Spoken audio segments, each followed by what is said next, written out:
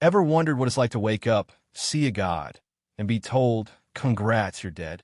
That's how this story begins. Our main character dies in his sleep and opens his eyes before a being made of stars, literally a god.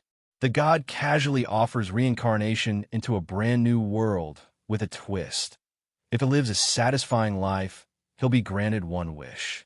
Sound great, right? Except he's not reborn as a hero or a human, but as a dragon. A silver baby dragon in a half-finished world with no life, no sound, no company, just silence. But this god isn't done. It gives him three insane powers. Creation, to shape anything he wants. Access to knowledge from other worlds, basically the internet. And control over time. Stop, rewind, or fast-forward the world itself. So what does our dragon do? He decides to play God. He creates life from scratch, starting with slimes. Yeah, literal slimes that evolve into fish, reptiles, and eventually creatures that fill the empty world. Over centuries, he watches his world grow, learns to fly, names natural phenomena like the wind and volcano as if they're his children, and somehow ends up being called mom by a bunch of elemental spirits.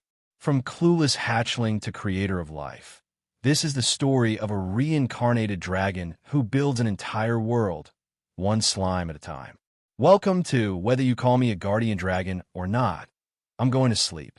A calm yet god-tier evolution tale where creation, time, and existence itself answer to a single sleepy dragon.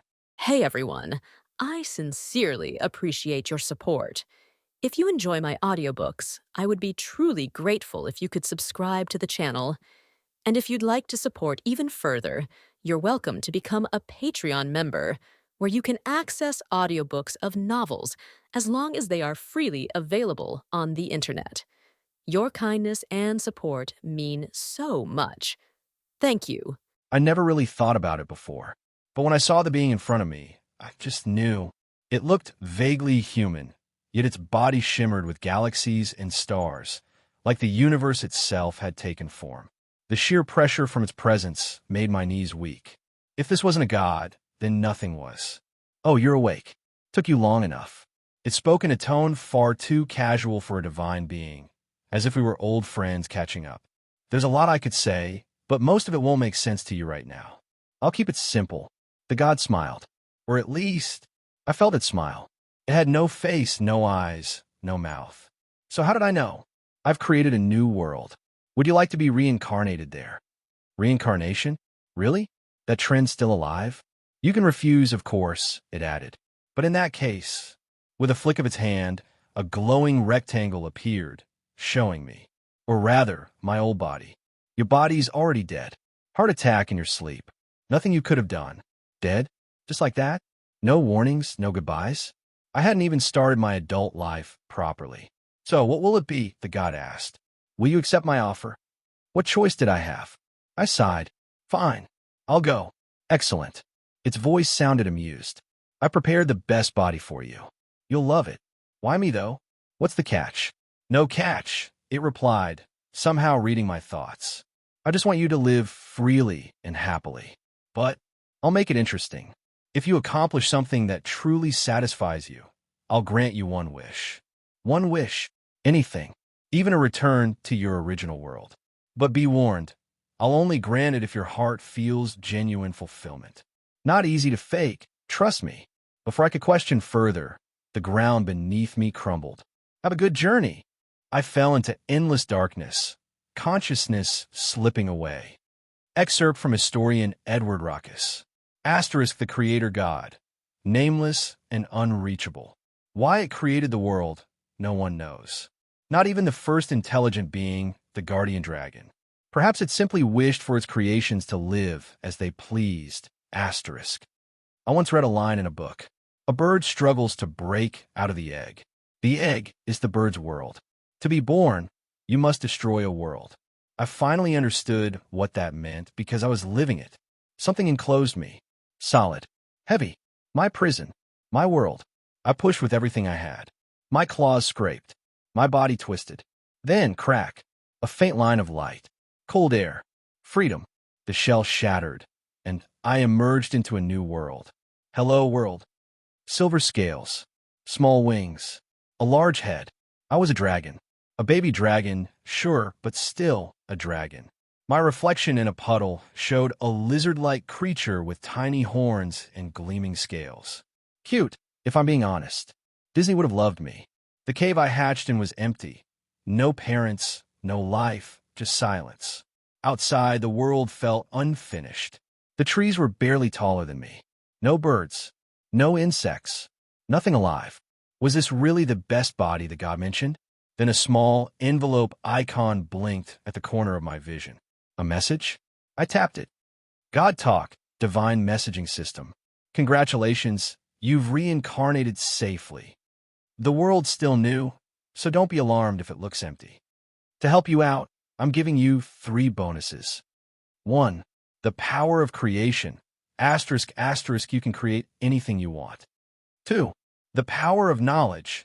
Asterisk, asterisk, you can access information from other worlds, like that internet thing you used to love. 3. The power of time. Asterisk, asterisk, you can pause, fast forward, or rewind the flow of time itself. Use them wisely. Oh, and this messaging system? It's called God Talk. Right now, it's just you and me, but who knows? Maybe someday others will join in. That's a lot to take in. Before I could even react, my head was filled with knowledge, how to create, how to manipulate time, how to tap into that cosmic web of information. I stared at the glowing window in front of me, a browser, just like the one I'd used back on Earth. This was my reincarnation bonus. Guess being a dragon god hybrid wasn't such a bad deal after all. Like a holographic display, a search box appeared in a floating square window before my eyes. No keyboard, no mouse. Just floating there. The cursor blinked, waiting. What was I supposed to do? Type of my thoughts. Maybe it's some kind of brainwave input, I muttered. And the moment I thought that, brainwave input device. The words appeared in the box by themselves, followed by instant search results. Oh, so it does read my mind. I focused again. Search TreeWiki. TreeWiki. The page opened right in front of me. When I looked up, the view scrolled up. When I looked down, it scrolled down. Thinking about closing, it made it vanish instantly. Huh, not bad. This might actually come in handy, a mental web browser for a god dragon hybrid. Even if it's just for reading, it's still something precious in this empty world. Once I got a handle on that ability, another surge of information rushed into my head. The 3rd bonus, the power to control time itself. I could speed it up, stop it, or even reverse it. And all of it was tied to one object, a pocket watch. When I summoned it, a silver watch appeared, dangling from a thin chain. Its face showed the year, month, and day, all set to 0. Both clock hands pointed straight at 12. A small play button symbol pulsed at the center. 2 buttons. 1 dial. Simple enough. I pressed one of the buttons. Tick. The sound of the wind vanished. Dust froze midair. The world stopped moving. Even time had obeyed. The play button symbol changed to a pause sign. Phew. When I pressed the button again, everything came back to life. Okay, that's terrifyingly overpowered. What was that God thinking, handing out abilities like this? No use trying to figure it out now. I turned the dial instead. The air shifted. The sun began to glide across the sky in fast motion. Play button became play button, play button. Then play button, play button, play button. Then play button times 4. Days and nights passed like seconds. The moon rose and fell in the blink of an eye. Turning the dial back slowed everything again. The sun froze midair. Time itself bowed to my will. I watched the hands spin rapidly, yet felt no hunger, no fatigue, nothing. I wasn't alive anymore, not in the normal sense. I was something else entirely. With a sigh, I returned time to normal and pressed the other button. Click! The glass cover popped open. Instinctively, I wound the hands backward. When the date reset to 0, a new window appeared in front of me. Seeking consent from the past point. The past point has consented. Would you like to rewind time?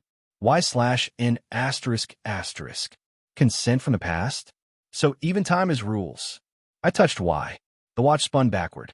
The sun and moon reversed their dance. The sky rewound to the moment of my hatching. This ability was simple, powerful, and almost frightening. I couldn't help but smirk. It might be fun to shout the world and stop time, I muttered. Still, the watch vanished when I let go, only to reappear when I called for it again. Definitely bound to me.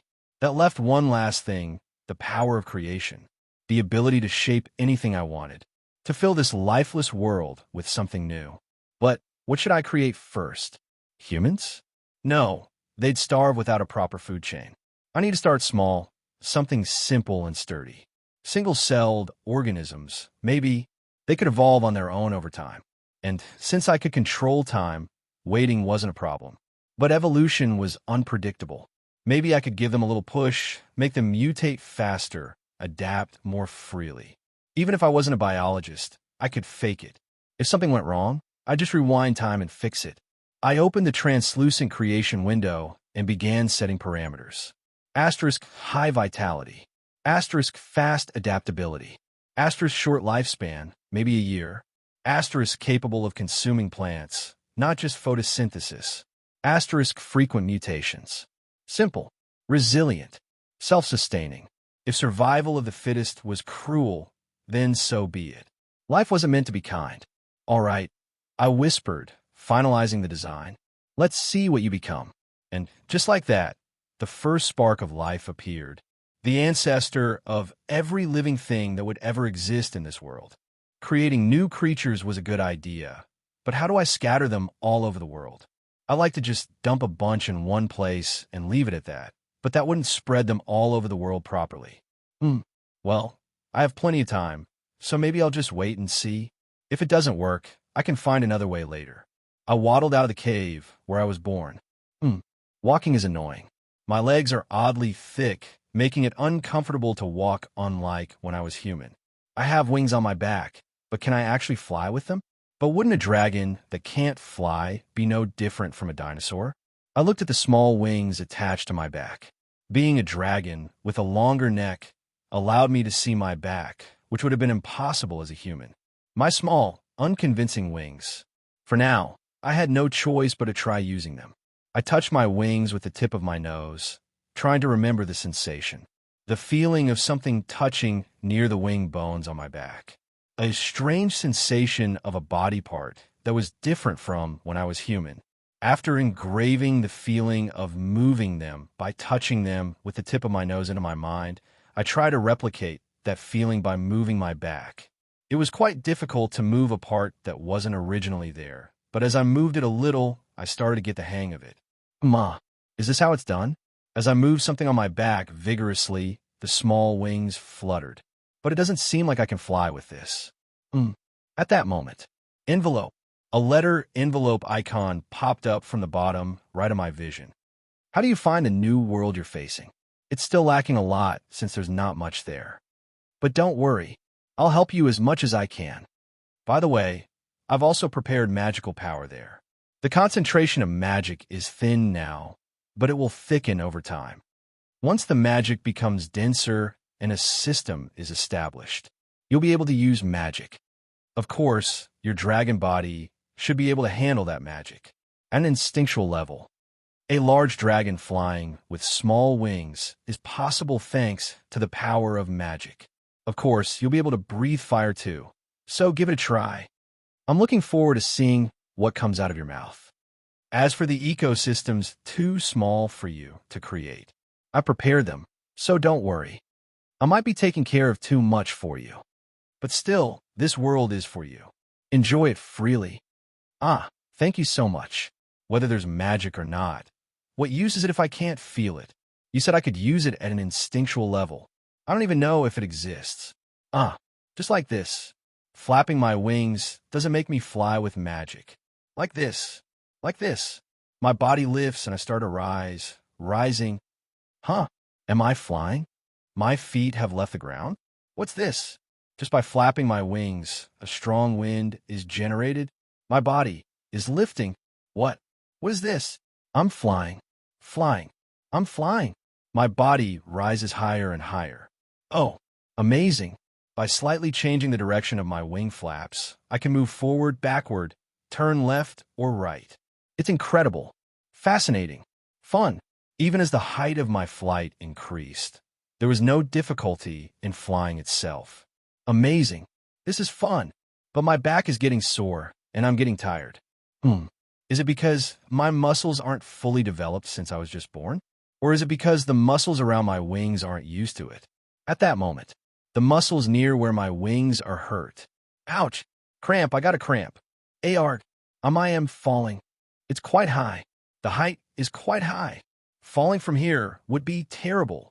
My wing muscles hurt, so I can't flap my wings. I'm going to die. Save me. Crash. And so, before I could even try anything, I fell to the ground. Perhaps the only good thing is that, despite hitting the ground hard enough to create a big crater, my body didn't hurt at all. Well, it hurts. The wing muscles where I got a cramp hurt. But I can't even massage the wing muscles because my arms are too short. We will rely solely on your kindness. Click here. Donate now. Was it because I was newly born, or because it was a part of my body that originally didn't exist? Anyway, I never imagined getting a cramp in my wings. From now on, I guess I should do some stretching before flapping my wings. It was perhaps fortunate that my body itself was very sturdy, as I didn't get hurt even when falling from a high place. I'm not sure how tall I am now, but if I consider it similar to my height when I was human, falling headfirst from the height of about 3 stories and not getting a single scratch definitely proved the sturdiness of my body. Anyway, that's not what's important. Once again, I moved my wings and took off into the sky.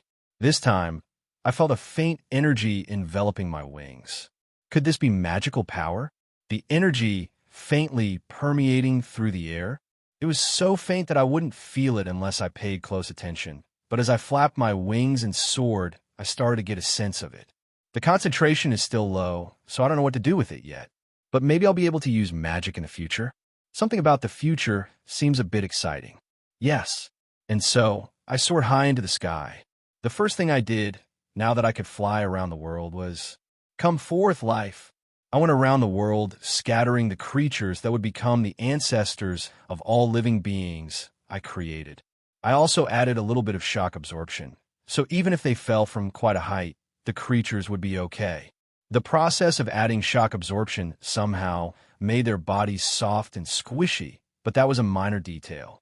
I also added self-replication, the ability to adapt to the environment, the ability to absorb air for energy combustion, and the ability to mutate.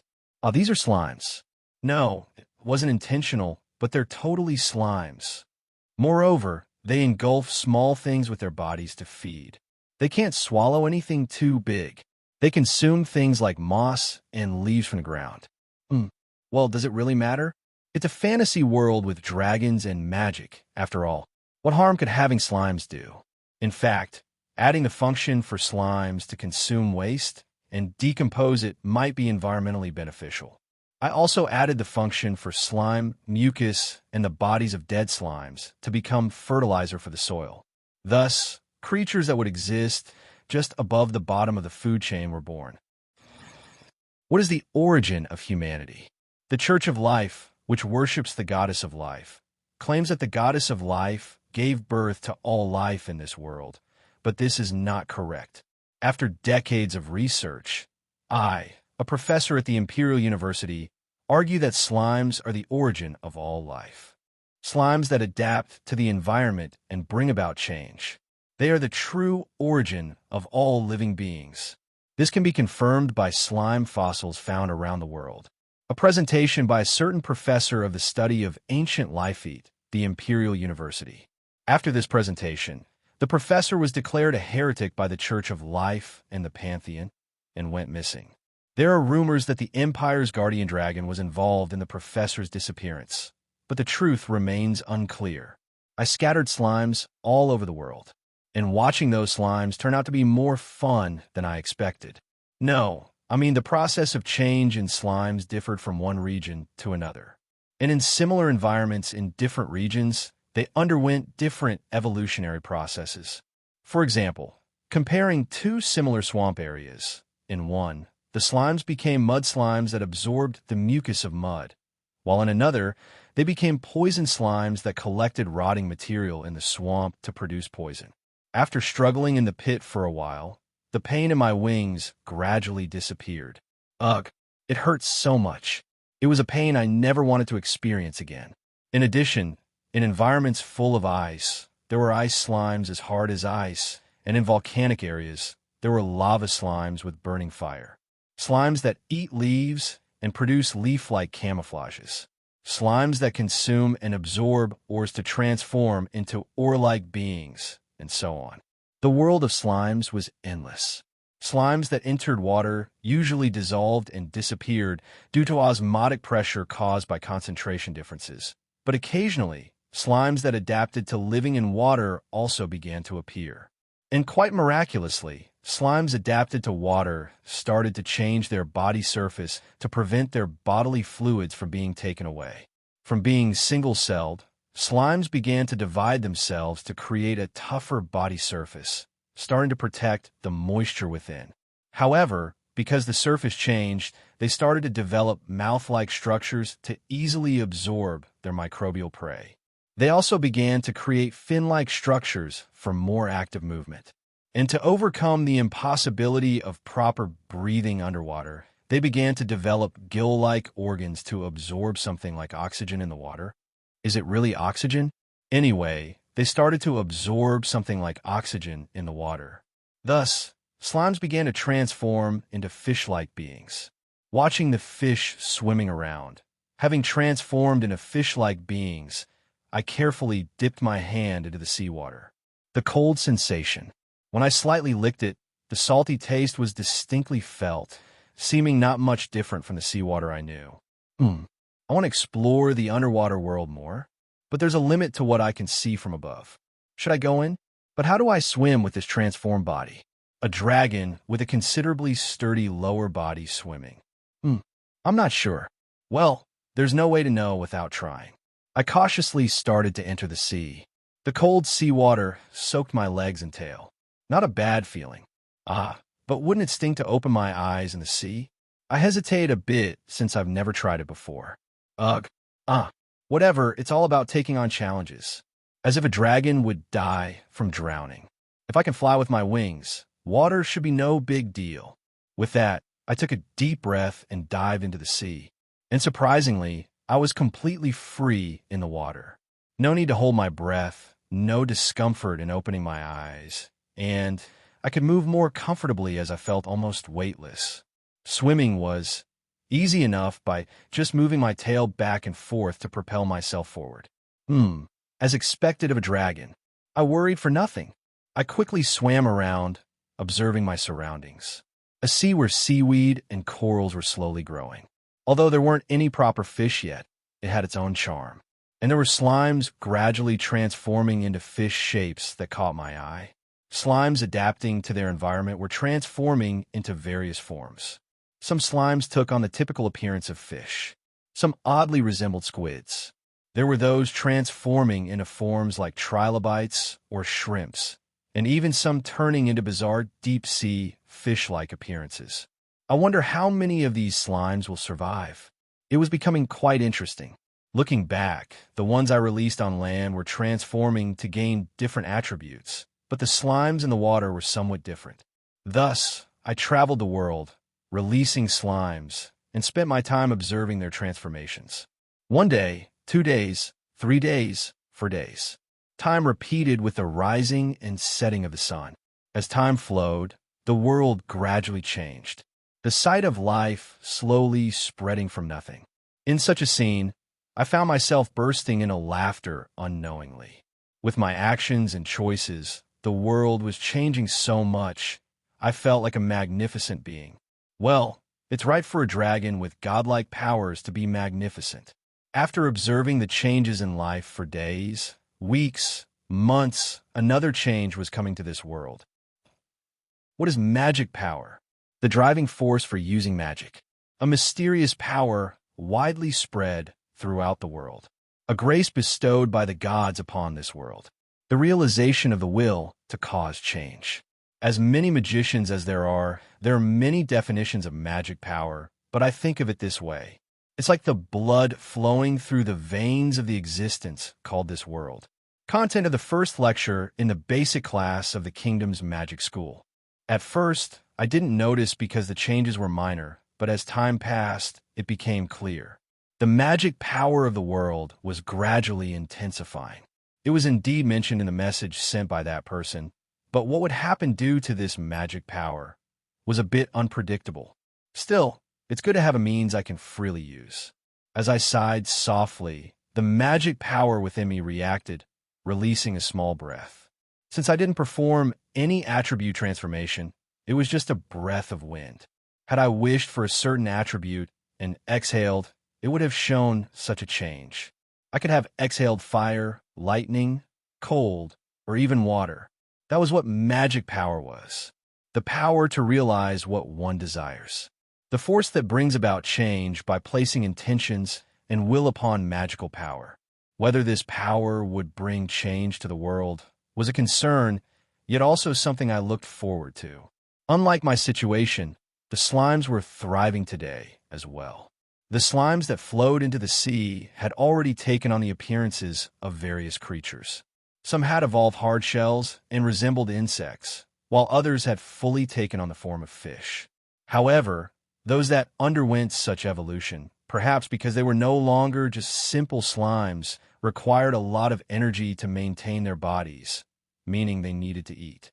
Well, it can't be helped. While slimes could just absorb things, fish had scales, the ability to swallow and digest with their mouths, and the function to breathe with gills. The required energy was worlds apart. Thanks to that, it was common to see large fish swallowing smaller ones. A scene of the survival of the fittest. Perhaps this, too, was part of the flow of evolution. We will rely solely on your kindness. Click here. Donate now.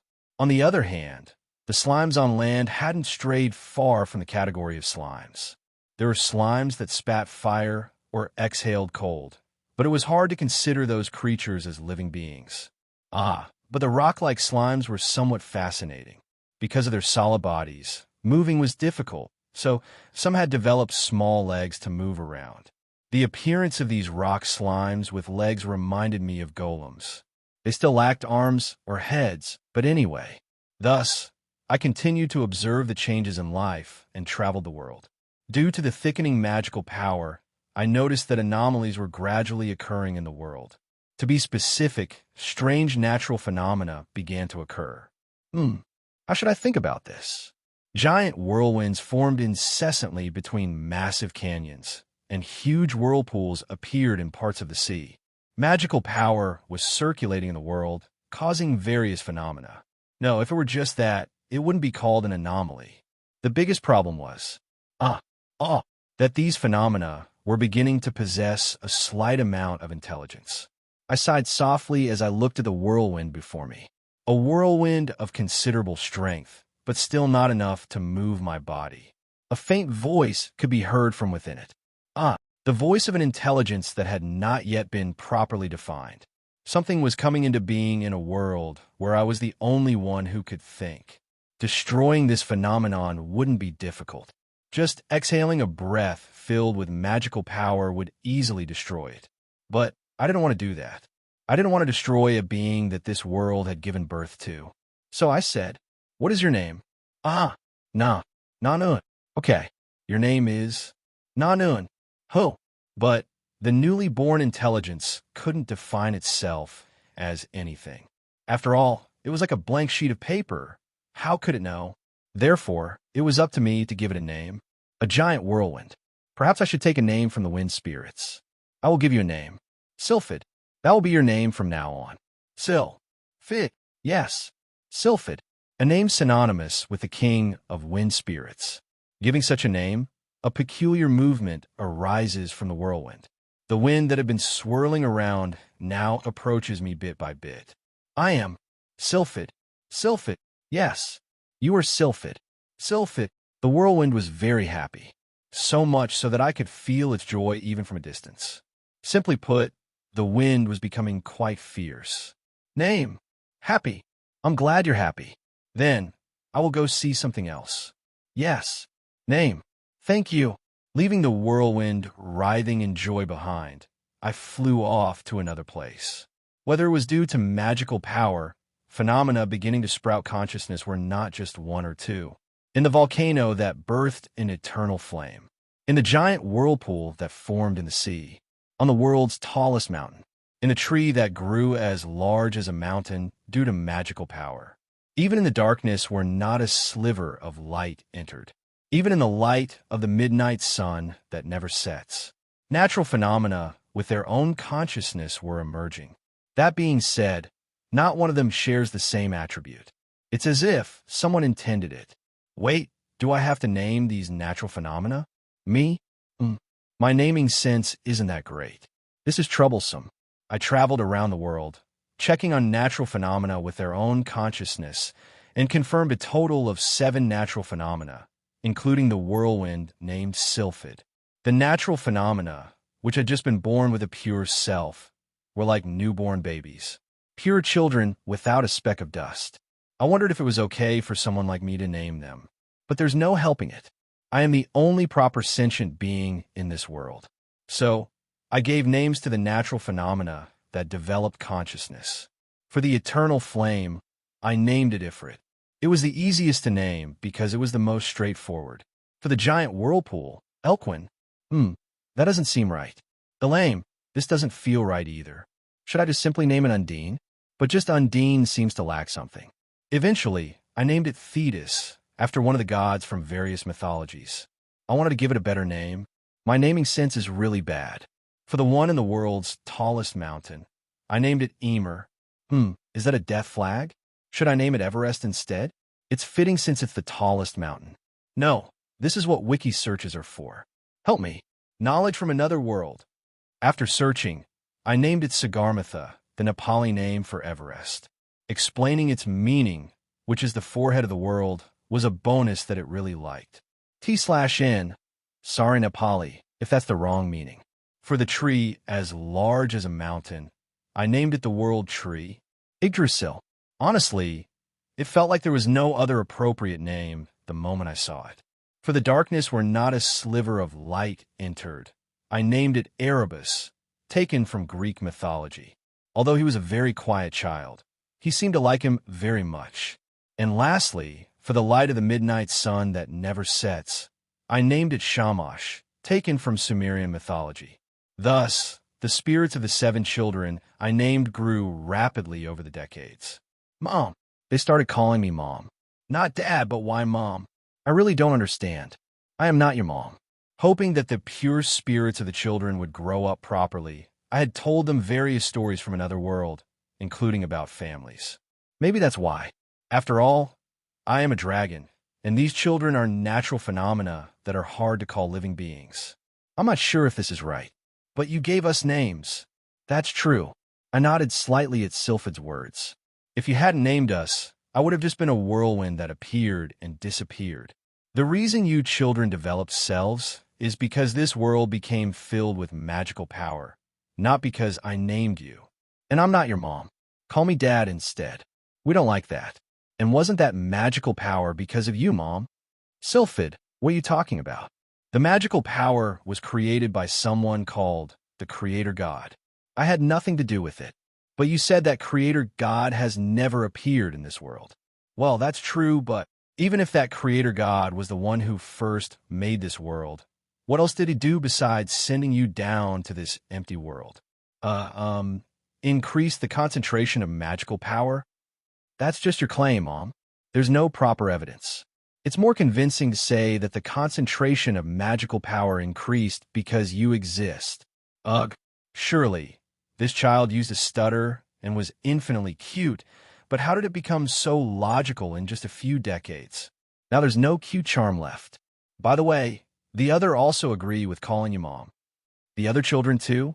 Being the only one able to fly, freely thanks to being born from a whirlwind, Sylphid often visited the other children to talk, acting like a messenger. Ifrit said calling you Mom feels warm and cozy, so I like it. Thetis said, I wish Mom would visit more often. I haven't visited Thetis recently. Unlike the other children, it's not easy to see her because she's in the middle of the ocean. Sagarmatha, said, yes, I like Mom. And Yggdrasil said, I don't mind either way if it's Mom. Then she whispered softly, actually, I prefer Mom. Even Sagarmatha, who speaks little, and Yggdrasil, who would gently shake its branches in greeting. Want to call me Mom? Erebus said, I prefer being called Mom. After all, I think I'm male, so it makes sense to have a mom. And Shamash said, Isn't it more beautiful to be called Mom? I don't know about the other children, but why has Erebus turned out this way? We will rely solely on your kindness. Click here. Donate now. I never told them stories about males and females pairing up to become families. I don't know. I don't understand. Is there anything more difficult than parenting in this world? I also prefer calling you Mom. I thought my gender wasn't decided. It's hard to tell whether this dragon's body is male or female. Looking at my reflection in the water, I seem like a splendid silver dragon, so maybe I'm male. Envelope. Then, after decades, a letter envelope popped up in front of me. What nonsense is this creator god going to say now? Of course, you're female. Did this damn thing send a message after decades just to say this one line? In this world devoid of life, I've gone through all sorts of hardships to create a basic ecosystem, and he didn't help at all. And now he sent a message, and it's just this one line. Are you joking? Huh? Are you messing with me? You trash. You trash. I wanted to spew all my anger, but I held back in front of Sylphid. I had no choice but to restrain myself. I couldn't possibly get angry in front of Sylphid. I took a deep breath to exhale the 1,000 fires burning inside me. The breath that came out was literally fiery, but that's a minor issue. Wow, did you breathe fire because you disliked it that much? It's not your fault. The creator god sent a message after decades, and it was just one line, so I got angry. You said you received a message, but I can't see anything, so I don't know. It seems Sylphid can't see the square message window. God talk that appeared in front of me. But what kind of message made Mom angry? It seems like it's been decades since I've seen Mom get angry. The content is a secret, but have I ever gotten angry before? Yes. You got angry when Ifrit burned a little thing crawling on the ground. I remember. It was not long after a creature, which had evolved over decades from a slime and no longer resembled a slime, came out of the water, excluding various attribute slimes. It was the first terrestrial life form. I was quite moved, but some of those creatures went near Ifrit's volcano. Ifrit, unable to contain his curiosity, caused a disaster by burning them. Just as a pure human child might harm small insects, a sentient natural phenomenon would do much the same. So all I could do was scold him for his wrongdoings. Well, to be honest, it was also because I felt it was a waste to burn and kill the creature that had finally emerged from the water. It was a small lizard-like creature, and thinking about it now, it does feel a bit regrettable. But thanks to being scolded then, Ifrit doesn't burn other creatures now. If I hadn't scolded him then, that child would have burned everything that entered his territory. The variously evolved slimes gained diverse functions, but lost their simplicity, making it impossible for them to increase their numbers through division, so it was a loss. Anyway, that's enough about Ifrit. But the world these days feels quite lively. I think so too. Decades after scattering the first life forms, the sea life that had been rapidly evolving and mutating soon returned to the land and began to prosper. No longer was the surface a desolate world devoid of life. Kawu, Kayu, Mom, look over there. The big ones are fighting. That's true, though they're still smaller than me. A world filled with life. However, the appearance of this life was from a much more distant past than the era I remember. Simply put, it was the age of dinosaurs. Why has it turned out like this? All I could do was sigh softly. It is known that in ancient times, there were countless dragons. Now, only a very few dragons remain, including the guardian dragon of the kingdom. The fossils currently on display in this museum are from the Age of Dragons, the age when dragons prospered. These are the fossils of wingless dragons. To think there were countless dragons, each capable of shaking a whole country. Truly, it was a terrifying era, a curator of a museum in some country. The first life forms to emerge onto the water surface were fish-like creatures that used their pectoral fins as front legs. Driven by the fierce competition for survival in the water, these creatures fled to the surface. Initially, they evolved to escape to the water's surface during emergencies. Then, perhaps realizing that life above water was better than expected, they began to evolve lungs instead of gills and transformed the fins behind their gills into front legs. Truly, I had made them capable of mutation and evolution, but seeing them develop front legs in such a short time was truly shocking.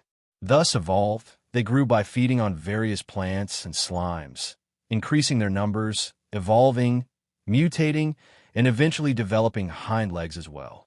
Some even evolved into lizard-like forms, and some into amphibian-like creatures. The melting pot of evolution was truly chaotic. Anyway, those that emerged onto land began to evolve and diversify, and somehow they started to grow in size. At first, I didn't understand why, but after some observation, I discovered the reason. Most of the problem started with magical power. Magical power, a strange force that brings about change according to the will of others, combined with the will of living beings, caused bizarre phenomena. Changes that were physically impossible were truly unexpected.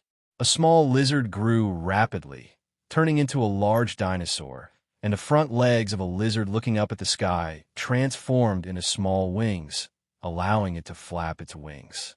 Well, it's good to see various evolutions, but isn't this a bit too fast? It's much faster than the speed of evolution I had in mind. I thought it would take thousands of years for such evolution, but it was completed in just a few decades. Dinosaurs have already appeared. Dinosaurs. I was planning to watch the fish with legs evolve into small animals, but suddenly dinosaurs appeared. It was unimaginable, but it's fun to watch. That's true. Watching the large dinosaurs run around and fight is indeed fun. And since they all evolved in different directions, it's interesting to see them fight with their unique weapons. Some fight with large jaws and sharp teeth. Others use their claws and agility as weapons, and some rely on horns or tough skin. Thanks to that, I've been enjoying watching their fights these days. Watching them fight so fiercely makes me want to have a physical body too. A physical body? I'm not sure how you, natural phenomena, would acquire one. The others are also pondering the same thing, especially Erebus. He says he needs a physical body to become mom's partner. Is that child still unable to let go? Sigh. As I sighed, Sylphid laughed softly and added, "Don't be too hard on us. If we were male, we would have wanted to be mom's partner too. Ifrit is male, isn't he? He's just a kid. It's been decades, and he's still like a little child." I agreed with Sylphid's words and nodded. That child really doesn't seem to grow up.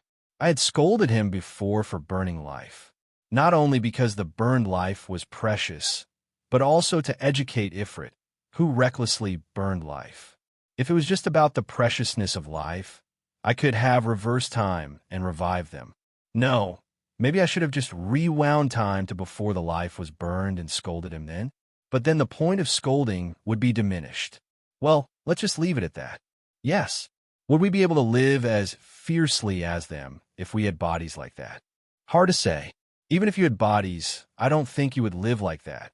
After all, they're giant natural phenomena, so they are in a completely different position from those large lizards. Even Sylphid alone has the power to carve mountains with great winds. If these children were to obtain physical bodies, they would become quite remarkable beings.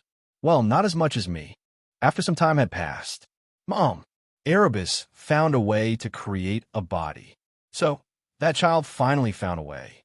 Yes, but he said he needs Mom's cooperation for it. Shall we go together? My cooperation? The children need my help to create a body. What kind of help could that be? Curious, I headed to the cave where Erebus was, along with Sylphid. A long cave leading deep into the ground. A space of darkness itself, where not a single ray of light shone. There Erebus, an intelligent darkness, was present. You've arrived. Mother. Just until recently, you used to call me Mom, and now it's Mother. It's okay to keep calling me Mom. I want to always be a child, you know. I came too. Erebus. I brought Mom, so praise me. Good job, Sylphid. We will rely solely on your kindness. Click here. Donate now. Erebus, with a strangely dignified voice, welcomed us in the dark cave. So, how do you create a body? Strictly speaking, it's not creating a body. It's more like borrowing one. Borrowing a body at that moment. Thud. A small footstep sound came from the darkness. Footsteps? Erebus. Seems like a lizard got in here. It's not a lizard. Something is approaching.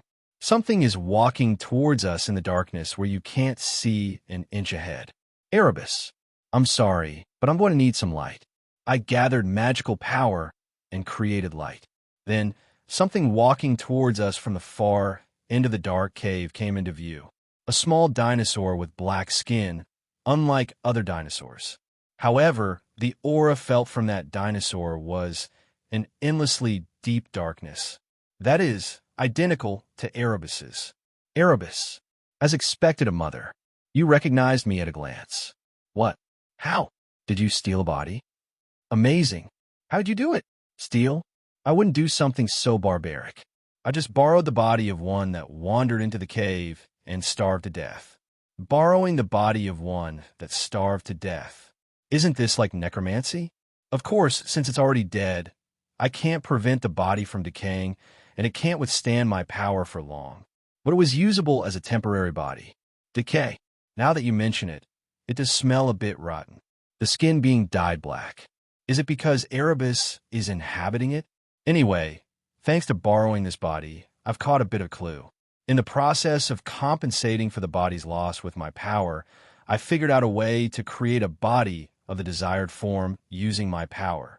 Since most of their power is magical, using magic to create a body wouldn't be impossible. Magic has the nature of realizing will. It might have acted on the children's will to have a body. However, our powers are too strong, so ordinary bodies won't last long. That's why I think special materials are needed. By needing my help, you mean borrowing my body? I already have plenty to do, maintaining the balance of life forms around the world. Lending my body to the children might be difficult.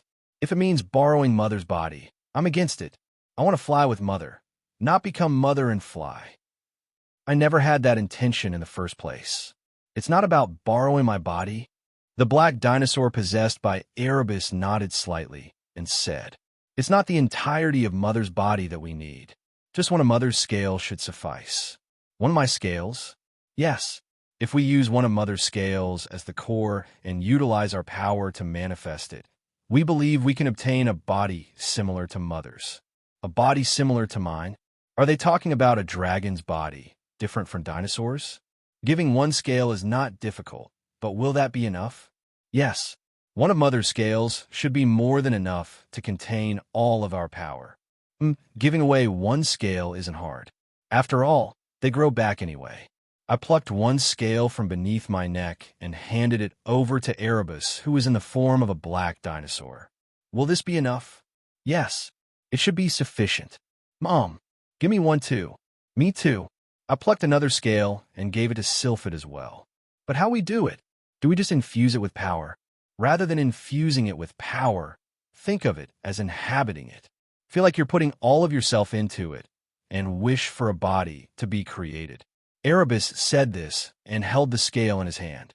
Then, a black energy began to seep out, slowly inhabiting the scale. As this happened, the black color of the dinosaur's body started to fade, and my silver scale turned black. Once the dinosaur's black color completely disappeared and my scale was fully dyed black, the dinosaur collapsed to the ground with a thud. Mother's scale contains far more than all of me, but it seems entirely possible. Along with Erebus's words, a black mist started to seep out from the black scale, gradually forming a body very similar to mine. A long neck and skin covered in scales, a long mouth and sharp teeth, and horns protruding here and there on the head, slightly short front limbs and large wings, and sturdy hind legs and a long tail. Wow, amazing. It's Erebus resembling Mom, though it's much smaller. The overall shape resembled me, a dragon, although it was significantly smaller and there were slight differences in the details. Erebus had created a body of a black dragon. It's a success, Mother. Now, I have obtained a body just like Mother's. Beneath the neck of the black dragon that Erebus had become, my scale had returned to silver and was attached upside down. Whoa, so this is the world Mother sees. The black dragon, Erebus, looked around with a sense of wonder. It's amazing that you could transform with just one of my scales. Without Mother's scale, it would have been impossible, because the body I've created with my power is based on the information from Mother's scale. My information? Information about the body, like genetics? But even with all my power, I can't perfectly replicate Mother's body. That's true. Although it greatly resembled me, it was so small, not even half my size. Even with all the power of Erebus, who could be said to be darkness itself, it couldn't create a body identical to mine. Am I stronger than I thought? Ugh, I don't understand. Unlike Erebus, who had succeeded in creating a black dragon's body, Sylphid seemed to be having a hard time. It seemed like she couldn't infuse her power into my scale, which was being tossed around by the wind. It's better to do it calmly. First, try to infuse all your power into Mother's scale. My power. Ugh. Sylphid kept trying to infuse her power into my scale, but it seemed difficult. Maybe it was only possible for Erebus? Maybe I can't do it. I don't think that's the case. Maybe you're just not getting the hang of it. The hang of it? I got the hang of it through that small creature's body. Maybe Sylphid should try that too. Following Erebus's words, Sylphid seemed to look at the small dinosaur lying on the ground. That little thing, it smells a bit, so it's a bit gross. It's not like you have to keep using it. Just try to get the hang of it for a moment. How about inhabiting that body first? Sylphid hesitated, then approached the small dinosaur lying on the ground. It's a bit unpleasant, but if I can fly with Mom. Sylphid inhabiting the dinosaur. Does she really want to fly with me that much? Even as the wind, she flew with me, but maybe she wanted a proper body. As Sylphid inhabited the dinosaur, its skin began to turn white, surprisingly. Erebus turned black, and Sylphid turned white? Ugh, the body is so heavy. I agree. I didn't know a body could be this heavy. Sylphid, inhabiting the dinosaur, slowly got up with a movement that seemed very heavy. For children without bodies, flesh and blood must feel incredibly heavy. But I think I'm getting the hang of it a bit. Sylphid, inhabiting the small dinosaur's body, moved around and even jumped up. The somewhat silly movement made me laugh unintentionally. If you've somewhat adapted to the body, now it's good to try inhabiting the scale. Remember the sensation of having a body and create one based on Mother's information inside the scale. I don't quite understand, but I'll try. So Sylphid left the dinosaur's body and began to inhabit my scale. The sensation of having a body, Mother's information. Anyway, I'll try to create it with my power. Sylphid tried her best to create a body. After several attempts, including creating something covered in scales and a wingless lizard, she finally succeeded. I did it. After several hours of effort, she was able to create the form of a white dragon. Perhaps the unique feature was that it had 2 pairs of wings. Mom, look, it's a sleek body. That's true. It feels thinner than me. The overall feel was thin and slender. With 2 pairs of wings, it felt like a body made for fast flying. It took some time, but this should be enough. Hee.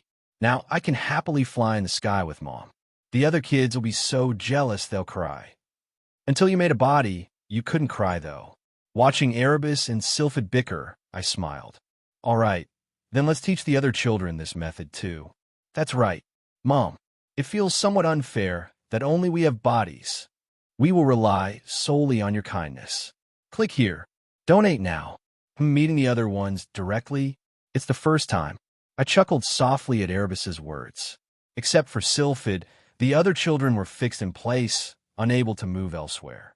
Oh, so the children who have only heard stories about me and Sylphid all this time will finally get to meet us.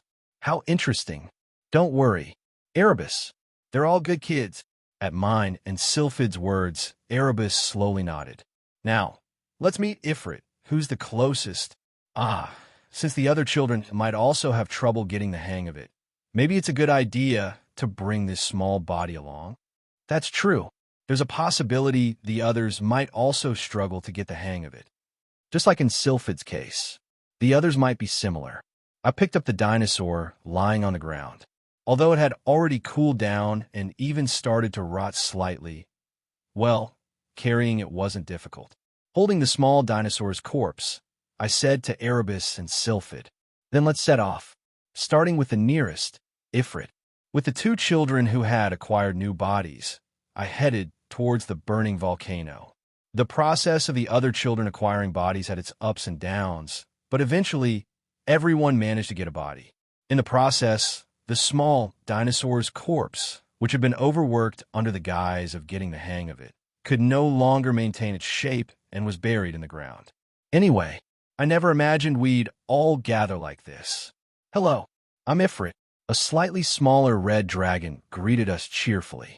Perhaps because of its childlike aspect, it felt younger than the others. "Now, there's no need to be alone in a vast ocean. I'm Thetis. Nice to meet you." The blue dragon with fins instead of horns introduced itself in a calm voice. "Yes, I'm Sagarmatha."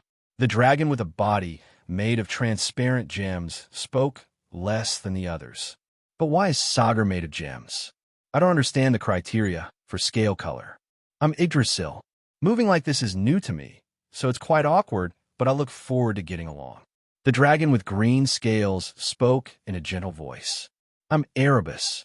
I'm the one who came up with the idea of borrowing a scale from Mother to create a body.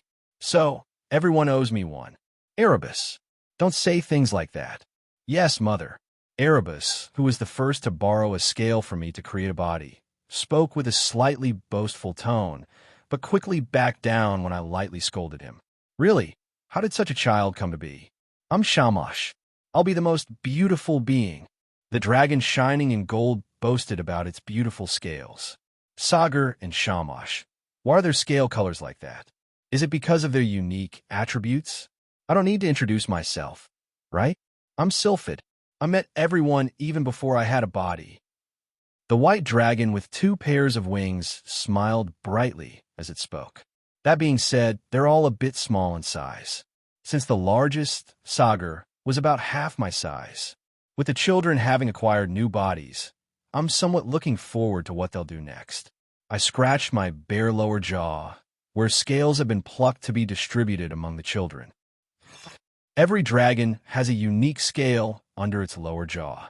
That scale growing in the opposite direction to the other scales. According to historical records, that scale was said to be the dragon's weakness, and those claiming to be dragon slayers pierced through that scale to take the dragon's life. However, considering that most of the dragons that dragon slayers claim to have slain are actually drakes or wyverns, the scale growing in reverse is unlikely to be a weakness of dragons. Such an inverted scale. Just as the curiosity about the reverse scale deepened, a scholar from a certain empire happened to get an opportunity to ask the empire's guardian dragon about that scale. The guardian dragon of the empire, seemingly annoyed, summarized it in a single sentence. "There is no inverted scale on me." The empire's guardian dragon, with scales shining in silver, did not have an inverted scale on its lower jaw. Instead, there was just a patch of skin not covered by scales the size of one scale. The empire's guardian dragon, who has been a shield of humans for the longest time, a teacher to humans, a guide for humans, and a friend to humans. What really happened to that dragon, whose name has even been forgotten? It was a moment that sparked even greater curiosity among scholars studying dragons. Records of a scholar fascinated by dragons. How long had it been since the children acquired the body of a dragon? Once again, a new change was approaching the evolution of life. Krak, Krrk, Kayak, the fight between dinosaurs. No, the fight between a dinosaur and a pack of dinosaurs. Several smaller dinosaurs began to hunt a large dinosaur together. The strength of each individual was weak, but by increasing their numbers, they were overcoming the disadvantage. Thus, the large dinosaur, struggling alone, fell to the ground covered in wounds, and the small dinosaurs were able to obtain a large piece of meat without any sacrifices. "Mother, what are you watching?" Erebus. Erebus, quietly revealing himself from the shadows. It's fascinating that he can appear anywhere the darkness touches. I was watching other life forms. Look there. The small dinosaurs have started to form a group. The small dinosaurs are banding together to survive. That's right. That too is a choice for survival.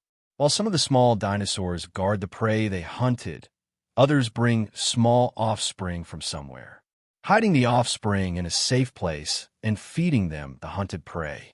They're trying various methods for survival. Is this what the family in the stories you told me about looks like? A proper form of family hasn't appeared yet, but for now, it would seem so. Neither a definite intelligent being has appeared, nor has a form of society been created yet. It could be considered a primitive form of family. Mother, do you wish for such a family?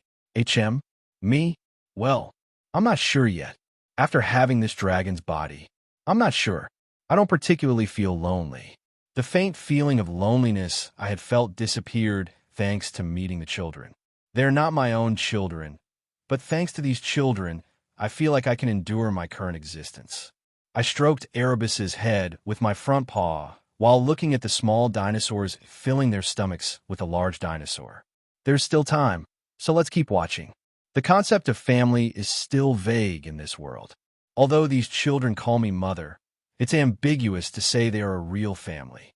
By the way, do you know what the other children are doing? The other children are probably playing, doing whatever they want. If it were me, just traveling around the world would be enjoyable. They seem to be having fun traveling around. Yes, we didn't have bodies to travel around before. I smiled at Erebus. It was worth it to have my scales plucked, seeing how happy these children are. The place where the scales were plucked feels slightly prickly and ticklish. But I can endure this much. But why are you spreading life across this land, Mother? Why spread life? Why indeed? Although that being called God dropped me into this world, there was no need to spread life. But now, I'm traveling around this world, scattering new life.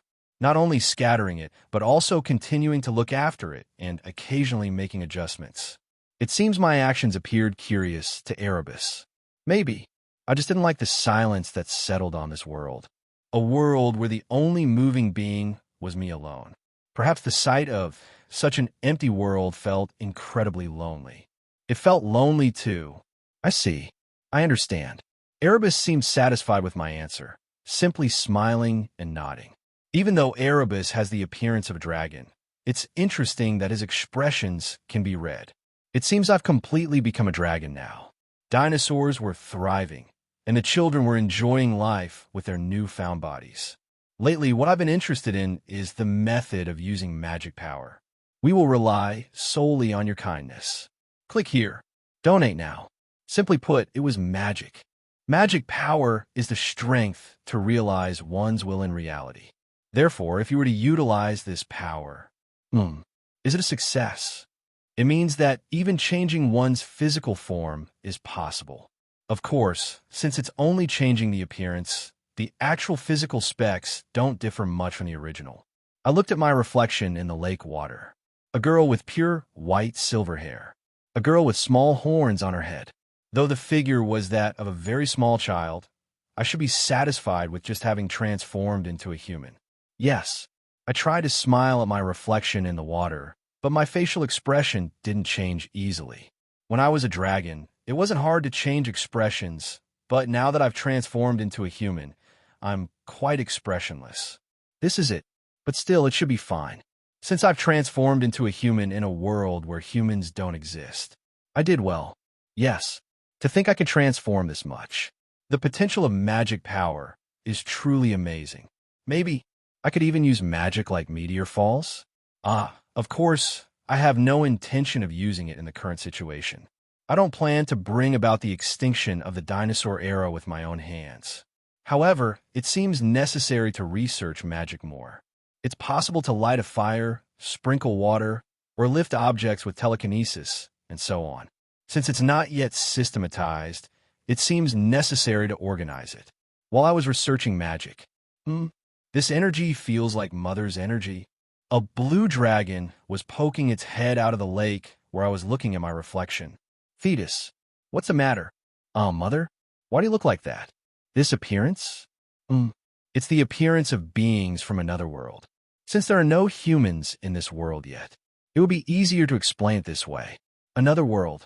Now that you mention it, Mother, you could see other worlds. Yes, that's right. It's roughly that setting. Well, it's true that I can see through the internet of another world.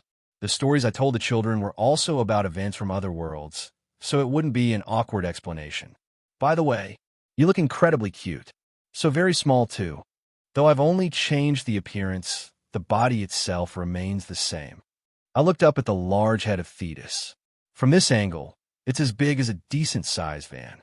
Anyway, what brings you here? Oh, it's nothing much. I was just curious about the dinosaurs. Curious? I tilted my head slightly, and Thetis looked at me with a deep smile. Oh my, Mother in that form is really cute. To think that the great Mother could transform into something so adorable. My goodness. My goodness. Ah, it's a bit embarrassing. You rascal. Continue with what you were saying. Ah, yes. So, what did I leave off? You said you became curious. When I pointed it out, Thetis seemed to remember and said, I became curious. Just by receiving your scales, we were given bodies, so what would happen if we shared our scales with those dinosaurs? That's the curiosity. The children's scales? Well, I haven't really thought about it. Sharing my scales with you all was also the result of Erebus's various considerations. Ah, I see. Actually, when I was swimming in the ocean, a few dinosaurs would swim around and play near me. Near you? I guess they're not afraid of you. At my words, Thetis laughed softly. They're indeed fearless. Since they are so large, they don't have any natural predators. Large dinosaurs, huh? Well, if it's in the ocean, being large wouldn't pose a problem. Yes, I was curious about what would happen if I share my scales with those creatures, just like how you shared your scales with us. Sharing their scales with the dinosaurs. That does pique my curiosity. But would it be all right? Sharing your scales means giving away a part of your body. Even if you say that, it's something you did, Mother. You also shared a part of your body with us. Ah, that's true. It seems Thetis wants to imitate what I did. Just like a child mimicking their parents' actions. If you want to do it, I won't stop you. Really? Of course. How could I stop you from doing what you want? At my words, Thetis laughed very happily. However, since we don't know what the consequences of such an action will be, you must be careful. Understand? Yes? Yes. Understand. Ah, she doesn't seem to get it. She's too happy to listen. That aside, I was able to create bodies for these children by sharing my scales, but what would happen if they shared their scales with the dinosaurs?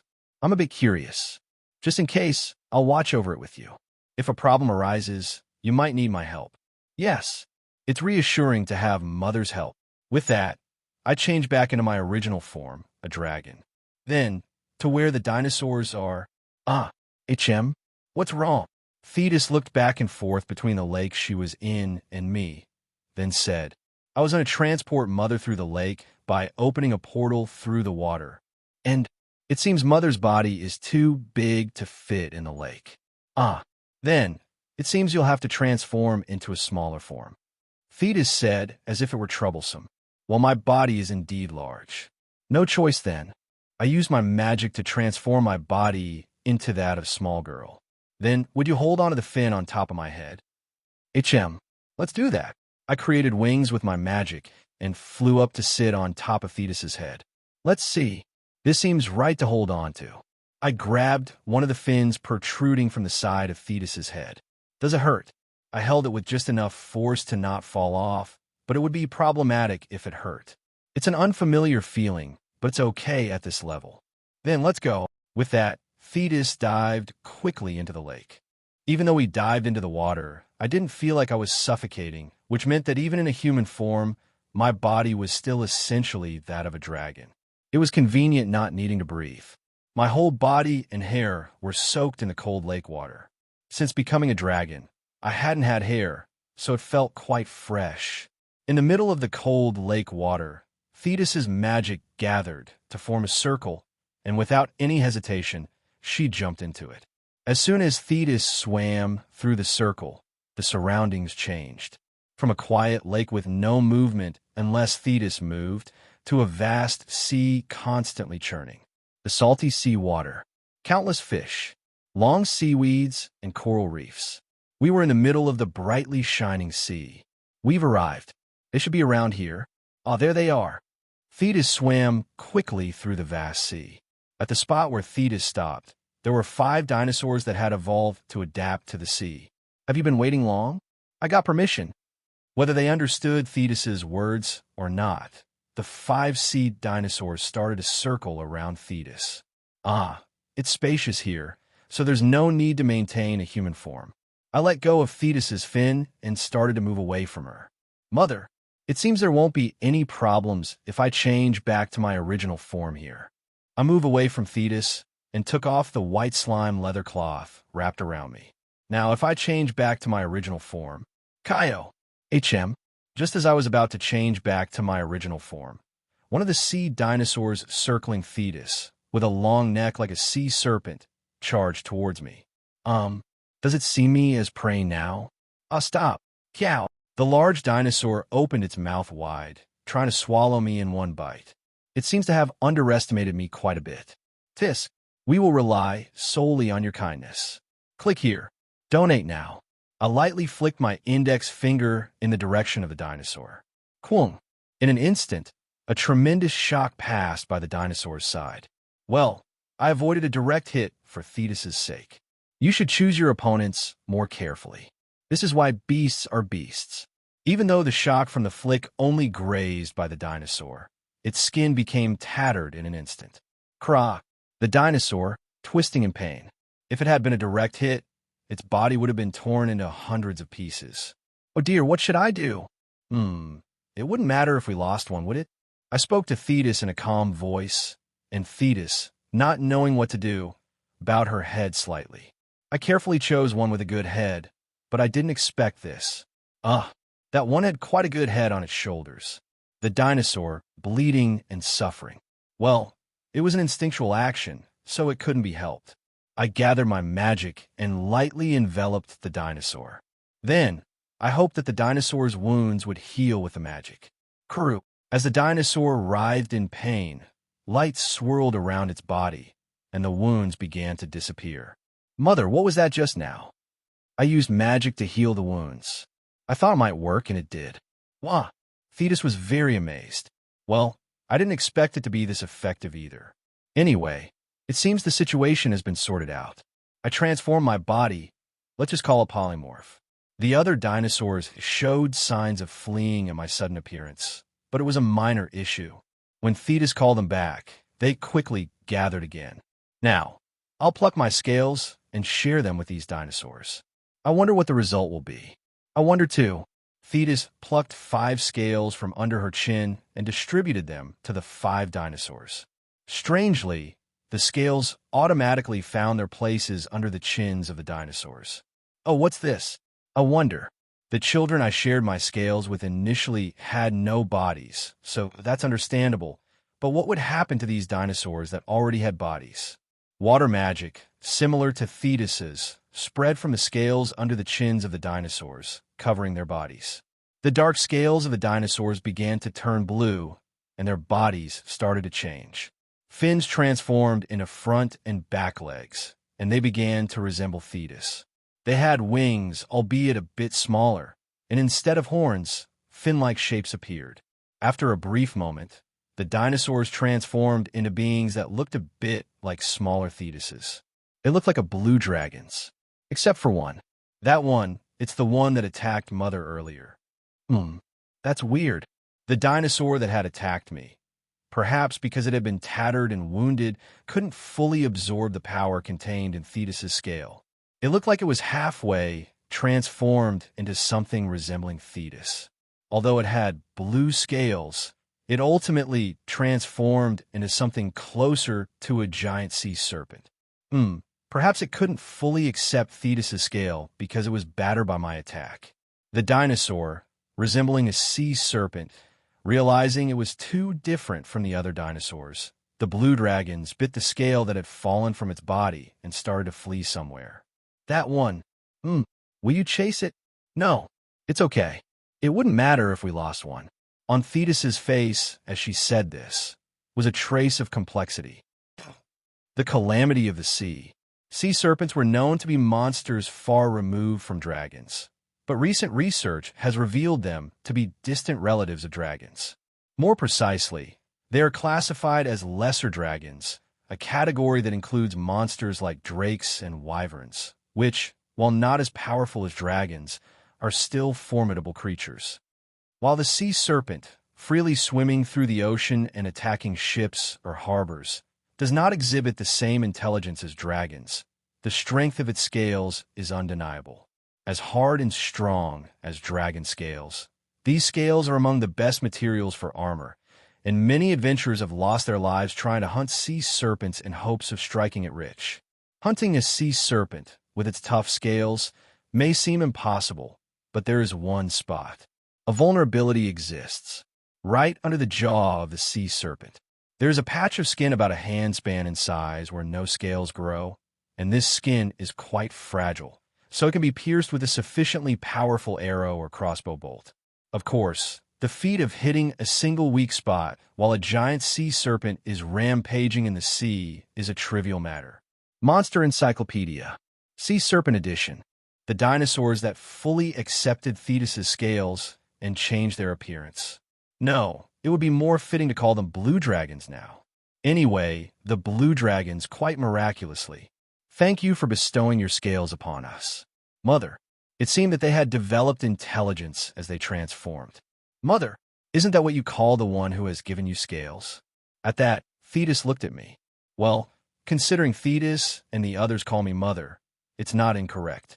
But Thetis glanced at me repeatedly. What could the meaning behind that gaze be? Calling me mother means you should call mother grandmother? Is that what you were worried about? But mother is beautiful. In the stories you've told, grandmothers are old and wrinkled, their beauty faded. But our mother's scales shine beautifully. What are you talking about? What does beauty have to do with dragons in the first place? The standard of beauty is ambiguous anyway. I don't mind. Call me whatever you like. Yes, mother. Whether those blue dragons call me grandmother or not, what does it matter?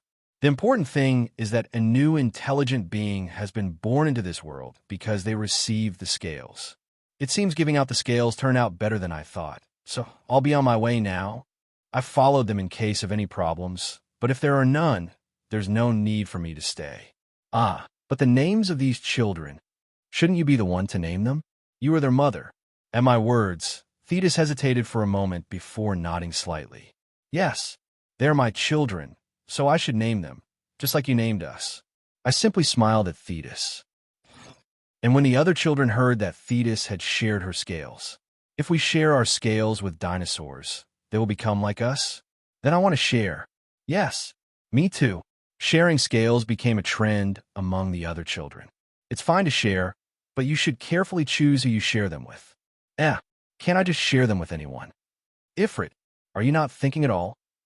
Sharing your scales means you are dividing your power among other dinosaurs, making them your children. You understand the significance, right? But Mother also shared her scales with us, and that's how I made you my children, though it makes the space under my jaw itch. Anyway, choose wisely who you will share your scales with. Choose those who will follow you well, and whom it would be all right to share your power with. The other children agreed with my words.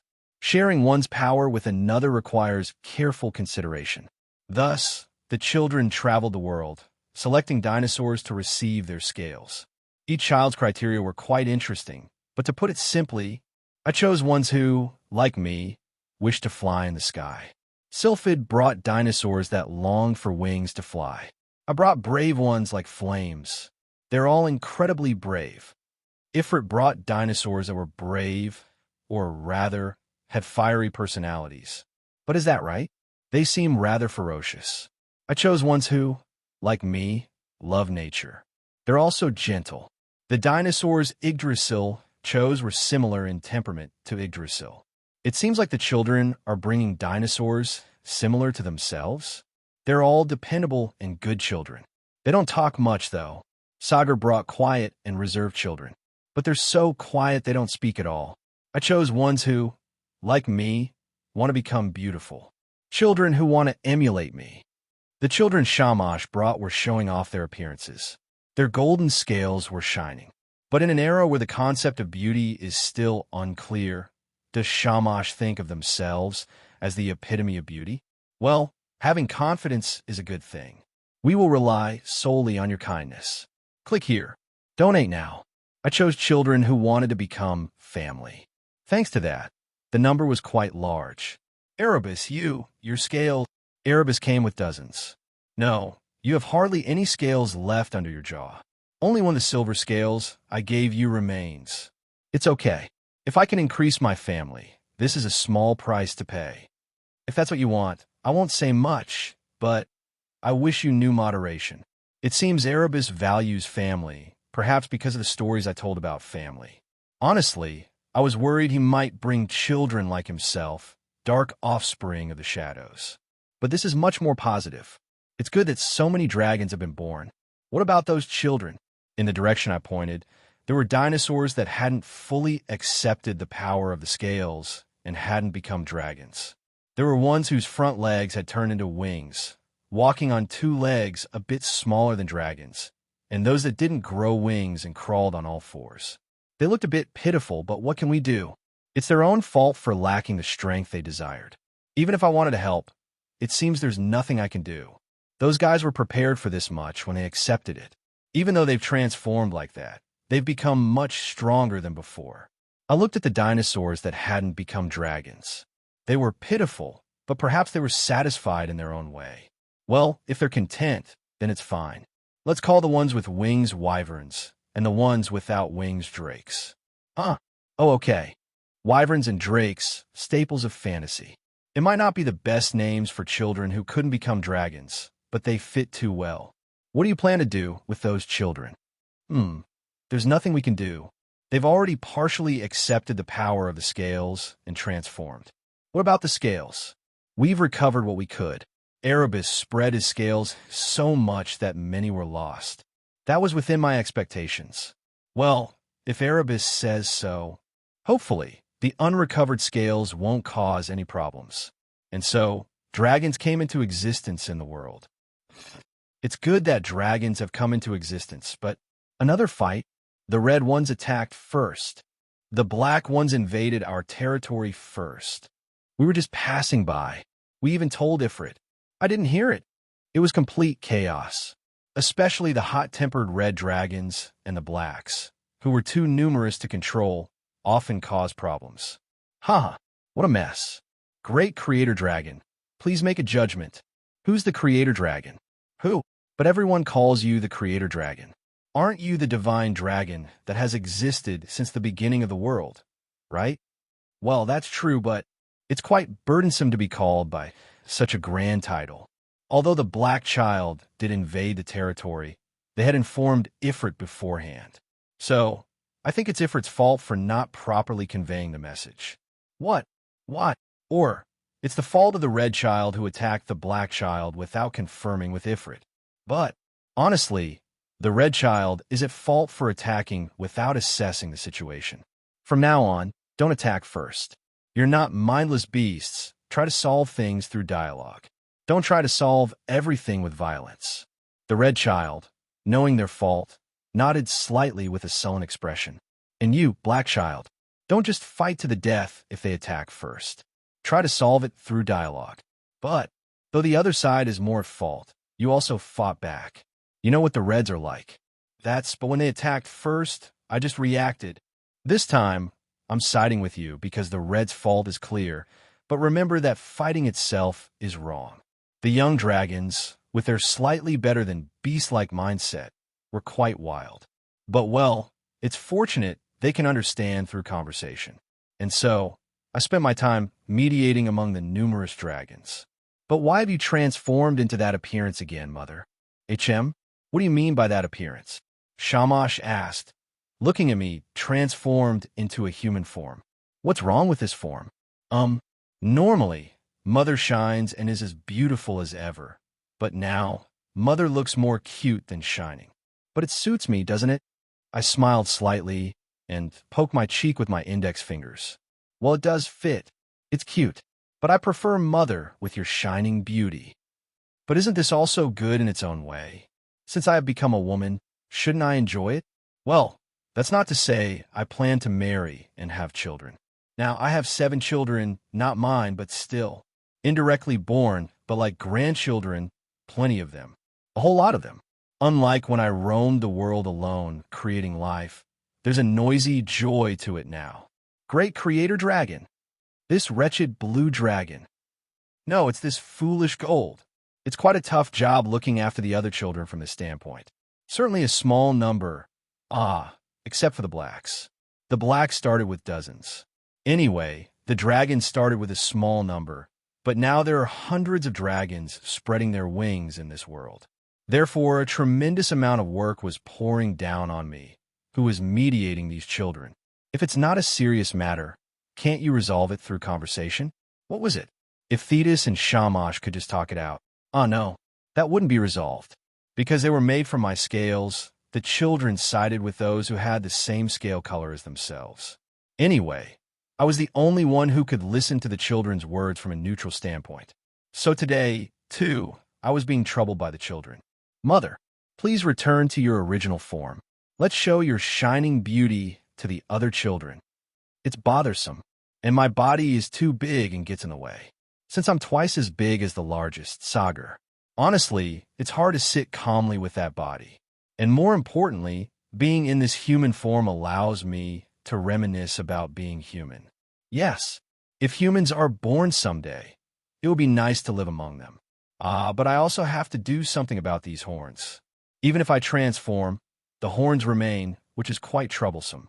Or, how about you try transforming into this form? Me? Transform. Shamash was astonished by my words. Is that really something to be astonished about? How could I give up this shining, beautiful body and transform into such a fragile-looking form? That's ridiculous. Fragile-looking. Even in this form, I'm much stronger than you are now. Even in a human form, the essence of the body is dragon. That strength doesn't just disappear. Honestly, even in this form, I could easily defeat Shamash in a fight. The dignity of the strongest being in the world. Ahem. Is it because the human form looks like a child? I feel like my mental age is getting younger. Is it just my imagination? Or do you dislike it because your beauty will disappear if you transform into this form? And my beauty disappear? That's impossible. I'm beautiful in any form. Shamash confidently declared. Indeed, Shamash's golden shining form is beautiful. I'm curious about what a human form would look like. Well, then gather your magic power and transform into the same form as Mother. Shamash gathered her magic power, struggled for a while, and then began to transform with a small light. And the transformed Shamash's appearance was a blonde beauty. Somehow, it seemed like the blonde beauty should laugh with an oh ho ho. Right? You mean it's beautiful. That's what you mean. Yes, that's right. A blonde young girl. Somehow, it seemed like she would suit having her hair curled with a curling iron into a bun. Even in this form, I am indeed beautiful. Shamash, why don't you try laughing with an oh ho ho? Yes. Oh ho ho ho. As expected, it was a laugh that suited her very well. The feeling of a blonde, noble lady. We will rely solely on your kindness. Click here. Donate now. Even this form of mine is quite beautiful. Mother was too small and cute, though. That's what I'm saying. I looked like a child, while Shamash appeared to be a teenager, not far from adulthood. I'm older, but I don't understand why there's such a difference. Really, being small has its own advantages, I suppose. It seems like I could enter places I normally couldn't. It's more convenient than I thought. Being in a human form is pleasing to the eyes as well. Honestly, while the dragon form is cool, seeing it too much gets a bit old. Yep. And so, starting with Shamash, transforming into a human form became a trend among the other children. Time continued to pass, and the number of dragon children gradually increased. I was worried the land might not be enough with so many large dragons, but nowadays, living in human form has become the standard, so it was more manageable than expected. And by living as humans, An unexpected change occurred that I hadn't anticipated. Kruk. HM? Ah, you've come. The human form seemed to have been a significant stimulus for the dinosaurs.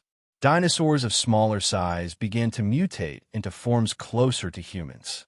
These human-like dinosaurs, conveniently called lizard men, turn out to be quite intelligent creatures. They knew how to use tools and make fire, roughly the intelligence level of primitive humans. Lizard men appeared before humans. Is this a conspiracy of the reptilians? Well, just joking. What brings you here today? Kruk. SHK. SHK.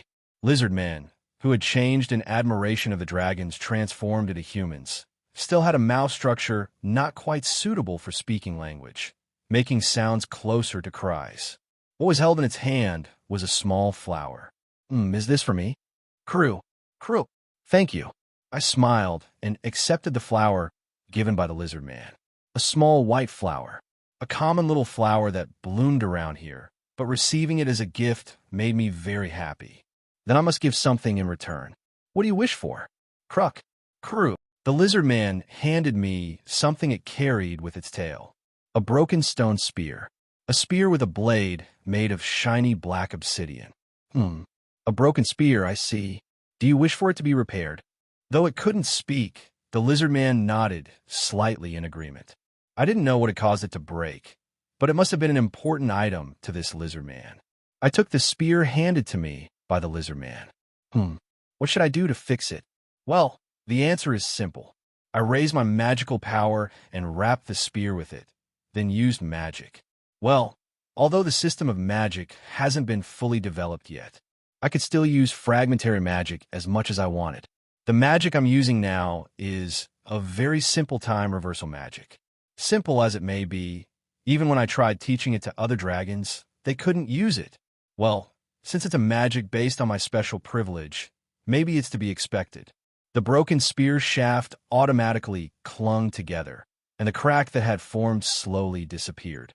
And not long after, a spear with no trace of having been broken was completed. And an additional bonus.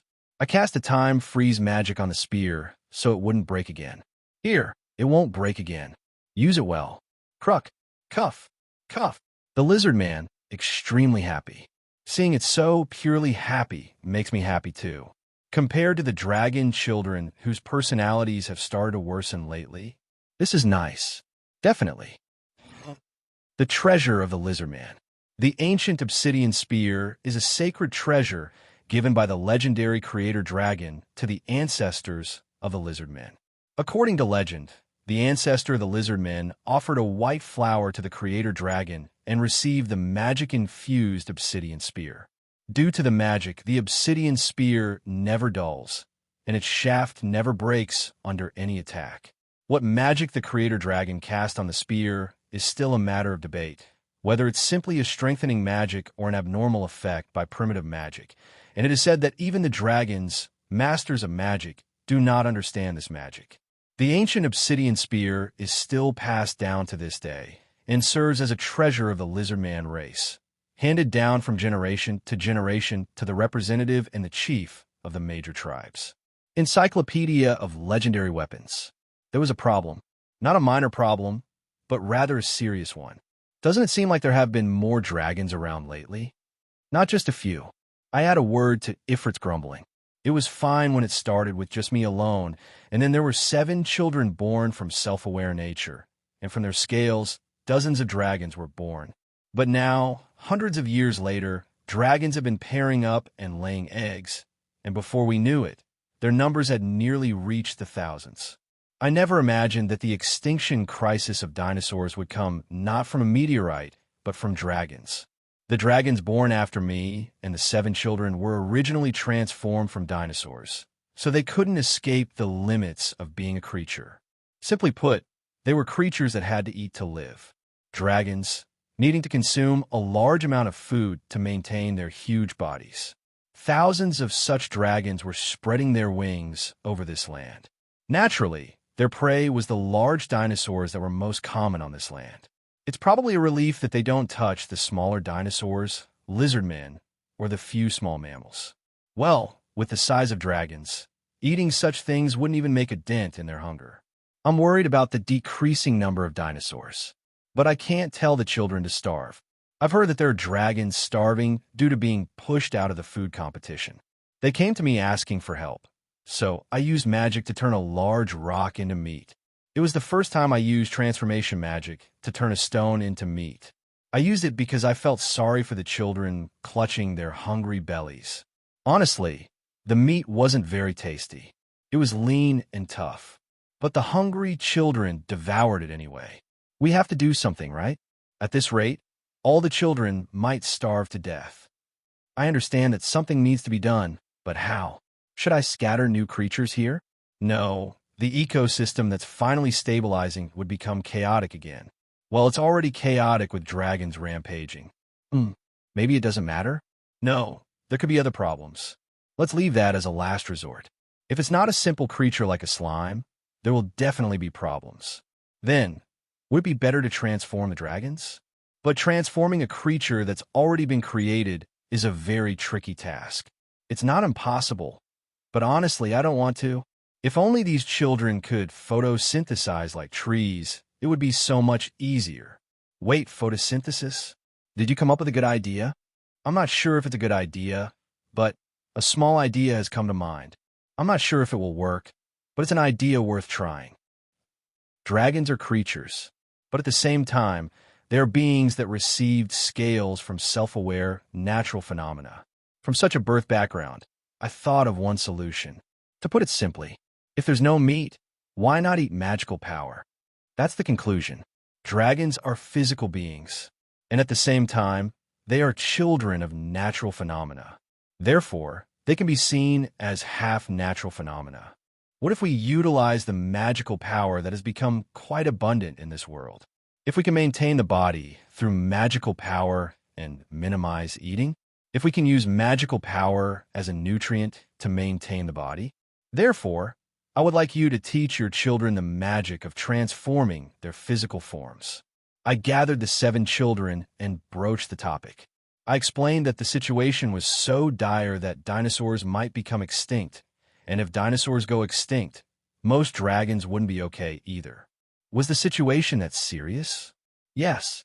There's a limit to how much meat I can distribute. It would be better to teach magic to substitute the body with magical power, given the current situation. We will rely solely on your kindness. Click here. Donate now. I had no idea the situation had deteriorated to that extent. I nodded slightly at Thetis's words. After all, the sea, where Thetis and the blue dragons resided, was teeming with countless numbers of fish. This story was different from the land, where dinosaurs were facing extinction. Well, some dragons driven by hunger did go to the sea to catch fish and ended up clashing with the blue dragons. But that was just a cute quarrel. But for the children to maintain their bodies with magical power, is that even possible, Mother? There's no reason it couldn't be. I replied briefly to Erebus's words. After all, Erebus was largely responsible for how things had turned out. Thanks to him creating dragons until almost all the scales on his neck had fallen off, the number of dragons had increased the most among the black dragons. If Erebus had restrained himself a bit, the situation might not have been so serious. Ahem. Then let me start the explanation. I began to explain the magic I wanted to convey to the children. Magic is a power of infinite possibilities that changes according to will. If you can handle that power well, nothing is impossible. Well, what you can do with magic varies depending on your own amount of magical power. But let's skip that for now. The magic I'm going to teach now is to minimize the biological elements that dragons possess and increase the proportion of natural phenomena. It also involves transforming the heart to collect magical power through breathing. Transforming the heart, is that really okay? In theory, there should be no problem. In fact, this magic was inspired a bit by the concept of a dragon heart I saw in a fantasy novel. With the massive amount of magical power that dragons naturally possess, plus the magical power that accumulates in the heart over time, the body will be maintained automatically. Unless it's a newly hatched hatchling, it should be fine to eat the bare minimum. Newly hatched hatchlings, well, There's no helping it. They have to be fed meat. If we don't act now, it'll be too late, so we need to hurry. Understand? Yes. Well, if the children can live without eating like trees, they'll be happy to become more like me. At Yggdrasil's words, the other children and I burst into laughter. After all, Yggdrasil was the world tree itself. Now, you've all memorized the magic I taught you, right? Then use it on your children without missing a single one. Just by using this magic, your children will no longer have to go hungry. With that, my children set off to use the magic I taught them on their offspring. With this, I hope we can delay the extinction of dinosaurs a bit. I wish dinosaurs could survive far into the future. After some time had passed, the effects of the magic I taught were exceptionally great. For the dragons who no longer needed to swallow food, eating became not something they had to do to survive, but a leisure activity to enjoy the taste. The incidence of 2 dragons fighting bloodily over a piece of meat also decreased. The lizard men also reduced their need to hide from dragons hunting dinosaurs, especially the lizard man. No, the lizard man chieftain who inherited the spear I enchanted. Anyway, that lizard man was quite pleased. The meat of a large dinosaur was a special treat that could feed the entire tribe with just one hunt, but they couldn't dare to hunt because the dragons were slaughtering and devouring the dinosaurs. Thanks to this, the lizard men were thriving more and more, and they began to evolve from a hunting-based tribal life. They started to create a primitive language, and not just hunting, they also showed signs of entering a sort of agricultural society. And the most surprising thing was that they began to build structures that looked like temples. The deity worshipped in that temple was, well, naturally, it was me. Specifically, they were worshipping the name Creator Dragon God. It was a name that felt very much like something out of teenagers' fantasy. But what could I do? It had become an inseparable name. Now, I had entered an enjoyer mode. All right, that's true. The magic that transformed the dragons worked almost perfectly. But there was one unexpected side effect. Now that the dragons had become half biological and half natural phenomenon, with about 1 to 2 parts biological and 8 to 9 parts natural phenomenon. For some reason, the dragons were laying eggs very rarely. Was it because their natural phenomenon increased? Or was it because their lifespan increased, leading them not to have offspring? The annual birth rate among dragons dropped sharply, and soon there were situations where not even 10 dragons were born in a year. This is scary. The decrease in dragon birth rates had several causes, but the biggest reason was the dragon's arrogance. When they were living beings, their instincts would have whispered to them the need to leave offspring, but now, about 80% of their existence had transcended biological life. It was natural. Still, since the dragon's lifespans had increased, even if the annual birth rate decreased, they could somehow maintain their population. But how lonely! Lately, the number of children coming to see me had started to decrease. The occasional lizardmen visits had now dwindled to just once a year to offer meat. Only the 7 children who had received my scales came to visit occasionally. Is this what it feels like to be an old man in the back room? At least, it was comforting that the overall environment was starting to stabilize. The number of dinosaurs, which had been on the brink of extinction, was slowly recovering, and the friction and disputes among dragons were decreasing.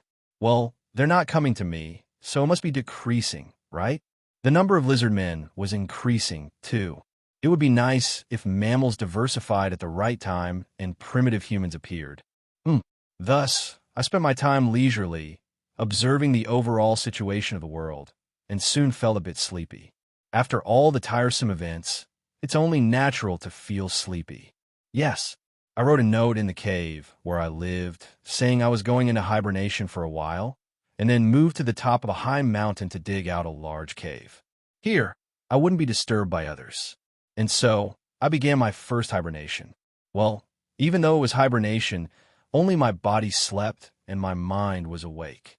This time, I should thoroughly check out the internet of other worlds. Time seems to fly by. How long had I been asleep? War! Suddenly, a loud roar reached the top of the mountain where I was sleeping. War? What sudden war? Had aliens invaded?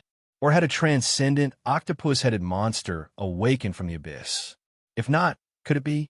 Due to my long sleep, my body had stiffened, and it took me slowly moving to loosen up. Ugh, how long had I been asleep? It took me days just to loosen up my body. Once my body moved smoothly, I leapt out of the cave where I lived, flew into the sky, and saw. What is this? Numerous dragons were flying in the sky, breathing fire at each other. What in the world is happening? A dreadful scene where they not only breathed fire, but also lashed with tails and tore each other's scales with teeth and claws. Most of the attacks were on the children of black, with red, gold, and blue mainly attacking black. It was a chaotic situation. In the midst of this, quam, a flame suddenly flew in from somewhere and hit my face, exploding. Slightly warm. A giant silver dragon. Could it be? Could it be the creator dragon god who disappeared hundreds of years ago? Creator dragon god, or whatever. Don't stop attacking. This time, we'll burn all the blacks. Creator dragon god, what a tacky name. It's just an old thing that's fallen behind the times. The world already belongs to us black dragons. TSK. These brats have such foul mouths. What insolent lizard brats. A not so enlightening time to see how poorly the 7 children have been educated. What do we do about the creator dragon god? I don't know. Just counterattack. Breath. Dodge it. Once again, the breath of fire is hastily dodged by the children of black. And a mist breath hits me once again. Qua, a breath of fire that could melt rocks in a lava in an instant. But to me, it was just a slightly warm breath. However, the problem wasn't the damage from such attacks. How dare they breathe fire at me? I looked at the red dragon that had breathed fire at me. A considerably large dragon. Not an immature young dragon, but one that had been an adult for a long time. I slowly flapped my wings and approached the red dragon. Hi-hike. The red dragon, perhaps frightened by my approaching figure, kept breathing fire.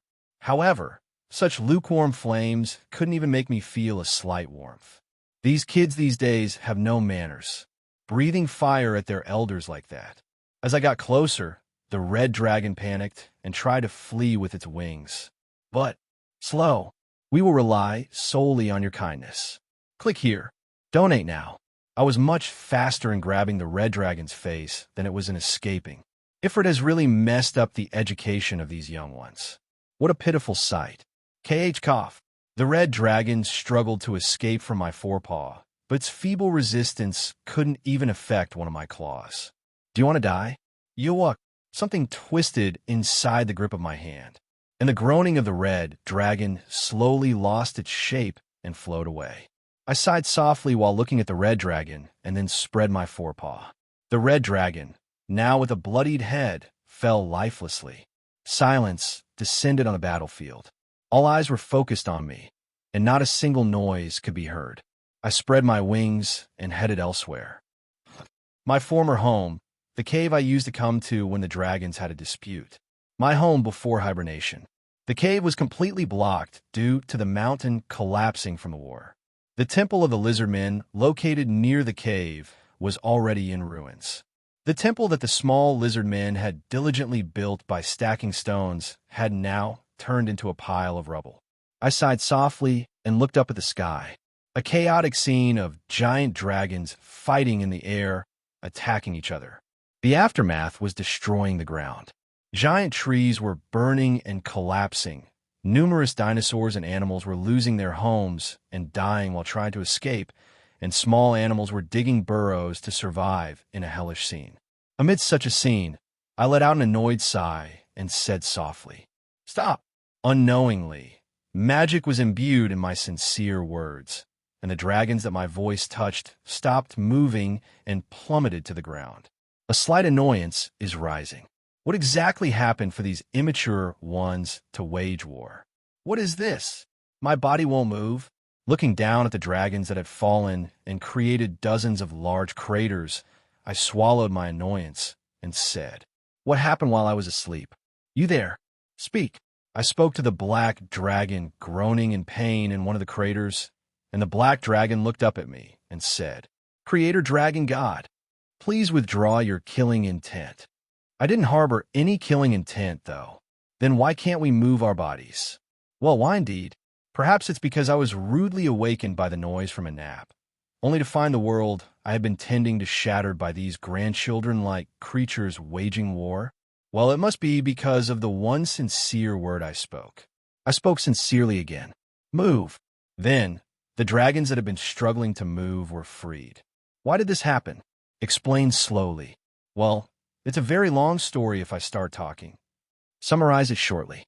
The insolent gold dragon attacked our hatchlings. One hatchling was sacrificed. What? The hatchlings? In a situation where the birth rate is already disastrously low, and each one is precious? You there, Gold? Is what he said true? Well, that's... Speak clearly. We did attack the hatchling, but Black first expanded their territory excessively and invaded ours. So, Black messed up the territory first, and Gold attacked the hatchling in anger because of that. Then why did the others get involved? You there, Red? Blue, why did you join the fight? Because Black was wrong. We couldn't just watch Black cause chaos with their numbers. It was so bad that Black even reached out to the sea. This is unfair. So, it's ultimately a matter of territory. I let out a small sigh. Erebus, Shamash, Ifrit, Thetis, Sylphid, Sagarmatha, Yggdrasil, appear before me. I called the names of my 7 children, and the children whose names were called were summoned before me. Ugh, and Mother, what is this? Mom. The children, suddenly summoned, were surprised to see me. Explain. What happened while I was asleep? Seeing my angry appearance, the 7 children found it difficult to speak. The children, who had been rolling their eyes here and there as they saw me looking very angry, slowly opened their mouths. It's just that. The children were a bit wild. We couldn't stop the children's rampage from the moment the hatchling died. Sorry, Mother. Erebus. That's mean. Sagar and I were neutral, but we couldn't completely stop the children from jumping into the fight on their own. Yeah, Yggdrasil too. But everyone has experienced an invasion of their territory by the black dragons at least once, right? I think Erebus is largely to blame. Is the problem the invasion of territory, or is it the killing of the hatchling? Of course, both are big problems. Big indeed. But that doesn't mean it's okay to start a war where they kill each other. I let out a big sigh, and with that sigh, flames burst forth right in front of where the children were standing. So, who is going to take responsibility for this? Well, it felt like I could hear their eyeballs rolling. Do they understand that they did something wrong? Or are they just trying to avoid my anger? Either way, it doesn't change the fact that I need to scold these children. Invading the territory of the black dragon children is wrong, but it is a mistake that can be forgiven and the territory can be returned. However, I think harming the hatchling is an irreversible mistake. Erebus spoke calmly. Certainly, his words are correct, but why does it feel like he's trying to avoid his own mistakes? Is he trying to hide a small mistake behind a big one to escape the situation? However, the other children couldn't make any other excuses to Erebus's words. Do you all think so too? Certainly, that might be the case. At the point where they couldn't properly refute, the answer was already decided. So, how sad.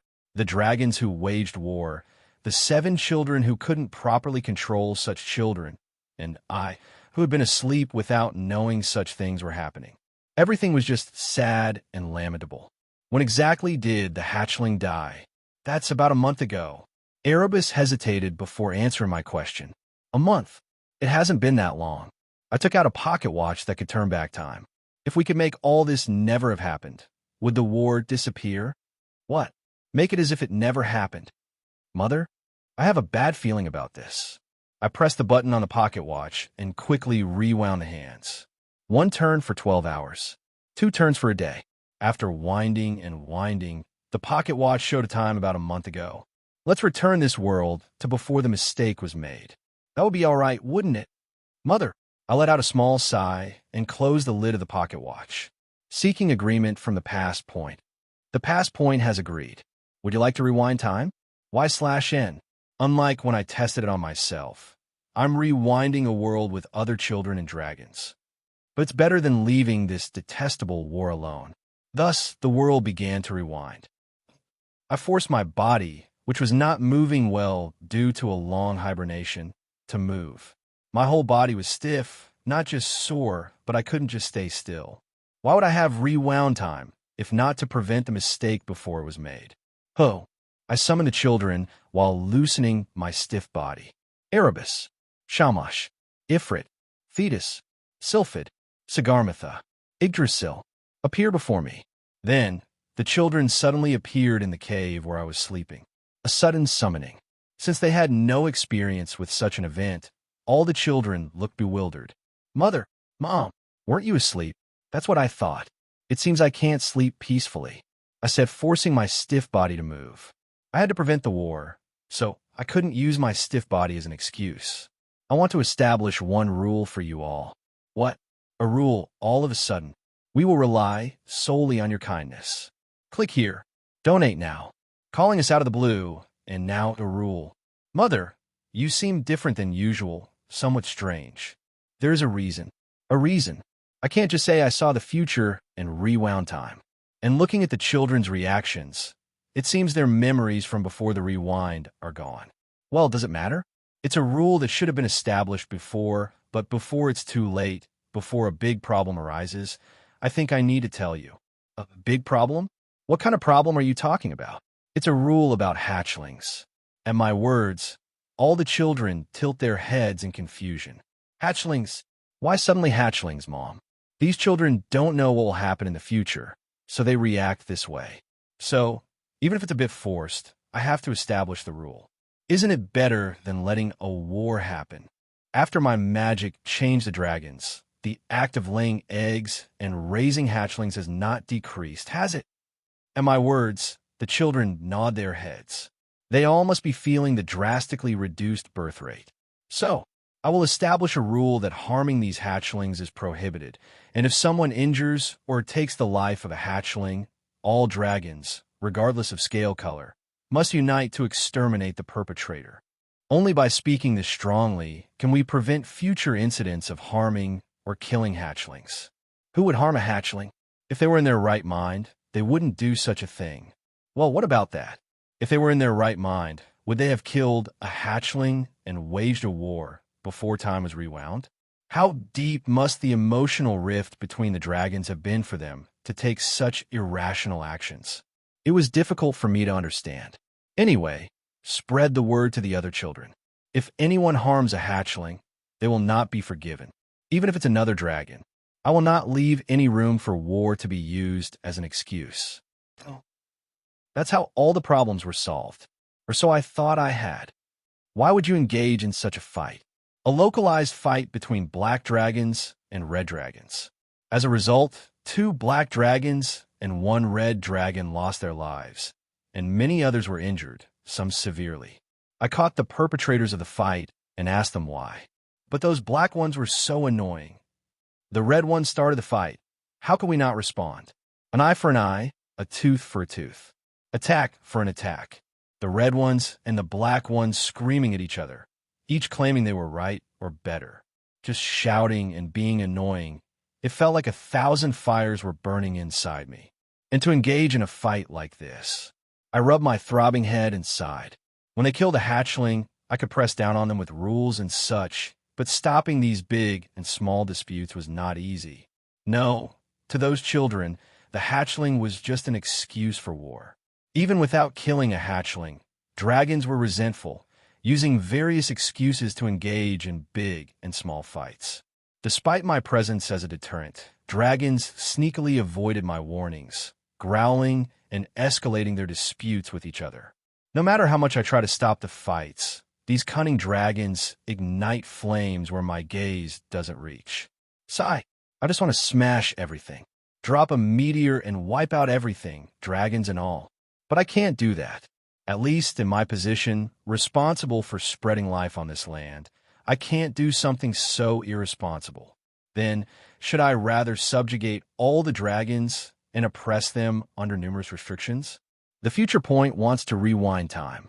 Would you like to synchronize with the future point? Y/N. What's this now? Could it be that this appears when I rewind time from the future to the past?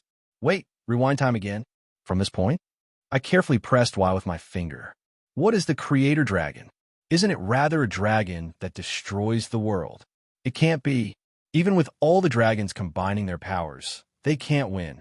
Mother, how sad. So very sad. The memories of the future flow into my mind. At the end of my attempts to control the arrogant and proud dragons, there was nothing but ruins where no life survived. The 7 children also had their scales taken away and returned to natural phenomena, in a miserable future where all the dragons who tried to resist despaired and took their own lives. Dinosaurs, lizard men, small mammals, all disappeared, and I, who had decided on oppression, only shed tears over the devastated land. That's probably why I turned back time. I can't oppress them. I can't persuade them either. What should I do with those arrogant dragons who think they're above the sky? How can I control those who cannot be controlled? At that moment, a flash of lightning crossed my mind. If they won't listen to me, why not have them listen to those they would listen to? After all, there are children who are perfect for the job. Erebus, Shamash, Ifrit, Thetis, Sylphid, Sagarmatha, Yggdrasil, appear before me. Mother, did you call us again? Please stop calling us with this. I get dragged away from other things. I'm fine. Sagar and I always have time. You can call us anytime. But what's the matter all of a sudden? I pointed silently at the red and black dragons. Seeing the dragons covered in wounds, Ifrit and Erebus's expressions hardened. These children have fought, and some dragons have died. Mom?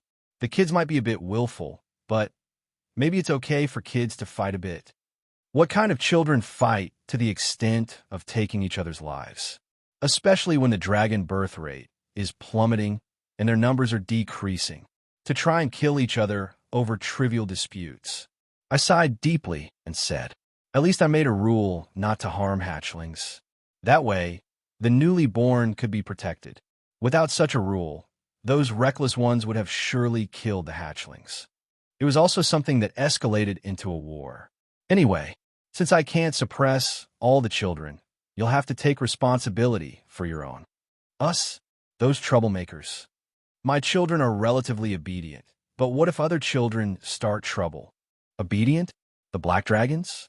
Those who are insanely increasing their numbers. Yeah, the blacks being obedient? Impossible. There are so many of them. Recently, among the newly born hatchlings, only the blacks are in double digits. That's unfair. It's not unfair. It's just that dragons of other colors are less proactive in increasing their families. Well, about half of the hatchlings are black dragons, though. Anyway, since they are children born from you, you should properly manage them. I can't manage all the children. Is there something even Mother can't do? At Erebus's words, I sighed. That's right. I thought about forcibly managing them a few times, but it only led to destruction. Destruction? No, it's nothing. No need to mention rewinding time from the future. And if you don't manage properly, I'll give you a penalty. I should have done this sooner. What? Us? Suddenly? Oh my, that would be troublesome for Erebus, who has many children, right? My kids, they're well-behaved. My children, too.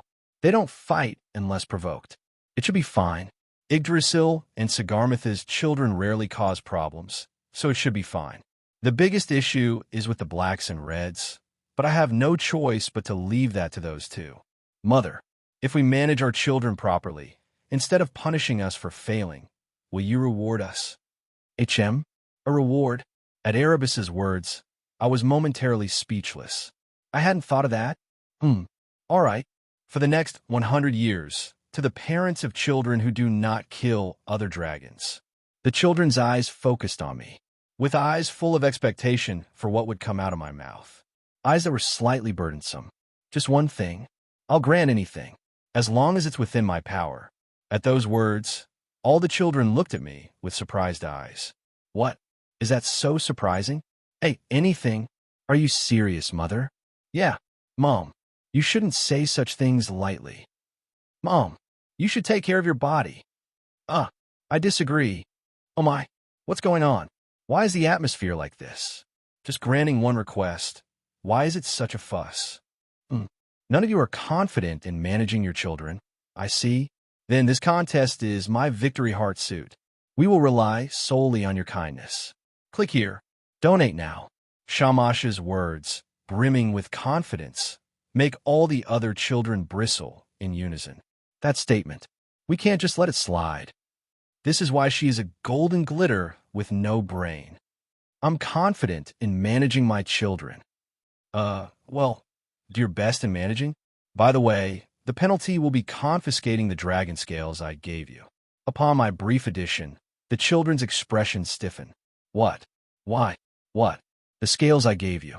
Since you're not doing your job properly, I'll confiscate them. Is there a problem with that?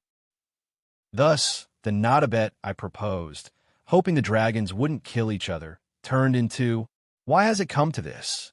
A war where they do nothing but not kill each other. Surely, I said not to kill. But why are they thinking of ways like plucking out wings, or severing limbs, or barely keeping each other alive? I looked down at the dragons, collapsed at my feet with a wretched appearance. Especially the black dragons, Erebus, intentionally provoking other dragons to induce attacks, using your family in such a way. I clutched my throbbing head. A war where lives are spared. A war where countless dragons try to tear each other's limbs off. This was not the outcome I wanted. Above all, what infuriated me was that even after rewinding time over and over, it converged to the same result. Even after rewinding time dozens, hundreds of times, changing conditions, adding prohibitions, stopping fights, the cunning children finding loopholes in the weak rules to start wars, made me feel dizzy. But to ban everything would be the same as oppression, leading only to destruction. Being unnecessarily smart, yet not listening at all. If I knew it would be like this, I would have just turned everything back to nothing. No, that's not it, right? Even if I'm angry, there are things I should and shouldn't do. I sighed and healed the dragons rolling at my feet. I could completely regenerate their lost bodies, but doing so would only make them jump back into war. It was the same thing over and over again. Dragons drawing lines with the color of their scales, rejecting each other. Dragons considering only those with the same scale color as family, ignoring those of other colors. At this point, I even started to wonder if the existence of dragons was wrong from the start. No, I'm a dragon too, but I'm different from those children. So, let's just endure a little more. Just a bit more. The set period of 100 years. In the plains where all dragons, except for the unknowing hatchlings and unborn eggs, are gathered. In the plains where all children, including Ifrit who lost his body after losing his scales, are gathered. I spoke softly. I set a condition hoping you wouldn't fight, but you all aim to eliminate each other, eyeing only the reward. During the set period of 100 years, the children didn't stop warring for even a moment. Not taking lives, that's all. No, even that was violated when a red dragon killed a black dragon, causing Ifrit to lose his scales and return to flames. The red dragons, having lost their parent, wandered without a place to go and were now under my protection. Mother, but shut up. Erebus, I did not give you the opportunity to speak. Erebus, Erebus, clever Erebus, cunning Erebus. Why use that brilliant mind to eliminate other children? To use your own family, your own children, as bait, as sacrifices to eliminate other children. I'm so very sad. Did I seem so insignificant in your eyes? Because I have always been a kind mother to you. Did my words seem like they could be ignored? The children do not answer. Despite having grown relying on my kindness, my goodwill, my heart, the children ignored my words, no different from seeking to spread their wings according to their own will.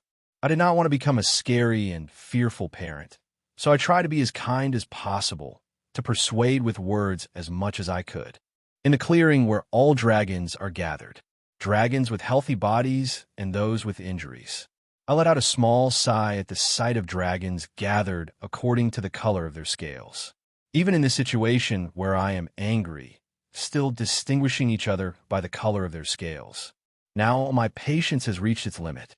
I have been patient for a long time, and even after rewinding dozens, hundreds of times, Your foolishness keeps repeating, and I'm sick of it. So, I will show you true fear. I will show you that you should have feared a much more powerful being than hating and fighting each other. Quietly, I used a magic I did not want to use, summoning a meteor that was quietly orbiting in space and casting it down upon this world with magic. Meteorite fall. It was the moment when the cosmic strike that would destroy the world tore through the clouds in the sky and revealed itself. T/N. I will continue the chapters after accumulating a $15 donation for this novel from anyone. Well, I need to buy the something like membership to access the raw chapters. $15 achieved. Please wait. I will post the next chapter soon. The total amount will be accumulated, and those who donate will be whitelisted for the next chapters. This means that if there's a time-locked chapter, you'll have free early access to it. Only this novel. Thank you to all of you. With your support, I can continue this novel, and we can all enjoy reading it. As mentioned earlier, if there are any time-locked chapters, the individuals listed above will have free early access to them, only for this novel. If I have inadvertently missed mentioning anyone, please kindly comment and let me know. Let's continue the story together. The giant meteor piercing through the clouds. In the eyes of the dragons looking at it, there is astonishment, fear, despair. "Oh, Mother, what is that? Mom, please calm down." My goodness, I have never exerted such power before, to be forced to take such measures. "Mom, we were wrong. Please forgive us." "So sorry. Mom, if that falls, the world will be destroyed, completely shattered." The pressure of the giant meteor weighs down the world. The pressure is so great that even the robust bodies of dragons can hardly move under the immense pressure. Even though the meteor has not fully fallen yet, a huge crater begins to form on the plain. Just a prelude is this severe, what would happen if the meteor actually falls? Of course, the world will be doomed. You underestimated me too much, so I just showed you what I could do. Mother, of course, I had no intention of actually letting the meteor fall, because I do not wish for the destruction of this world. Just to show these foolish children a bit of my power, I completely dispersed the clouds and looked at the meteor revealing its true form. The giant meteor burning red as it passes through the atmosphere. A meteor as large as a mountain. If it falls, the crust would turn upside down, lava from the ground would boil over, and the rocks and soil thrown up by the impact would become a giant dust cloud covering the world. But such destruction is not what I wished for. I gathered magic power in my mouth and blew it out forcefully. A silver breath. The nature contained within it annihilation. The breath of destruction that annihilates everything it touches. A streak of silver, reminiscent of the Milky Way, strikes directly at the giant meteor. Mother's breath? How could such a breath deal with that meteor? The children's eyes were still filled with despair, because it seemed no different than pouring a trickle of water on a massive wildfire, naturally. But, boom, as the breath hits the meteor, the situation completely changes. The breath, like a chopstick piercing soft tofu, penetrates the entire meteor, then slowly spreads over and envelopes it. The silver mist, which annihilates everything it touches and turns it back into magical power, erodes the meteor. In just a few seconds, numerous cracks spread from the silver hole, and the giant meteor turns to silver and shatters into pieces and scatters. With not a fragment of the meteor left, the dragons were left speechless. Have you forgotten who spread life in this world? Who gave you your bodies? If I wished, I could destroy this world by myself, but you just thought I would remain silent. Fear takes root in the children's eyes. Astonishment, dread. It's already too late. Irreversible. But perhaps this was for the best. My children, return the scales. I spoke softly. You have failed to properly control your children, failed to manage them. Until the moment my patience continued, you showed no results, merely exploiting the loopholes in the rules to cause trouble. I approached the children closest to me. Sylphid, return to the wind. Mom. As I removed the silver scale from Sylphid's lower jaw, Sylphid's body disperses into a gust of wind. not dead or annihilated, just that the loss of the body caused the self to scatter. Like with Ifrit, over time, it will return to its original gust after a while. Fetus. Imam. Return to the sea. And no. Fetus shook her head, not wanting to return, but it was already too late. Haven't you failed to properly heed my words? Haven't I given you numerous opportunities? If you didn't want to return, shouldn't you have managed the children properly? Fetus, with the silver scale removed from her jaw, disperses into water. As this water flows and makes its way to the sea, it will awaken once again. We will rely solely on your kindness. Click here. Donate now. Sagarmatha. Yes. Sorry. Mom. Return to where you belong. Sagarmatha silently accepted his punishment and handed over the silver scale without any resistance. Thus, Sagarmatha's shining scale turned into dust and scattered. The forehead of the silent world will return to its original place once again. T/N. Isn't this a metaphorical phrase? Yggdrasil. I'm sorry, Mom. We should have done better. Regret is always too late. Return to your original form, a tree. I removed the scale from under Yggdrasil's jaw, and Yggdrasil's green scale turned into leaves of the same color and scattered. When buds sprout, leaves grow, and flowers bloom on Yggdrasil's original form, a giant tree, it will awaken again. Shamash. Amam. Shamash. I am sorry. I am. Shamash. I called Shamash's name 3 times, and then Shamash finally handed over the scale. I'm really sorry. This is a punishment for not properly managing your children. Mom, and a punishment for me as well, for not properly managing you. Though our blood is not the same, it's a punishment for taking away the bodies of my precious children. I removed Shamash's silver scale, and Shamash disappeared into a dazzling light. And finally, Erebus. Mother. The child, like black darkness, looked up at me. Do you have any last words? I'm sorry. I was too foolish. I was too impatient. You shouldn't have apologized to me. You should have apologized to your children. What must have been the feelings of children who had to be sacrificed for the greed of parents they trusted and followed? Yet, how must have those children felt, following their parents' orders despite everything? That's why I couldn't just leave Erebus alone, because he was smarter than the other children, a good child who longed for a family. I couldn't just leave him alone, return to the darkness. I should have paid more attention.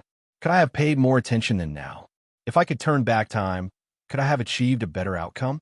I don't know. It was unknowable. I was just tired. Give me the scale.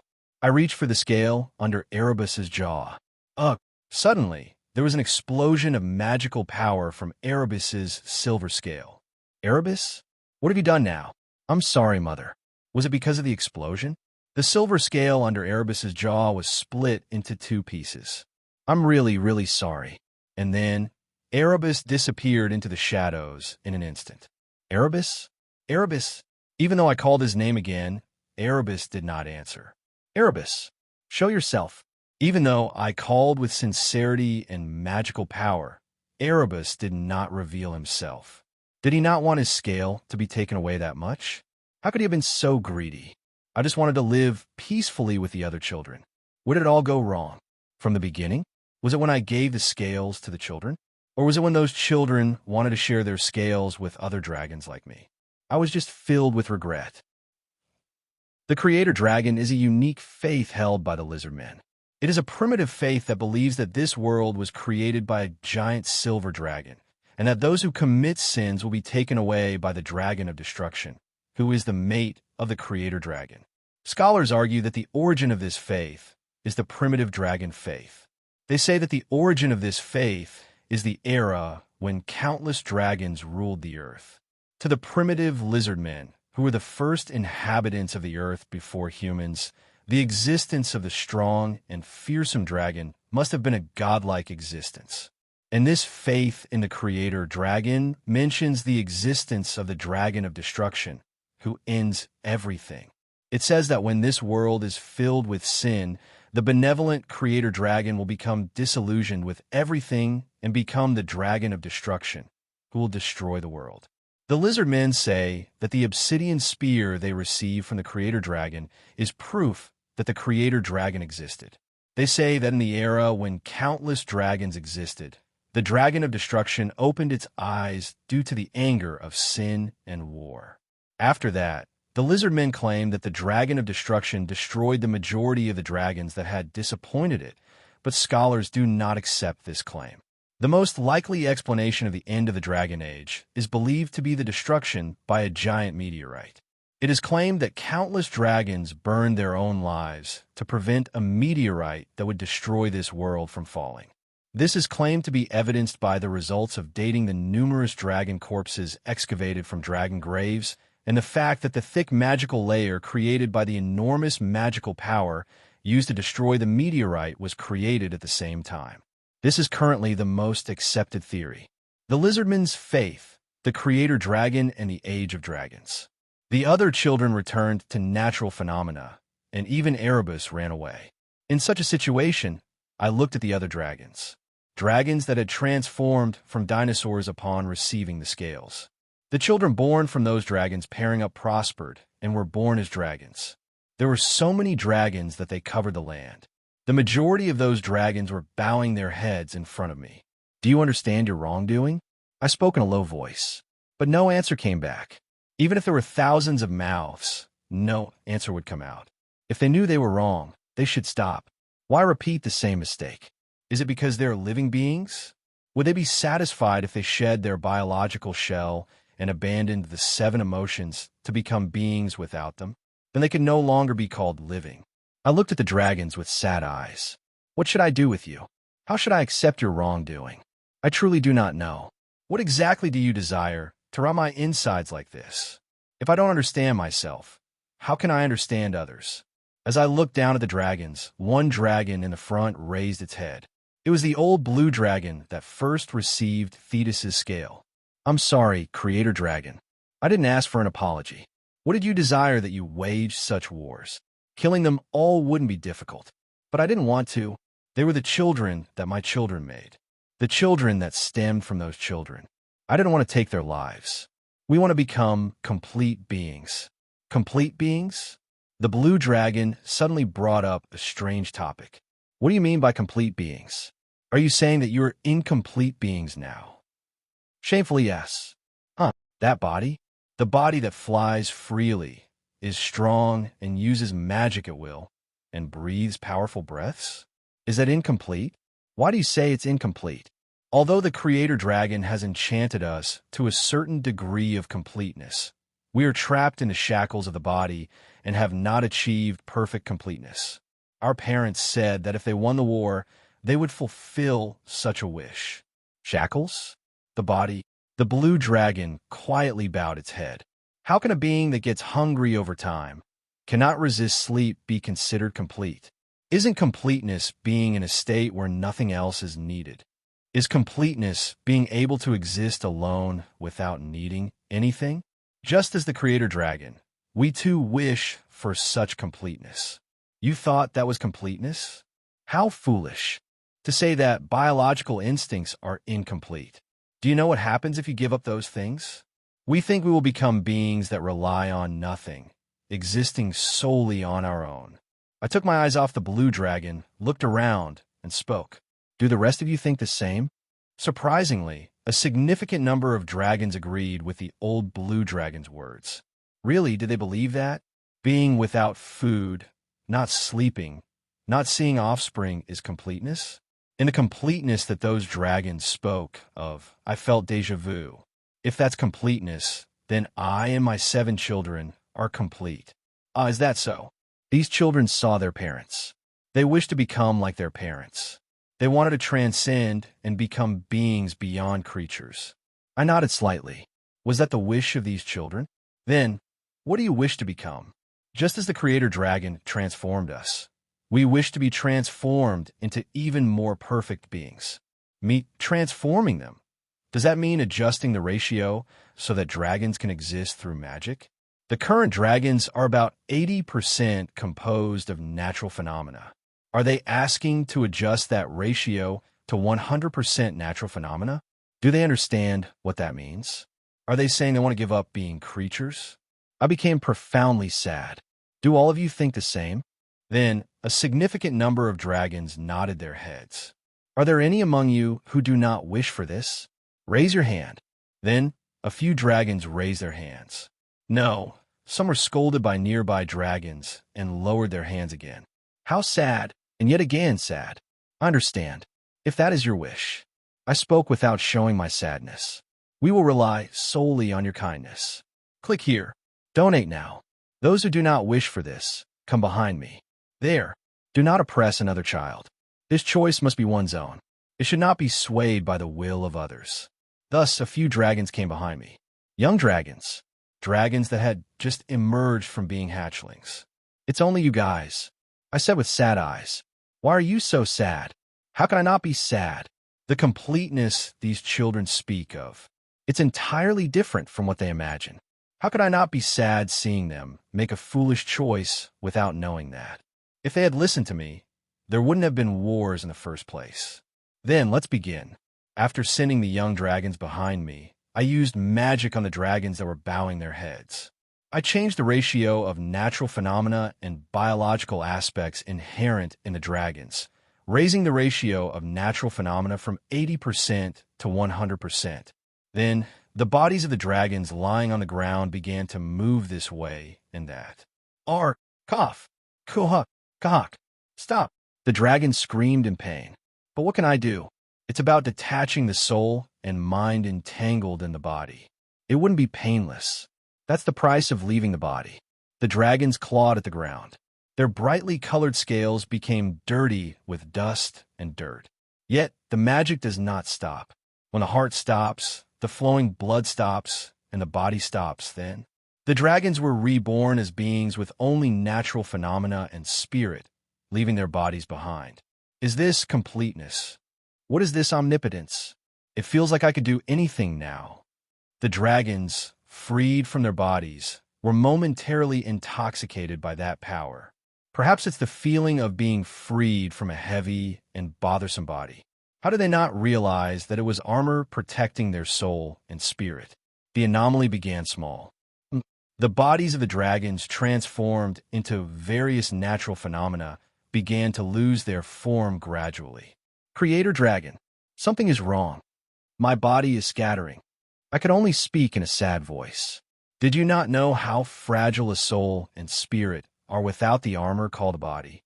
The body and spirit, the soul, are inseparably linked. If they were forcibly separated, what would happen? Creator Dragon, please help us. I didn't wish for this. I don't want this. I don't want to die. It's not about dying, I said with a voice soaked in sadness. It's about transforming into a form that your souls can handle. Though my children received scales and gained power, that was based on their original bodies that were once dinosaurs. Once they left those strong bodies, they couldn't maintain that power. The spiritual bodies of the dragons, transformed into natural phenomena, began to shrink to a suitable size. As time passed and all the power drained away, the dragons as natural phenomena became small beings imbued with the pure energy of nature. Their appearance resembled their parents, almost like spirits. The goddess of life said to the foolish ones, "Do you truly think that by shedding that life, you will become complete?" To which the foolish one replied, "Indeed, we believe that by escaping the prison of the body, we will become whole beings. Do you truly think so?" Without a shred of falsehood, that is what we believe. The goddess of life, with sadness, took the hands of the foolish ones and asked again, "That body, that life, is not a prison that confines you, but an armor that protects you. How can you reject it? How can armor evoke meaningless desires? By escaping this prison of the body, can we not free ourselves from all meaningless desires and become complete beings?" Realizing the foolish one's resolution was firm, the goddess of life understood she could no longer sway their will. Does everyone think this way? There was no answer. Truly, does everyone think this way? Again, there was no answer. One last time I asked, is this the will of all? Then, among the foolish ones, 12 raised their hands. The goddess of life gathered them. And the goddess of life said, "Come behind me. Watch the outcome of their foolishness." And with tears in her eyes, looking at the foolish ones, the goddess of life took the life from their bodies. Excerpt from the Church of Life. O Creator Dragon God, what on earth is this? A dragon hiding behind me spoke. According to the other dragons, it seemed to be quite shocked by their tragic state. It's the end of fools who thought they could become like their parents just because they received scales from them. Perhaps, if I had persuaded them more, this end could have been avoided. But how could I break their stubbornness, as tough as the tendons of a dragon? They would rather choose death than be broken. My persuasion would have been meaningless. Do we end up like this too? If you give up your body and life, how could this happen? I let out a small sigh. Do you know how special your ancestors, my children, the 7 children were? The children shook their heads at my words. How many natural phenomena exist in this world? Don't you see the specialness in the fact that only those 7 awakened to self-awareness among them? Is that really so special? Of course it's special. I nodded slightly and said, natural objects, natural phenomena, are originally beings that cannot possess self-awareness. But those children, through the miracle of magic, came to possess self-awareness. They were more special than any natural phenomenon on this land. Indeed, after those children gained self-awareness, no natural phenomenon could clearly possess a self-awareness, which would be the proof. Then, their current form is. Conversely, it could be said that beings who had self-awareness have become natural phenomena. At least, having self-awareness allowed them to maintain even such small forms. But that only made the sight all the more pitiful. See our Creator Dragon God. What happens to us then? I looked at the 12 children huddled together, trembling slightly.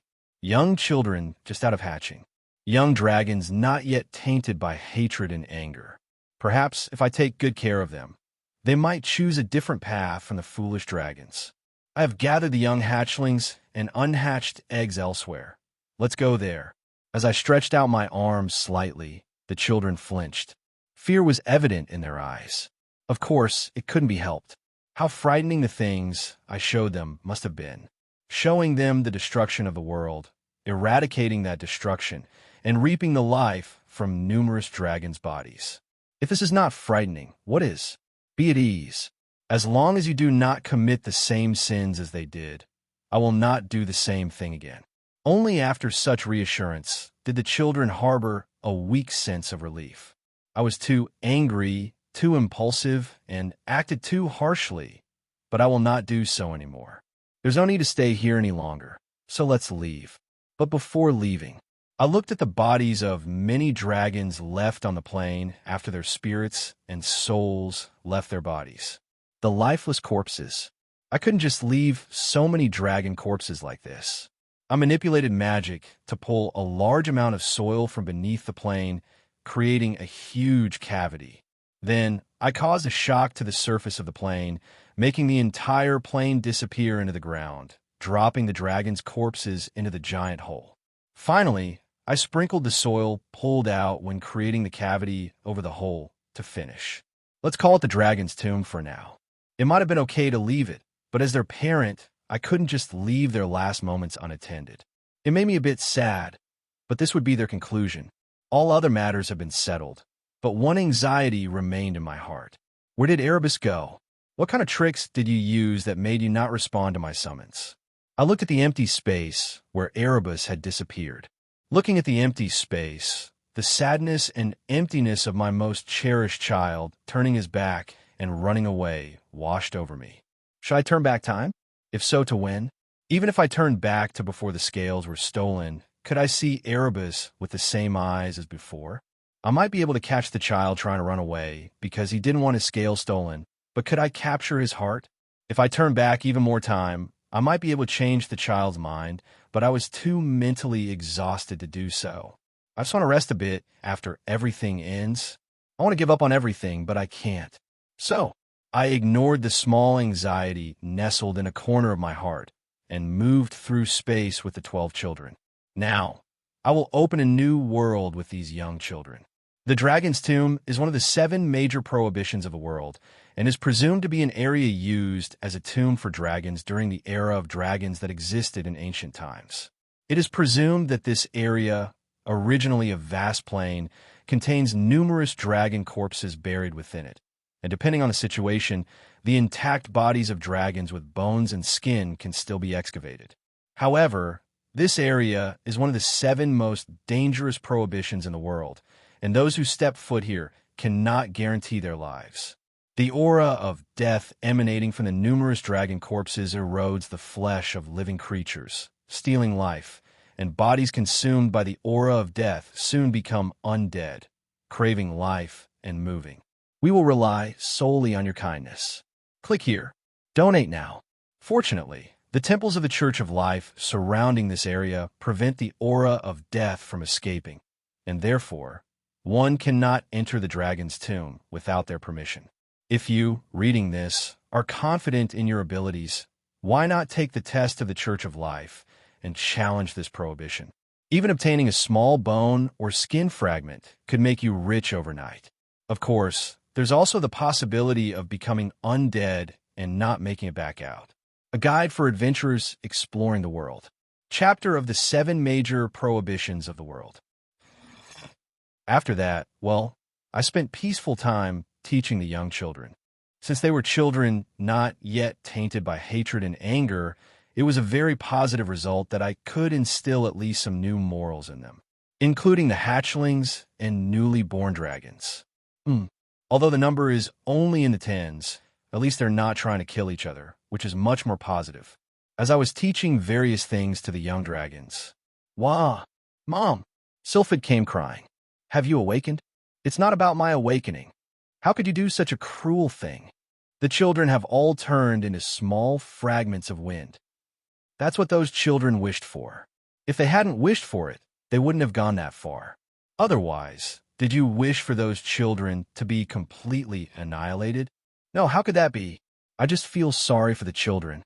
I may have been a bit too harsh on those children, but I have no intention of turning back. If I had any intention of turning back, I would have rewound time first.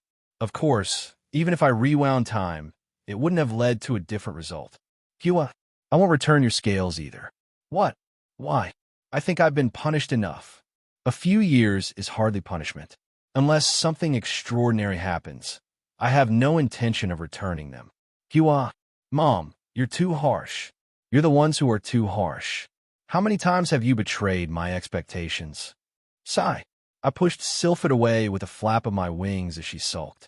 If you truly wish to regain your scales, find Erebus.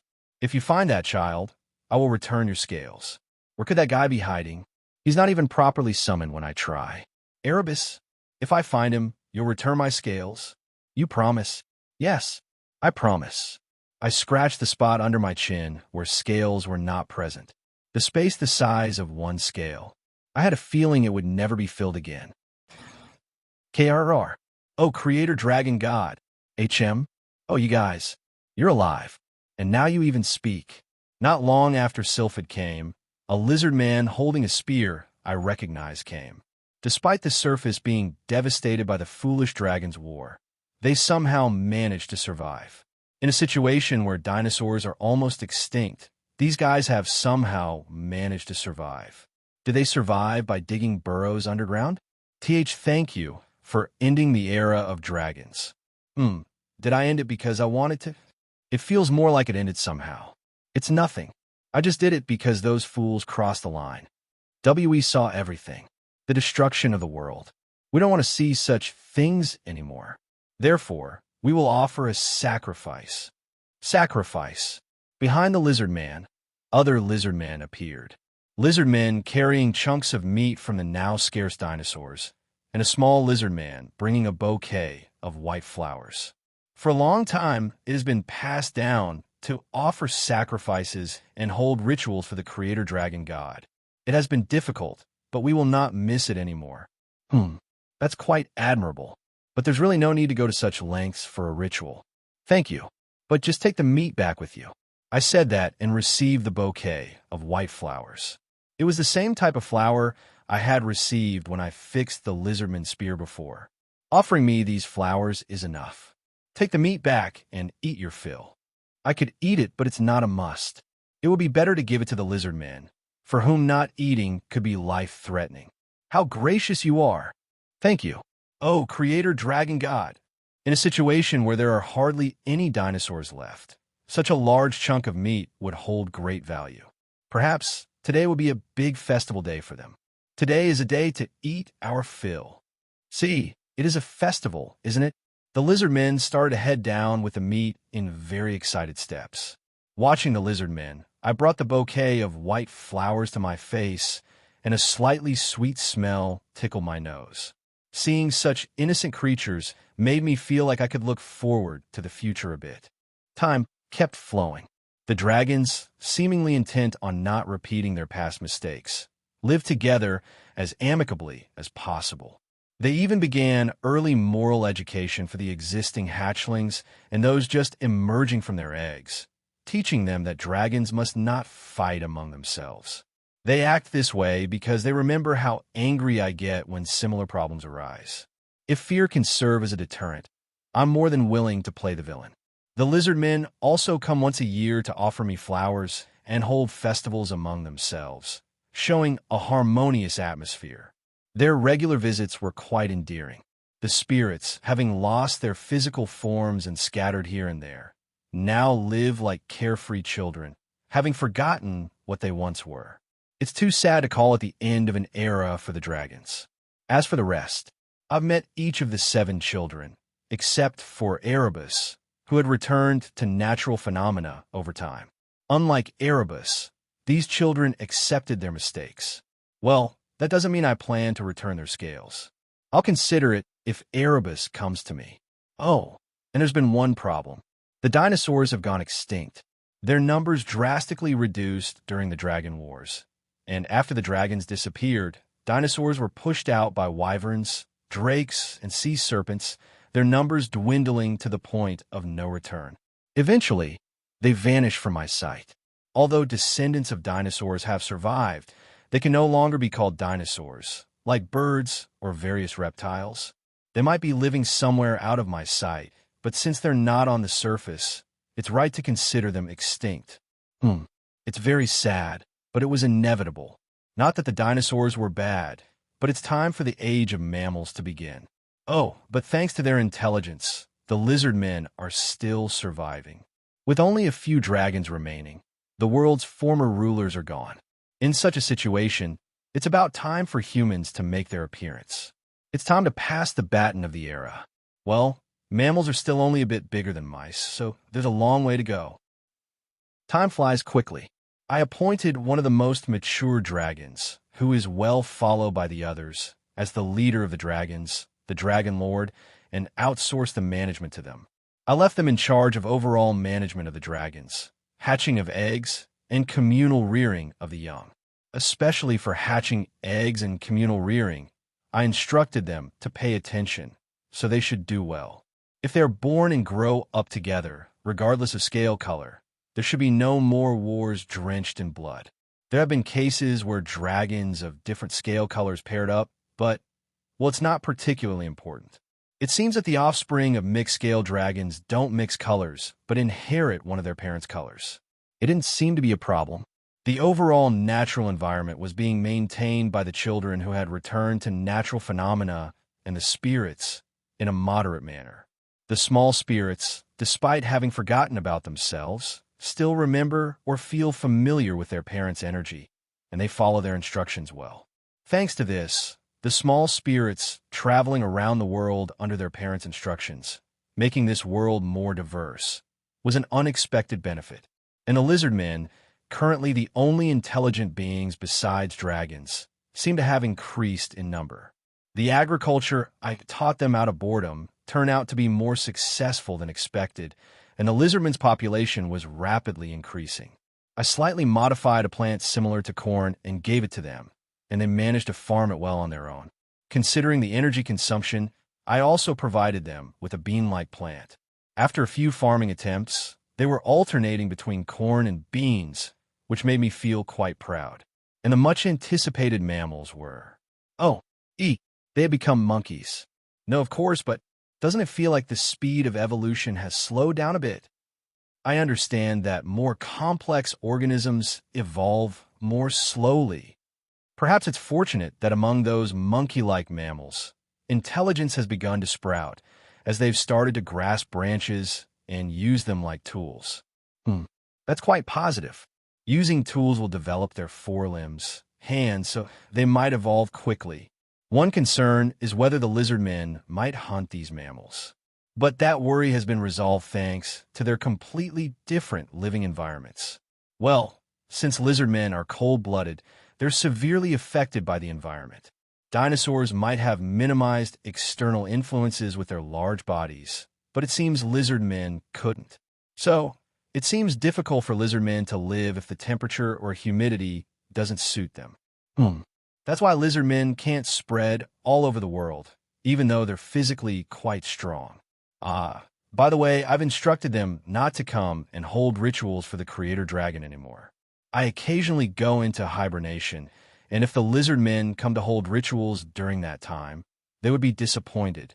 Moreover, since the environment has changed due to the spirits, the lizard men have also moved their base, and coming to me would be a burden.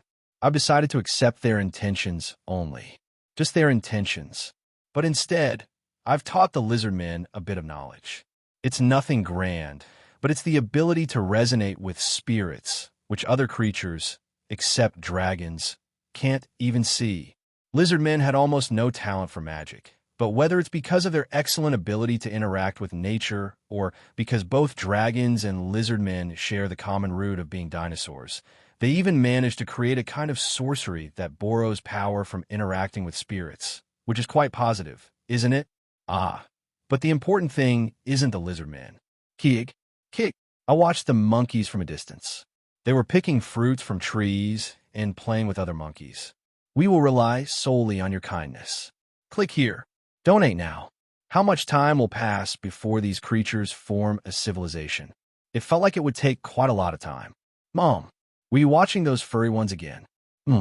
I never get tired of watching them. Their every action feels like watching a slapstick comedy.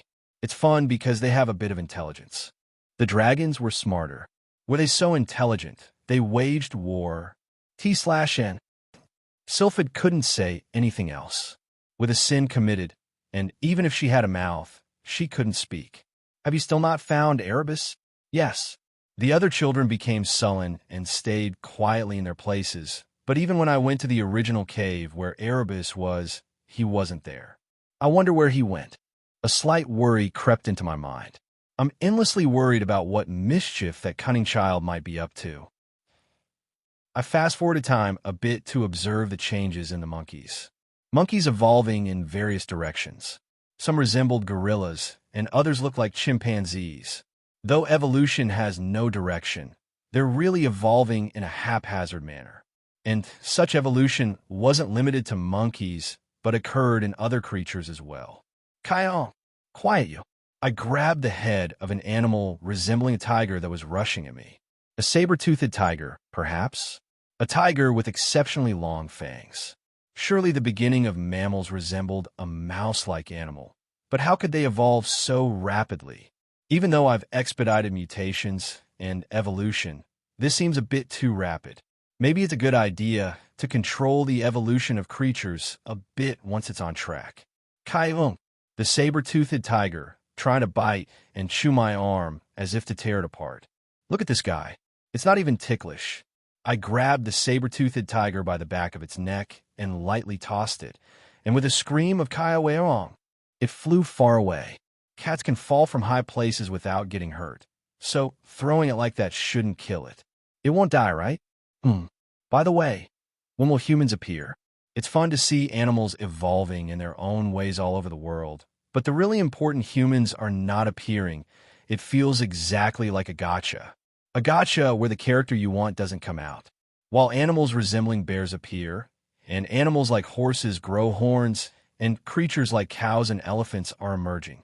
Some monkeys, having grown a bit too large to live in trees anymore, started living on the ground and began to evolve into a form similar to primitive humans. Is this finally the appearance of primitive humans?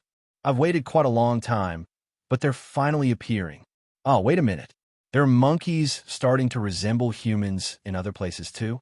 At least 3 places, and places I haven't checked. Well, more would be better. It could become more diverse. Monkeys resembling humans scattered from the forest, spreading in all directions. What changes will occur where their steps reach? I harbored a small expectation in my heart. So, I began to watch over the world. Despite many races denying it, it's a clear fact that all races originated from humans, excluding dragons and lizardmen, for whom there is clear evidence of existence before humans appeared. The origin of other races was human. Primitive humans, or primitives, adapted to various environments and changed, becoming various races. Primitives who headed to the forest where the world tree is became the ancestors of elves, and those who headed to the highest mountain in the world became the ancestors of dwarves. Only humans among the numerous races have maintained purity. Therefore, humans must rule this world. It must be humans, excluding all other races. Statement by a human supremacist. The human supremacist who made this statement was arrested and dragged away by the guards. After becoming capable of bipedal walking, humans were able to acquire 2 types of weapons. One was the 2 hands capable of holding tools. Instead of having sharp teeth or claws, holding long tools allowed them to attack other animals from a safer distance. Especially, throwing objects like stones as a form of long-distance attack enabled them to hunt much larger animals. The other weapon was the endurance to run long distances continuously. Humans, having acquired remarkable endurance instead of instantaneous speed, hunted other animals by following them until they were exhausted. This also significantly expanded human territories by increasing their range of movement.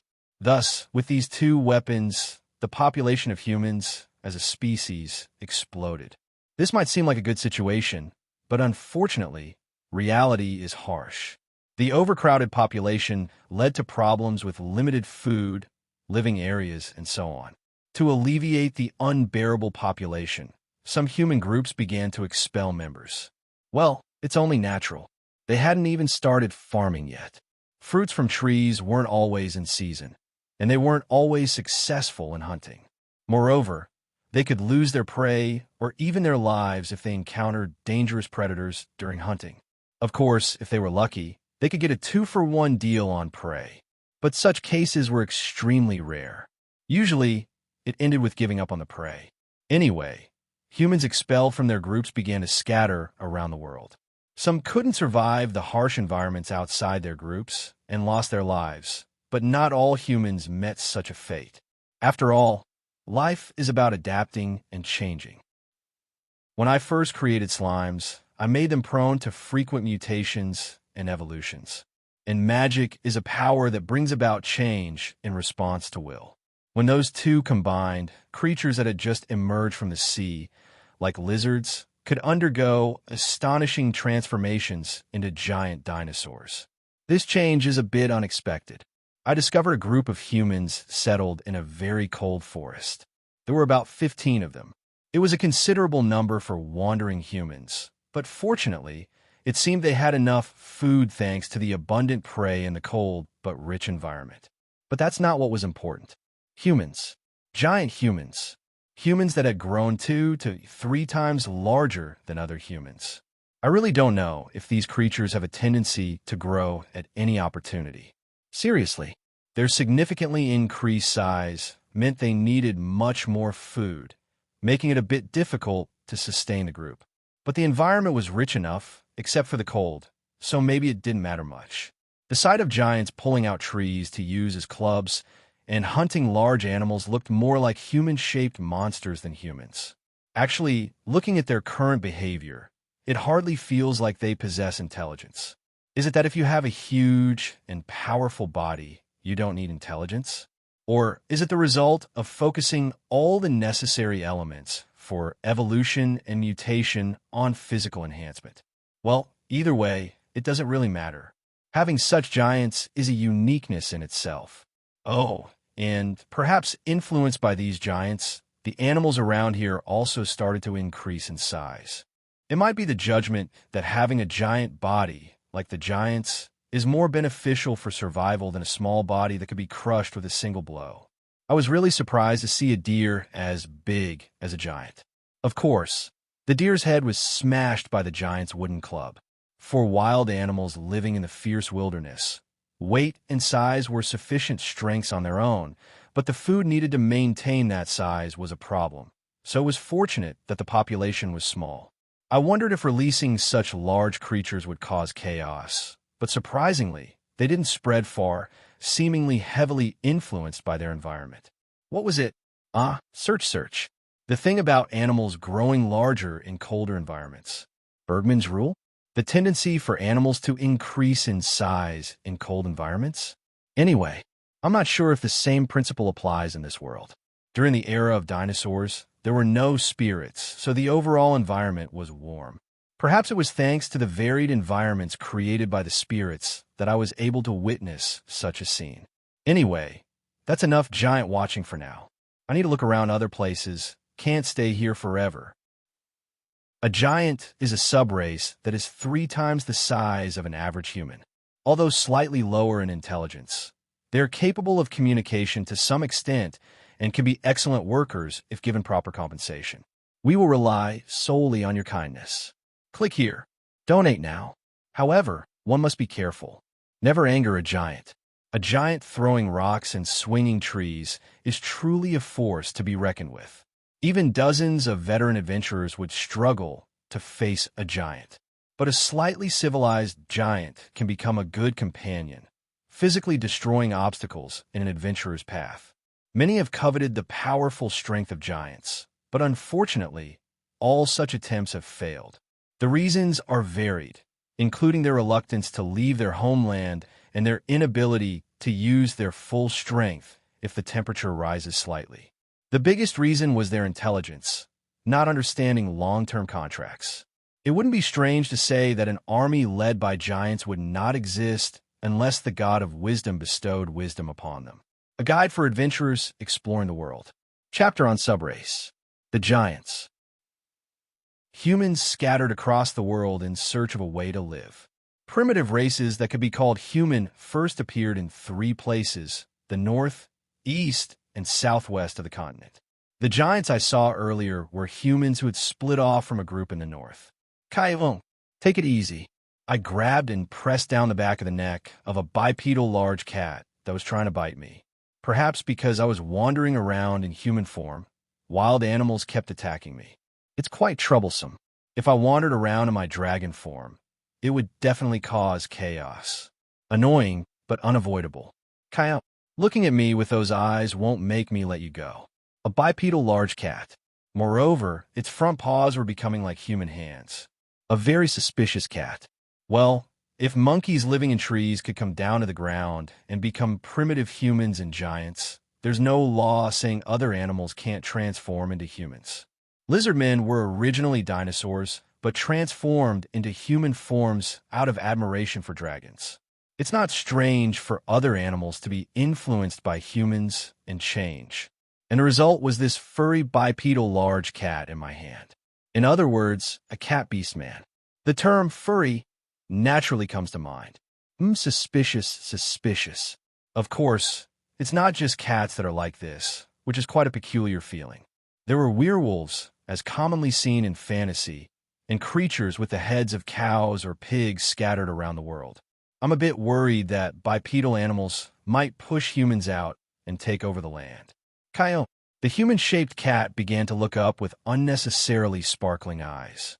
I wouldn't be scratched or bitten by their claws or teeth, but I'm a bit worried about other humans. Their intelligence is still at the level of beasts, but if they evolve to become as smart as humans, they might surely harm humans. I sighed softly and threw the bipedal human-shaped cat far away. If humans evolve a bit more, I should give them a little gift. I wanted to avoid direct involvement, but I didn't want to see humans decline and be overtaken by other creatures. After all, even in a world with dragons and lizardmen, humans should still be the main focus. It would be quite nice to see a world where various subraces harmonize with humans as the main axis. Let's see. What would be a good first gift? That decision was quickly made. What humans need now is all too clear. All right, it's time to become the Prometheus of this world. Let's gift fire to humans. What could be the biggest difference between humans and other animals? The use of tools? That's a pass, since some primates and otters that crack open shellfish with rocks know how to use tools. The presence or absence of intelligence. Many animals are not far behind in terms of intelligence. For example, dolphins, crows, and even dogs and horses have intelligence comparable to that of young children. I think the biggest difference between humans and animals is the ability to use fire. Fire, with its hot heat and bright light, all advantageous to humans, must have been extremely important to primitive humans. It provided warmth in cold environments and safety from the threats of wild animals through its bright light, a precious element that allowed the first step of human civilization. Well, there are cases like fire bears that do not fear fire and are rather curious about it, but those are very rare exceptions. Moreover, discovering how to cook food with fire, making inedible food edible, and using heat to remove parasites and microbes for long-term food storage are also factors. There is nothing as important as fire in taking the first step of humanity. There were also cases where fire was sanctified, with the goddess of the hearth being worshipped as the guardian deity of the home, or fire itself being considered a sacred being and creating religions around it. It's an inseparable element for humanity. Anyway, holding the tool that could create such flames, I looked at the largest group of humans in this world. A prosperous environment, a fertile land where countless animals could be hunted and easily picked tree fruits were abundantly hanging everywhere. Thanks to such an environment, hundreds of primitive people gathered and lived in a primitive village. That place would be sufficient to pass on the fire. Of course, I plan to give fire to a few other places as well, including the lizard men. It wouldn't be fair to favor only one group of humans. It should be treated as fairly as possible. Well, whether they can learn the skill to ignite fire depends on their ability. I can easily light a fire with magic, but I prepared methods such as rubbing a thin wooden stick against a grooved wooden board, making a primitive rope by thinly tearing grass and rubbing it like a bow, or furiously pushing a wooden branch back and forth on a grooved wooden board to ignite fire. I wonder how many of these they could follow. I'm not sure. Should I just put the power of spirits into a small flint to make it easier to ignite? But then, there would be a significant gap between those who have the flint and those who do not. Well, let's teach them first. Yeah, somehow it will work out. Somehow, even if I didn't teach them, they would eventually learn some way to make fire. I'm just shortening the process. Holding the bundles of wood I would give as gifts, I started walking towards the group of primitive people. Kikik, kick, primitive people who communicate with cries as they have no language yet. Such primitive people started to threaten me strangely. Well, my appearance is quite different from the primitive people. Not furry, different facial shape, silver hair. Above all, I have horns on my head. Primitive people holding branches as weapons and being on guard. After scanning such primitive people once, I slightly spread my magical power to dominate the surrounding space. Primitive people who do not yet know about magical power were just on guard without knowing what I was doing. With a light fist and lowering it, I pressed down on the shoulders of the primitive people surrounding me.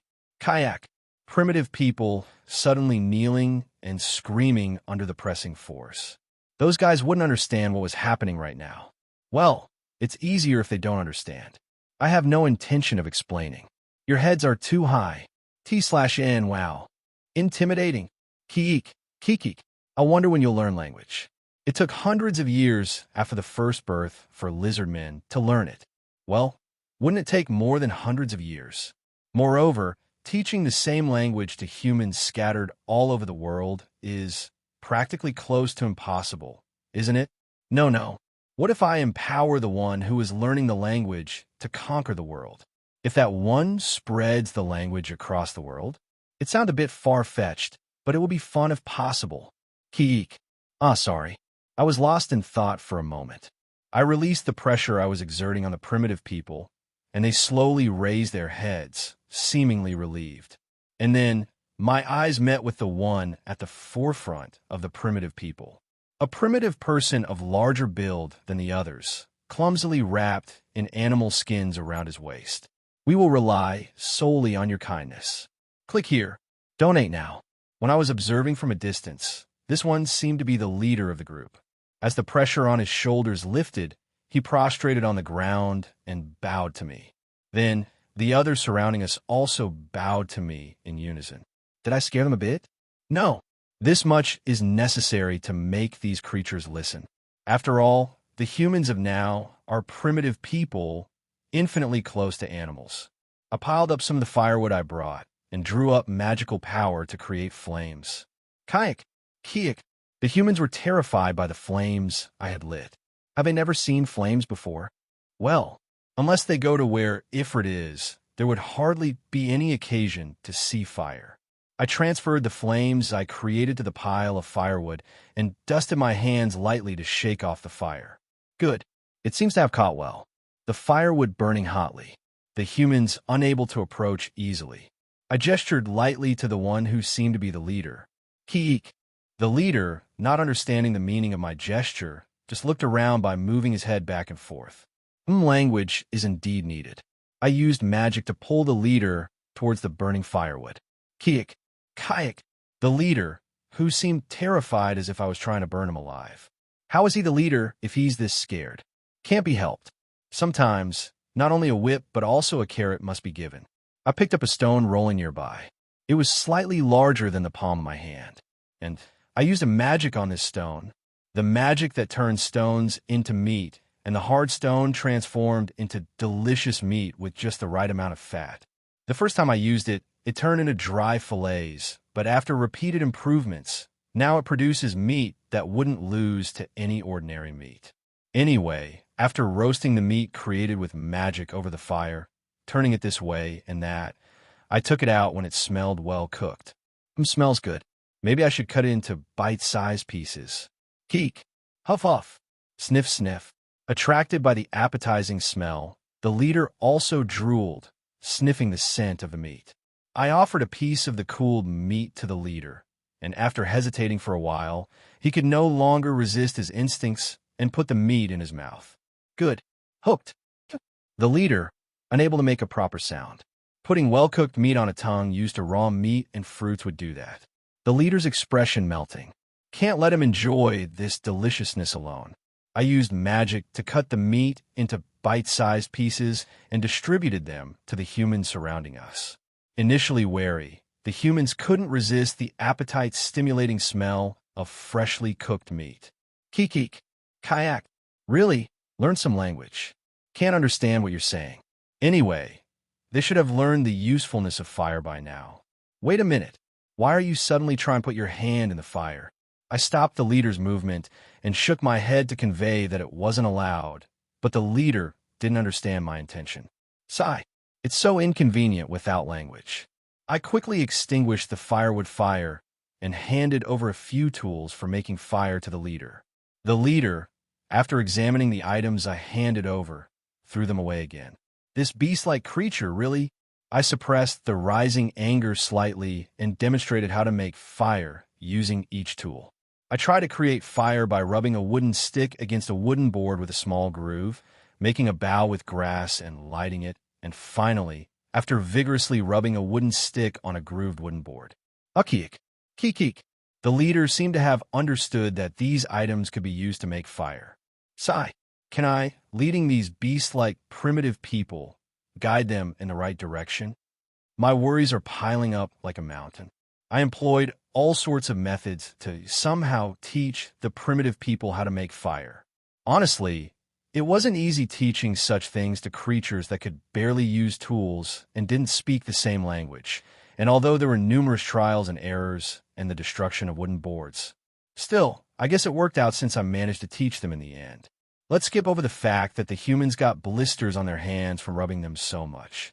After they managed to light a fire and keep it going with firewood, which was good, these humans are, how should I say, overly curious.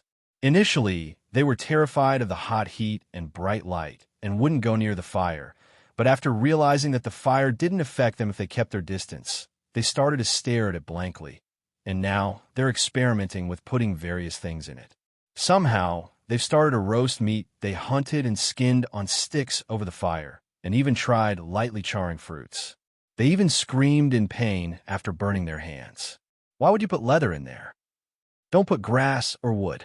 The fire will grow. There were a few minor problems, minor incidents due to items some humans threw in that almost caused a large fire, but I guess that's a minor issue. Anyway, since I've taught them how to light and use fire, it seems my work here is done. Maybe I should go elsewhere and teach the use of fire. KRRRGH. That form. The creator dragon god. Oh, you remember me. That's impressive. It seems the lizard men, somehow, remembered me. It must have been dozens of generations by now, but it seems the stories about me were really passed down in detail. Of course, Kirk, the deeds of the creator dragon god and the numerous histories about the creator dragon god will be engraved on stone tablets and passed down through generations. I didn't think it needed to be passed down through generations. And they even engraved it on stone tablets, especially when the world is filled with sins. As the destruction dragon god, the act of punishing the sins prevalent in this world must definitely be passed down. As descendants of those who witnessed such events, we will not forget the warning. What's with the destruction dragon god? That naming sounds like it's suffering from a severe case of Chinibu. Is that about the time when I ended the era of dragons? That was because I was really angry. It's something I somewhat regret even now. I wouldn't do such a thing again. Engraving someone's dark history and passing it down like that. What's with that? That's too much. Hiding my inner thoughts, I didn't let it show on the outside and open my mouth. I'm glad to see you're doing well. This is all thanks to the creator dragon god who has looked after us. The sacrifices made to the creator dragon god have now become a festival, but our faith in the creator dragon god remains unchanged. Despite how they look, they're good guys. Really, despite looking like muscular lizard humans. If only dragons had followed even a fraction of these guys' example, that incident wouldn't have happened. Sigh. But what brings you here all of a sudden? It's nothing much. I just came to give a little gift. At the mention of a gift, the lizard men tilted their heads in confusion. We've already received so many things from the creator dragon god, and you're giving us another gift? I thought it's about time I shared this with you. I gathered magical power and lit a flame in my palm. This is flame. It's hot heat, light that dries away darkness, and a hungry creature that swallows everything. The lizard man looked at the fire with curious eyes. But these guys, didn't they develop sorcery that borrows the power of spirits? Among the spirits, there should have been fire spirits, but I haven't seen them use fire. This energy, it's similar to the energy of spirits that don't listen to us. They don't listen. Yes, there are spirits that are capricious and don't properly listen to us. The energy they hold seems similar to this thing called fire. Maybe it's because they're not compatible with the fire spirit.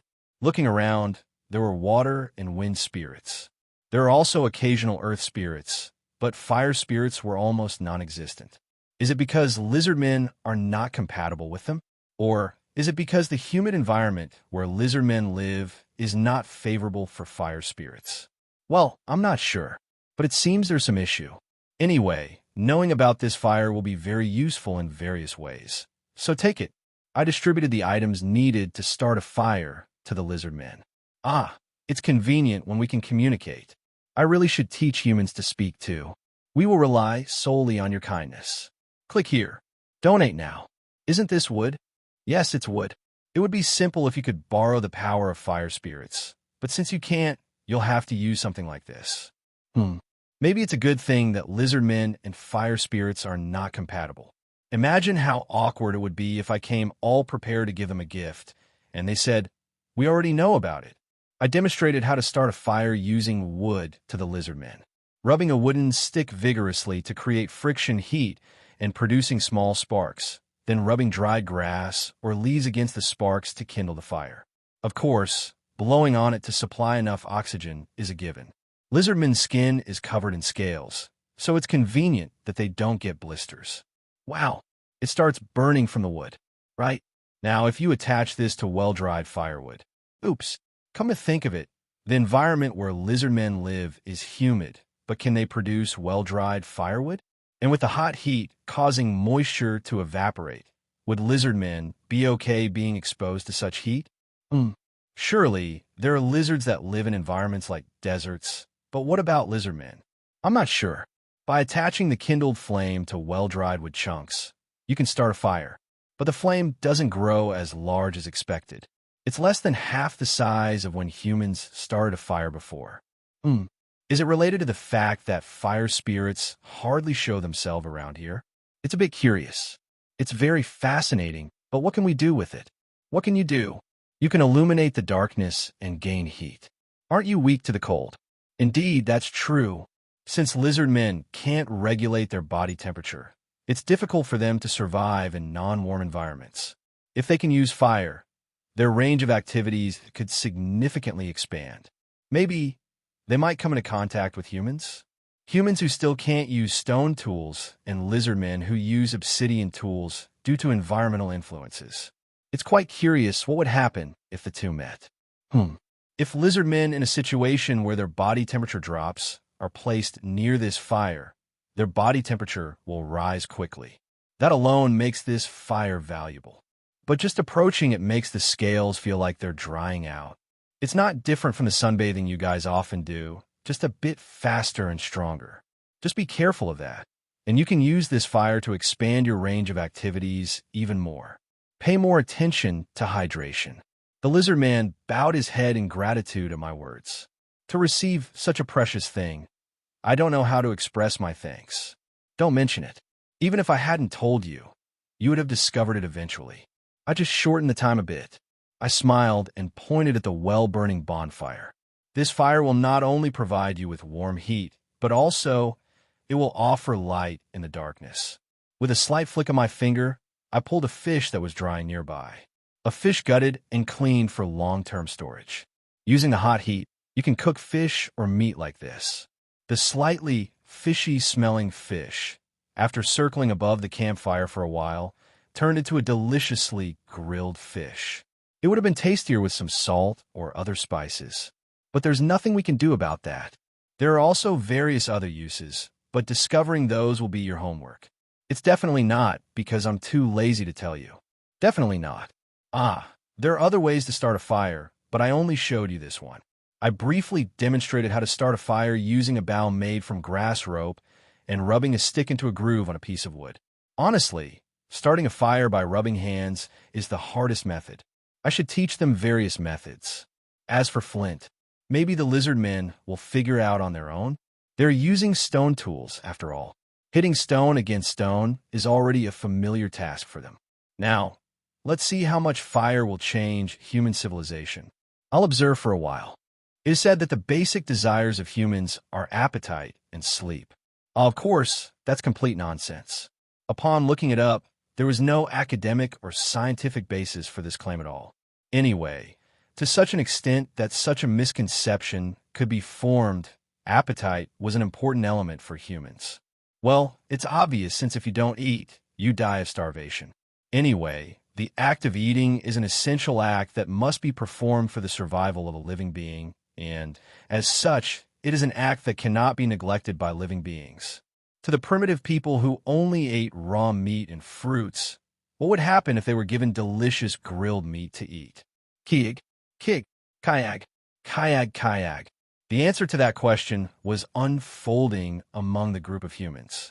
Well, after eating meat grilled over fire for the first time, they would probably continue to dance around the fire like that. I'm not sure if that can be considered dancing. Anyway, it's the same in terms of being an expression of joy. Their hands, constantly dancing around the campfire, held meat on sticks with steam rising hotly. It's nice to see them so happy. Seeing this makes me think it was good to teach them how to start a fire despite the hardship.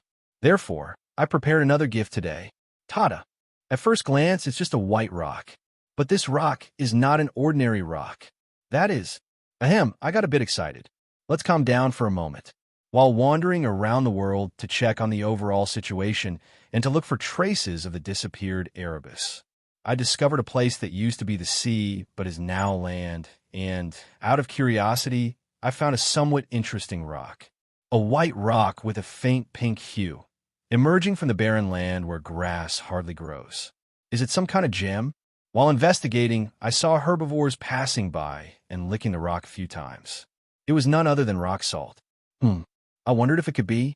I was slightly surprised to find it really existed, since the place was definitely the sea hundreds of years ago, but had somehow become land. Whether the land rose or the sea level fell, I'm not sure. It might be due to the movement of the earth's spirits in the ground, causing the terrain to change. Well, what's good is good. Thanks to that, I was able to obtain such a gift. Well, I could have created it with magic, but I wanted to give something naturally found. Maybe humans will try to find rock salt on their own if I give them this. I can't keep giving gifts forever. I approached the group of humans with the white rock salt in my hand. Have you been well? Kieg? Kieg? Kieg. Seeing me, the primitive people started excitedly jumping around. They still remember me teaching them how to start a fire, showing a warm welcome. Woo. Oh, Kaya. Ooh. I wish you would learn some language. I don't know how long it will take, but how long must I listen to these grunts and groans? Surely, these guys won't create their own unique language that I don't know.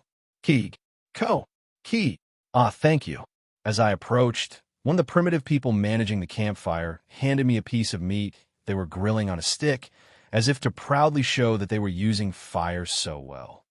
Quite commendable, even though they might not have much food for themselves. Such a kind fellow deserves a gift.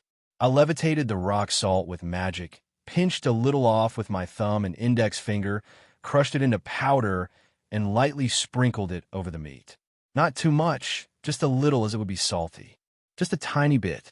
The white powder, lightly sprinkled on the meat, quickly dissolved and seeped into the juices. Good. That should do it. Ideally, I should have sprinkled it before grilling. But there's nothing I could do about that. After examining the salted meat, I handed it back to the fellow who gave it to me. Kieg, try eating it. We will rely solely on your kindness. Click here. Donate now. Ki. I wonder when they'll learn to speak properly. I want to have a proper conversation. Oh, isn't there a way to solve this with magic? Translation magic? No, since itself doesn't exist, it would be difficult to call it translation. Perhaps a magic that conveys intentions to another? It might worth a bit of research. Cool. The primitive man who received meat sprinkled with salt examined it, then took a bite. Yeah, his face changed into a look of astonishment. Even though his face is covered in fur, I can still see his expression. Quite fascinating. UK. Kayak. Ukiak. The primitive man, holding the meat sprinkled with salt, started jumping around and tearing into the meat. Watching him eat the meat with such joy, other primitives began to gather around. The other primitives looked at the suddenly jubilant man as if he was out of his mind.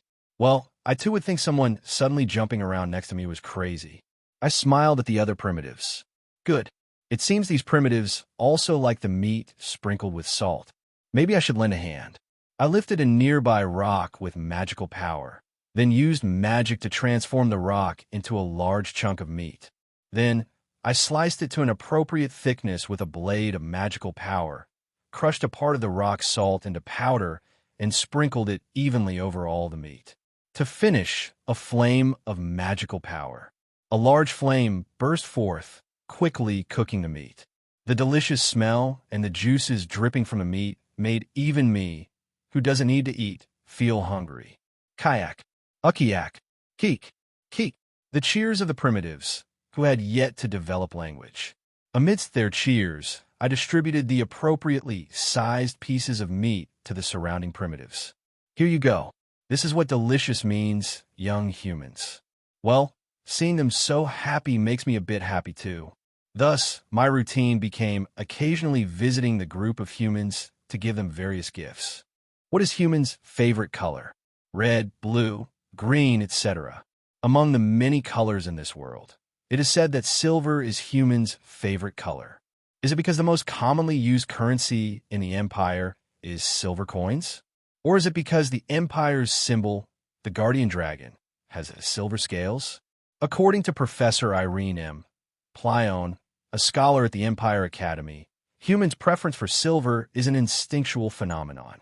Professor Irene, after experimenting with hundreds of children, when given two identical toys, one painted gold and the other silver, most children instinctively chose the silver toy. This means that even young children who have not yet been socialized instinctively prefer silver. Reporter, is it only young children who show this reaction? Professor Irene, no. There are slight differences depending on age and race, but the results show that over 80% of all age groups prefer silver. Reporter, why do you think this is? Professor Irene, the academic world defines this phenomenon as an instinctual preference and is working to identify the cause. Some have argued for a preference for silver coins, as silver coins were the representative currency used even before the empire was established. However, this does not explain why even young children who have not been socialized prefer silver. Reporter, the most representative silver would be the empire's guardian dragon. But could it be due to this guardian dragon? Professor Irene, it certainly could be, but so lazy. Oops, sorry. Please edit this part out. T/N, not sure what the lazy part mean, and who is being described as lazy. Our dragon MC maybe. Reporter, understood.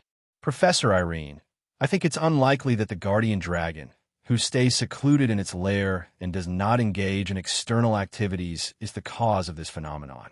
Reporter, then what could be the cause? Professor Irene, here, I have formulated a hypothesis. The instinctual preference for silver among humans could be because the existence of silver brought great benefits to the ancestors of humanity. Reporter, are you referring to the guardian dragon? Professor Irene, it's unlikely it would bother with such a task. Please edit this part out as well. Reporter, understood. If not the guardian dragon, then? Professor Irene, I have hypothesized that it could be an extraterrestrial being from outside this world. An alien with silver skin, the ones I've named gray aliens, who gifted various things to the ancestors of humanity. This year's trend color is silver. If you want to dye your hair a sparkling silver like silver coins, this is the product for you. The article continues with a promotion for hair dye. An article published in the Empire's Entertainment magazine. A certain scholar of the Empire Academy seemed to be quite angry after reading this article. Some time had passed. As their numbers continued to increase, humans spread out across the world, and finally, some of them arrived in the territory of the lizard men. Well, it wasn't originally the territory of the lizard men. Thanks to the method of maintaining body temperature with fire that I had taught them, the lizard men have been able to expand their territory beyond the limits of their race. During this time, they were quite bewildered upon coming into contact with humans and learning of their existence. What did the lizard men, who saw creatures walking on two legs like themselves, but without scales or tails and covered in fur, think? Perhaps because I had met the lizard men in human form, there was no hostility towards the humans. Well, if they had fought, the lizard men would have won. The robust bodies, perfected from the massive size of dinosaurs, possessed a strength that frail humans could not imitate. Moreover, compared to humans who only used simple wooden sticks, the lizard men warriors wielded very sharp weapons made of obsidian. Really, it was fortunate that the lizard men were quite benevolent. Had a proper war broken out, humans would have been slaughtered without being able to lift a finger. Anyway, the humans and lizard men began to form a relatively peaceful relationship, advancing to the point of exchanging necessities with each other. Though, most of the necessities were on the human side. Food. The lizard men, with their superior physical bodies, were natural hunters and rarely failed in their hunts. They had the strength to defeat most wild beasts alone and could swiftly swim and catch fish with their hands using their thick tails. Thanks to this, the lizard men never lacked food. Considering they were also growing corn, beans, and pumpkins using the farming methods I had taught them, it was more likely that they would offer food to the humans rather than ask for it. Indeed, They were showing efforts to build a close relationship by sharing food with the humans. As they interacted with humans, the lizard men were also seen teaching them language bit by bit. It was truly a moving scene when humans, who had only been making barbaric cries, awkwardly began to speak under the guidance of the lizard men. Lastly, the lizard men gave humans the final gift of teaching them how to make stone tools. The method of breaking stones to create handheld axes. The lizard men, who had long experience with obsidian and other stones, passed on their know-how. Of course, due to physical differences, humans struggled a bit. While lizard men could easily break stones by hitting one stone with another, it wasn't easy for humans. Using grass to make primitive ropes and tying them to branches to create primitive axes and spears was a significant advancement for humans. After bestowing many things upon humans, the lizard men asked for obsidian and white flowers in return. Due to sudden environmental changes, the lizard men had to move and, in haste, had to abandon their previous obsidian quarry. Although they had a certain amount of obsidian in reserve. Reserves are just reserves. If they don't increase, they will eventually run out. Thus, while expanding in search of a new obsidian quarry, the lizard men encountered humans. Humans, not constrained by body temperature, could potentially search further than the lizard men. As for the white flowers, well, they said they were short of flowers for a festival. No, I'm happy they still remember the white flowers they used to offer to me, but there's no need to go to such lengths for a festival. Should I talk to the lizard men when I visit them next? But I don't want to dampen the spirit of the festival. I might need to think about this a bit more. Or perhaps I could just solve it by creating a flower garden for the lizard men? Well, I'll think about it later. Yeah, later. The Festival of White Flowers is the most important festival for the lizard men. This festival, which starts on the day that marks the beginning of the year, honors the creator dragon god who bestowed treasures upon the lizard men in exchange for the insignificant white flowers, and aims to wash away the sins of world so that the creator dragon god does not become angry. Streets filled with white flowers. The spectacle of white flowers carried by the wind spirits feels almost like walking through a street nestled in the clouds. How about welcoming the start of a new year with white flowers? Festival of White Flowers promotional pamphlet. The development of humans continued rapidly, making stone tools, learning agriculture from the lizard men, and gradually trying to follow it. Humans continued to evolve. During this period, they met other groups of humans, exchanged necessities, and sometimes engaged in minor conflicts. Humans began to do many things. I held in my hand a new gift to pass on to them. A spinning wheel, a tool for making thread, was the first to appear. And with that spinning wheel, thread made and needles made of bone. Lastly, a wooden fishing rod. Honestly, the fishing rod is just an extra. The main things are the thread and the spinning wheel for making thread. Fishing. Since humans were still in the situation of throwing stone spears into the water to catch fish, I thought it might be time for them to have thread. I approached the group of humans I always visited. The group had grown much larger than when I first visited. There were so many humans living there that I wondered if they might run out of food. We will rely solely on your kindness. Click here. Donate now. Kieg? WH who? Oh, you can speak properly now. A human speaking somewhat awkwardly. Judging by the stone spear in his hand, he seemed to be a guard. I've come to find the leader of this group, so make way. You are. The guard, greatly surprised upon seeing me, bowed and said, "Please come in." A respectful greeting. The intelligence in their movements felt as if their days as beasts were a long time ago. I will guide you. Good. Lead the way. The guard led me through the paths nestled among numerous huts, and I followed him.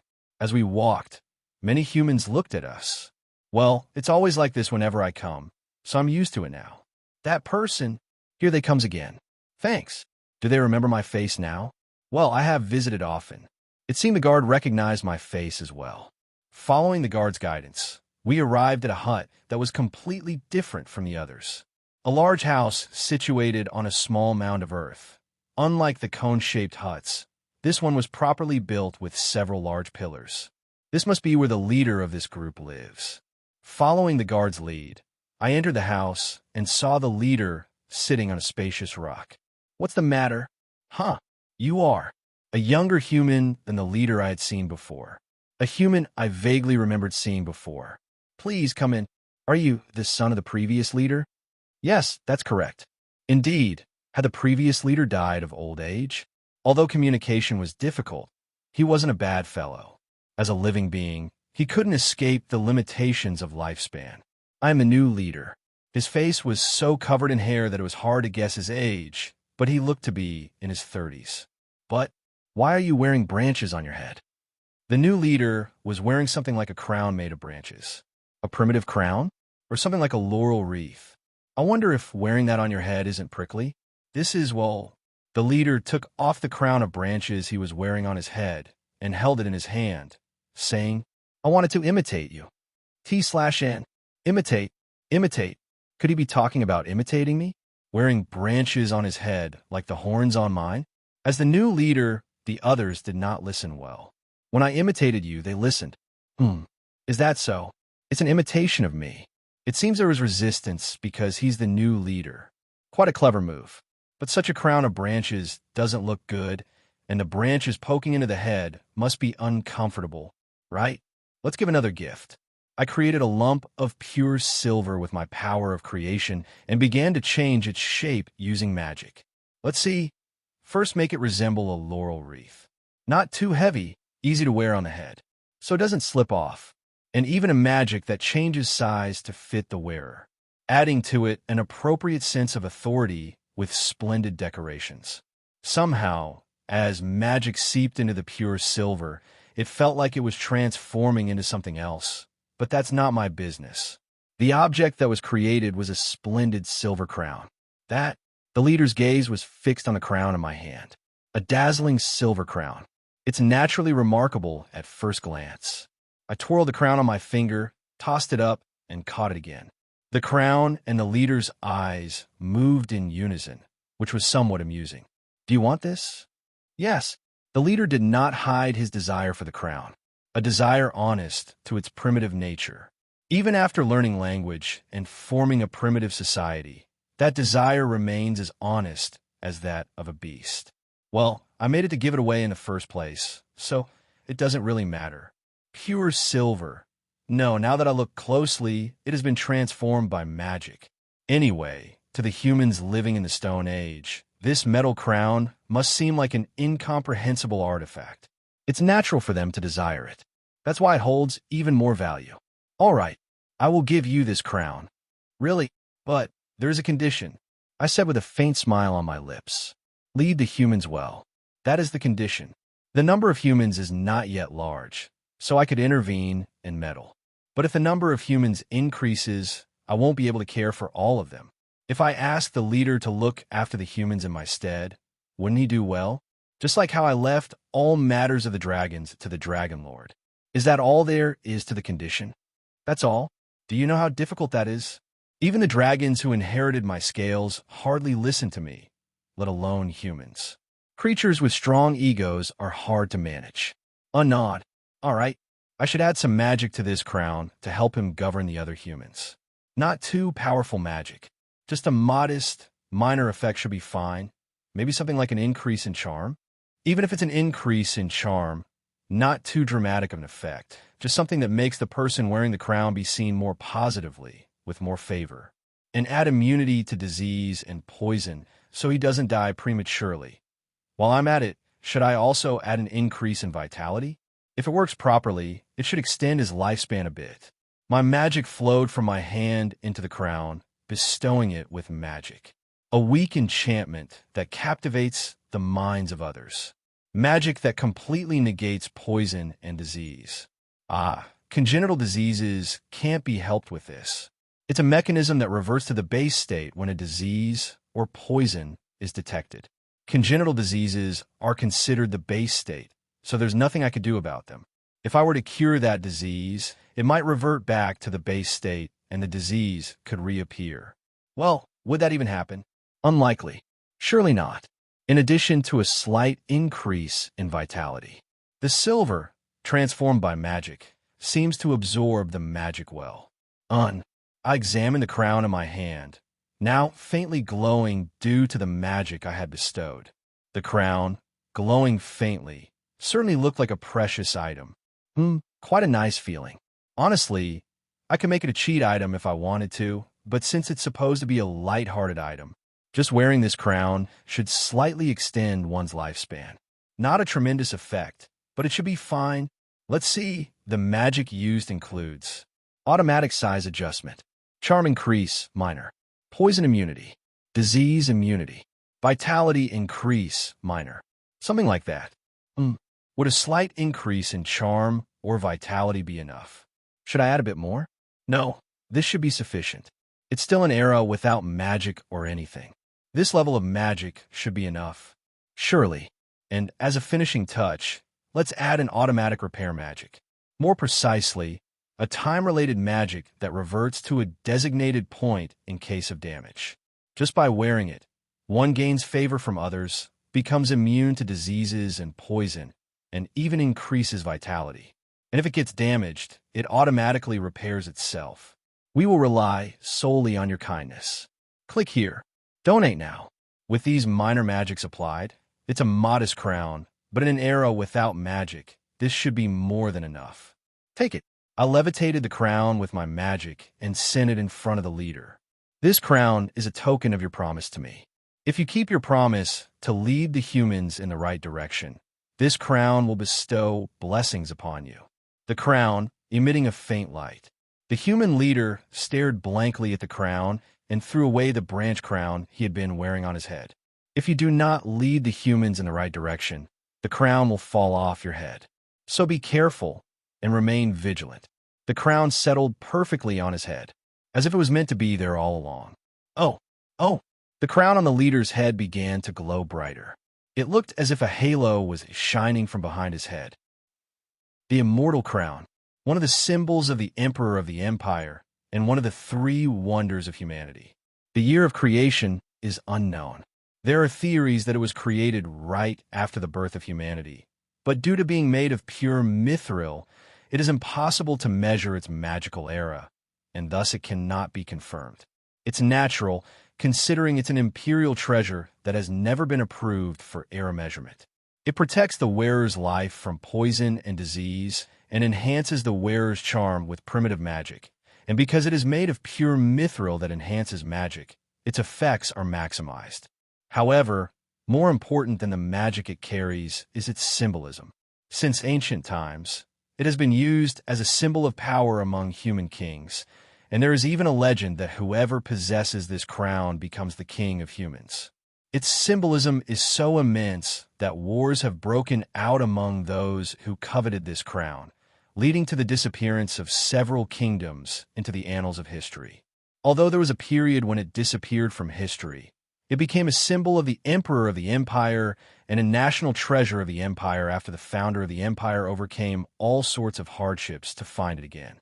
According to some theories, when one wears this crown, it asks a question, and if the answer is incorrect, the wearer cannot fully benefit from the crown's effects. And if the answer is completely wrong, the crown tightens around the wearer's head, causing pain. Encyclopedia of Legendary Armor. Now that I've given away the roughly made crown, let's get back to the main point.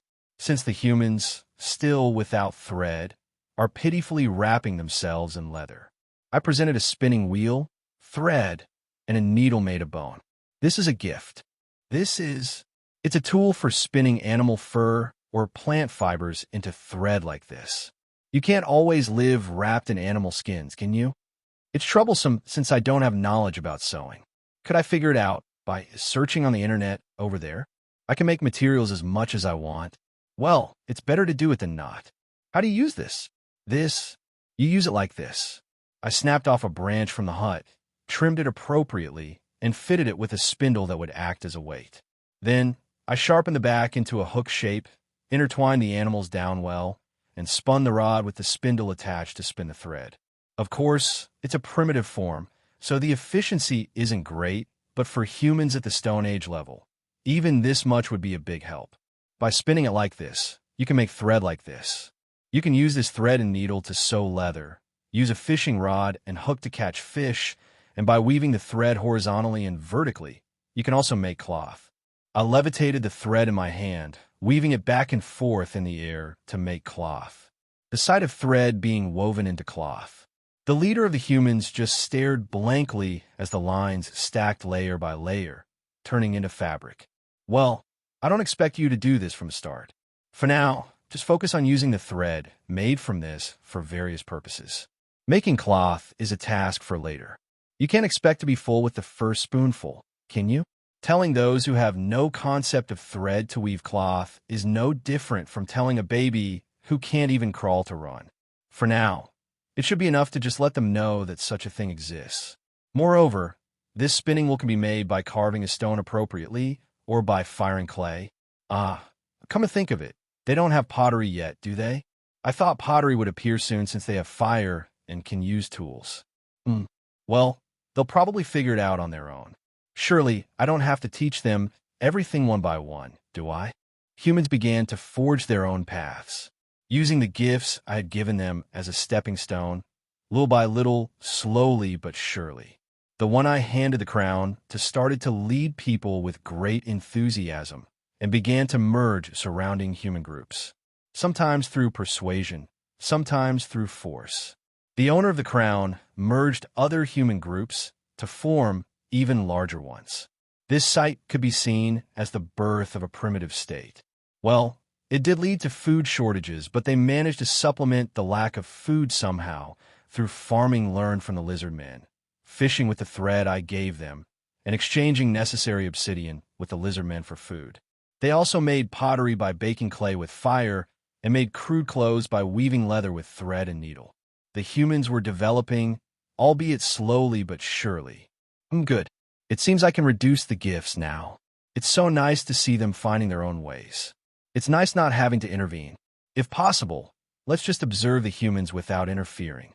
It would be bothersome for both me and the humans if I meddled in everything. I'll only help with problems they absolutely cannot handle on their own. As I observed the humans, time passed. Enough time for the owner of the crown to change several times. A world where humans have spread across the continent, making it rare to find a place without humans. While looking over such a world, Mom, do you have a moment? Yggdrasil's voice came from a nearby tree. Yggdrasil, yes, it's me. Yggdrasil, I have something I'd like to consult with you about. Is it okay to talk? It's unusual for Yggdrasil, who has been reflecting on its main body for a long time, to speak to me. Must be something. Well, I think it has reflected enough. What is it? Could you come to my main body? It'd be quicker to explain if you come. To your main body, a tree as large as a mountain. The gigantic tree located in the northwest of the continent. The largest of the plants that have been in place since the world was created. Yggdrasil was calling me. After the era of dragons ended, Yggdrasil has been reflecting on its main body, waiting for me, calling me. What could it be? I flew in the direction of Yggdrasil's main body, puzzled. What did you call me for? You came quickly. Mom. Well, crossing a continent for me is not a difficult task. It would be over in minutes. The matter I want to consult with you about is not something else.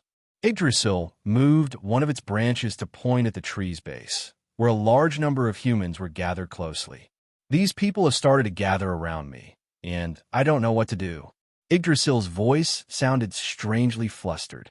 I still haven't reflected enough to face you, Mom, but they keep gathering around me. I don't know what to do. Is that so? This child still feels guilty towards me. Well, since I never really got angry at Yggdrasil, the guilt must have grown. I've already let go of that anger. It's okay. You've reflected enough. But there's no need to blame yourself too much. Isn't that enough reflection? Yggdrasil didn't respond to my words. Let's put that aside for now. Are these humans causing you trouble? What? Oh yes, it is troubling. Really troubling. Troubling enough to bother Yggdrasil. What are these humans doing? They started to worship me. Worship?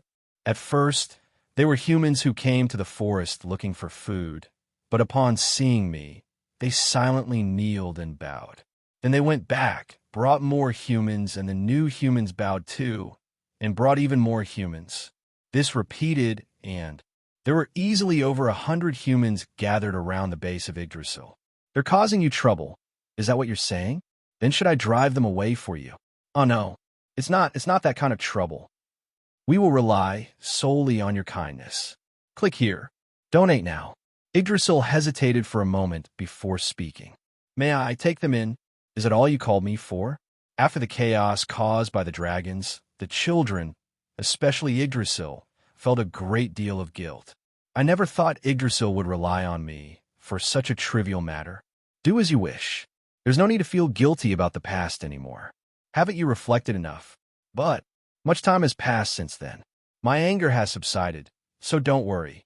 Honestly, Yggdrasil was more entangled by the other children. It might feel a bit unfair. I'm not hesitating for that reason. I've seen you for several years, Mom.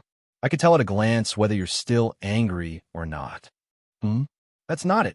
The reason I hesitate is humans are creatures you particularly cherish. Is it okay for me to take them in? I particularly cherish humans? You do cherish them, don't you? Humans? Do I? I thought hard. Did I particularly cherish humans? Of course, I gave them various gifts, made them a crown, and especially took care of them, but... Wait, am I incredibly biased? No, wait, I didn't think I was biased. Was I actually biased? Thinking about it, I never really gave gifts to the dragons, and they only caused me trouble until I finally got angry. As for the lizard men, the gifts were fixing a spear, teaching them farming and fire. I was incredibly biased. No, originally I was human too. The humans, just out of their monkey phase, seemed pitiful. So, I ended up taking care of them. Let's reflect. Reflect. Did you not realize? That's right. I was favoring the humans. Anyway, it's okay for you to take in those humans. It seems they want to worship you. Really? Then I'll take care of them.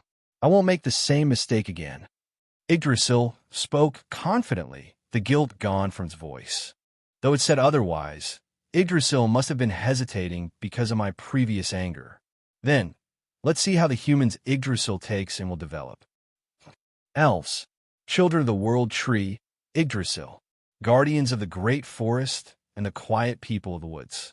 With a beauty incomparable to humans and a lifespan much longer, they're a sub-race living vastly different lives. With magical aptitude and the ability to communicate with spirits far beyond humans, along with agile movements and amazing archery skills, each of them is a formidable scout, archer, and mage. Their skills are recognized by most adventurers, and if one embarks on an adventure with an elf companion, the journey is highly likely to succeed. However, even elves have a downside. If you're traveling with them, even a single tree branch must be treated with care. A tree branch. Anyone might think like that, but to the quiet people of the woods, the children of the world tree, trees are as family. From a moment an elf joins the party, breaking a branch is akin to breaking a family member's arm. Naturally, starting a fire with a tree branch is unthinkable, and cutting down a tree is like declaring a life-or-death battle with an elf. Of course, not all elves are so rigid. Especially those adventurous enough to become adventurers are much more open-minded. Consulting with an elf to break a single twig or make a piece of firewood, and only being able to do so after talking to the tree and receiving permission. If the adventure leads into the forest, one might have a comfortable journey with an elf as a guide or endure a painful adventure filled with the elf's nagging. Another peculiar aspect to mention is their unique dietary culture. Considering trees as family, they fundamentally do not eat meals but are known to sunbathe or eat meat. The idea of filling one's stomach with sunbathing might seem absurd. However, since they themselves say so, and they're indeed elves who live on water and sunbathing for a month without eating, it might be a blessing bestowed by the world tree. Scholars who have studied such elf ecology have concluded that they cannot understand the principle behind it. Therefore, when adventuring with them, it is advisable to prepare a meat-based diet as much as possible. Otherwise, you will find yourself facing an elf drinking only water with slightly resentful eyes throughout mealtimes. Anyway, despite such inconveniences, elves prove to be powerful companions worth having on your journey. Ah, of course. The story might be different if you're a dwarf. A guide for adventurers exploring the world. Chapter on subraces. The Elf Edition. Yggdrasil began to earnestly take care of the humans around it. To the hungry, it provided fruits. To those without a place to live, it wove shelters out of branches. And to the sick, it offered medicinal herbs. Yggdrasil tenderly cared for the humans under its shade. It even created shade with its leaves when the sunlight was a bit too strong, which seemed a bit excessive, but for some reason, Yggdrasil would only reply with, "Isn't that something a mother would say?" I don't know why my story is coming up here, but anyway, the humans living around Yggdrasil began to gradually change in nature. Whether they changed because they admired the giant tree Yggdrasil, or because they ate the fruits it provided, is unclear.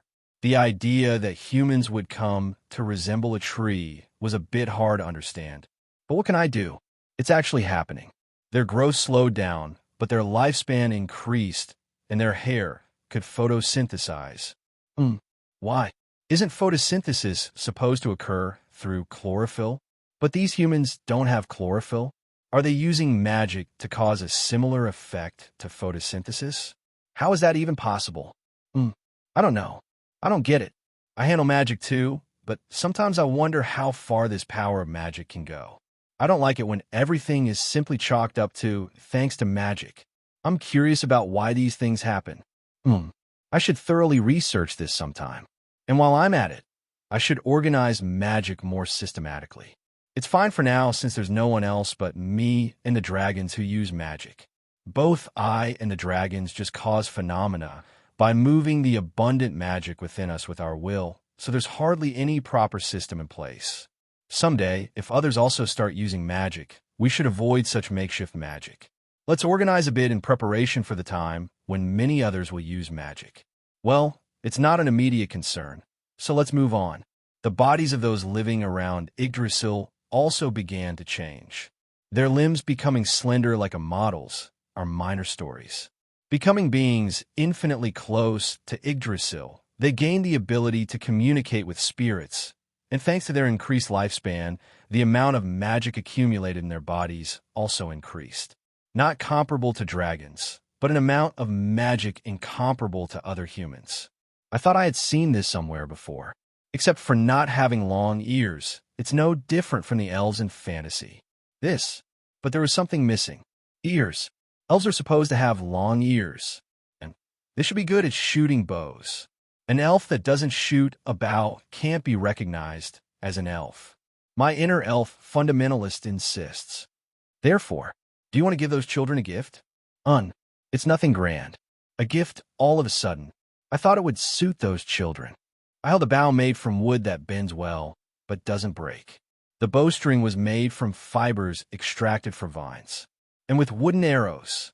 The basic elf set is complete. If I give this and lengthen their ears, the perfect elf I envision will be complete. What's that? It looks like a strange branch. I made it thinking it would be useful for the humans you're taking care of. You hang this wooden stick on the string, pull it back, and shoot it far away. I slightly pulled and released the empty bowstring. Twang! The bowstring vibrated. And I've also come up with a fitting name for the humans living around you. A name for their race. You're not just showering these children with gifts because you once said you favored humans, are you? How could that be? I've simply prepared this for the humans you're taking care of. I oddly feel a distrustful gaze from Yggdrasil, though it has no eyes. All right, then I'll gather the children together. And a short while later, humans gathered in the small plaza at the base of Yggdrasil. Who are you? A wanderer, here to deliver gifts from the world tree, Yggdrasil. You sure have a nerve to say such shameless things. Chill. These children are Yggdrasil's, so it's best I keep my interference to a minimum. I blocked the humans from hearing Yggdrasil's voice and continued speaking. I thought you'd need weapons to protect yourselves, so I brought this. I took out a bow and arrows and showed them to the humans. Then I heard them gasp briefly. Not the reaction I expected.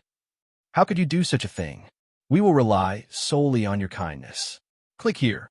Donate now. To cut branches so brutally. That thin thing. Did you pull out tree vines thinly? Horrible. Those small branches. Horrible. Huh. This isn't the reaction I was hoping for. Beast. Monster. Lumberjack. You're not human. Get out of this forest. Why are they reacting so violently? It's just a bit of woodworking. Ah, trees. Maybe. These humans must have developed the ability to hear the voices of trees. To such humans, I, who cut branches and extracted fibers to make string, must look like a monster who carves out human bones and pulls tendons to make a bow. Quite horrible, yeah. Wait, I understand why you're angry. But this is something I made after consulting with the tree and cutting its branches. Of course, that's a lie. I didn't consult. What are you going to do about it? Yggdrasil is my child. So, I'm not angry at the young human's foolish words. I'm not angry. Just a yellow card. Collect 100 and it's the advent of the Doom Dragon. Just kidding. You're being strangely petty, Mom. Quiet. It's the humans who are bad for getting angry as if they're going to throw stones, even though I brought them gifts. Even considering they're still immature humans. Or are you planning to ignore the heart of Yggdrasil, who thought of you and sent these gifts? My words caused a stir among the humans. The murmuring voices grew louder. To these humans, living thanks to Yggdrasil, ignoring the heart of Yggdrasil must carry a strong meaning. If the world tree wishes it, we'll understand. An older human spoke as a representative. They should have done so from the start. Why get angry at the person bringing gifts? It's like getting mad at Santa. Ahem. I'll swallow my anger for now. This tool is called a bow. You hook this arrow here, pull it back, and shoot it far away. I hooked an arrow onto the bowstring, pulled it back moderately, and shot it at a rock a short distance away. Boom! The rock shattering from the lightly shot arrow is a minor detail. You can't always live on the fruits given by Yggdrasil. Your numbers will continue to grow. There's a limit to the fruits Yggdrasil can create, after all. That's true, but does the world tree think the same? Of course. The world tree might dry up because of you, you know. It's not like I'll die for making a few hundred fruits. It's just a figure of speech. And if the number of humans continues to increase, a few hundred won't be enough. Anyway, I'll give you this bow and arrows. Use them to hunt and gather food. Thank you for your words, but giving us just one, are you saying we should imitate this and make more? I looked around at the humans. A strange fear was swirling in their eyes. Is it that difficult to make bows and arrows? Since they have to be made by cutting branches from trees that can communicate? It might be like asking someone to make a bow out of another person's bones and tendons. Some might even say they'd rather not use a bow at all. That would be problematic, of course. Then let's do it this way. I slightly lifted my foot and stomped on the ground, and in an instant a fairly large hole was dug. The humans recoiled in horror, but that's not something to worry about. I scattered the bow and arrows into the hole and filled it with magic, then used a growth spell on the bow and arrows. The bows and arrows made from still living trees. As a result of using the growth spell, a tree grew rapidly. The fruit that formed on the tree was a fully formed bow and arrows. Instead of cutting branches and making them one by one, it would be more convenient to have them form in this complete shape. You really use such absurd magic. Well, there are all kinds of fruits in the world, and since it's a fantasy anyway, it wouldn't be strange to have a tree that bears bows and arrows, would it? T/N, bow fruits. If there's a tree that bears bows and arrows like this, it wouldn't be a burden for you, considering that the fruits created by Yggdrasil are already a staple in their diet. Bows and arrows that form like fruits shouldn't pose any problem. Surely, they wouldn't refuse this as well. If they dislike this, how are they managing to eat the fruits of Yggdrasil?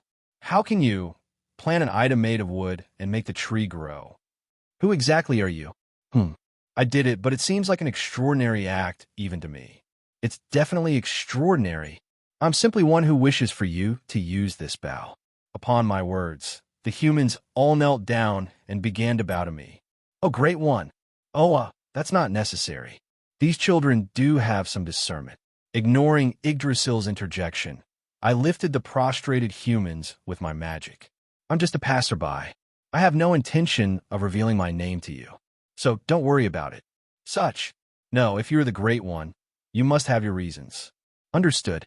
If you wish to keep your name hidden, we will respect that. I nodded slightly at the human's words. Instead, I will give you another gift. I gather my magic and envelop the humans, beginning to change their bodies. No, they could no longer be called humans. I sharpened their sight and hearing even more. I didn't touch the other senses, as becoming too sensitive could be a hindrance. And finally, I elongated their ears. They transformed into shapes resembling long leaves. The completed form of these beings was not different from the elves I had in mind. This, what exactly is? I have enhanced your eyes and ears. Now, you can see farther and catch smaller sounds. With this, you will become natural hunters. The humans were confused by the sudden change in their senses. Well, it's natural to be confused when your senses change. It's like getting new glasses, but much more intense than that. Your ears have become longer in the process of enhancing your hearing, but the shape of those ears reminds one of the leaves of the world tree, so it will serve as a proof of being children of the world tree. Mom, what have you done to these children? Their ears are long, and now, resembling the world tree, you shall name your race. You, the children of the world tree, will henceforth call yourselves elves. Those long ears will be your proof. Mom, don't ignore me.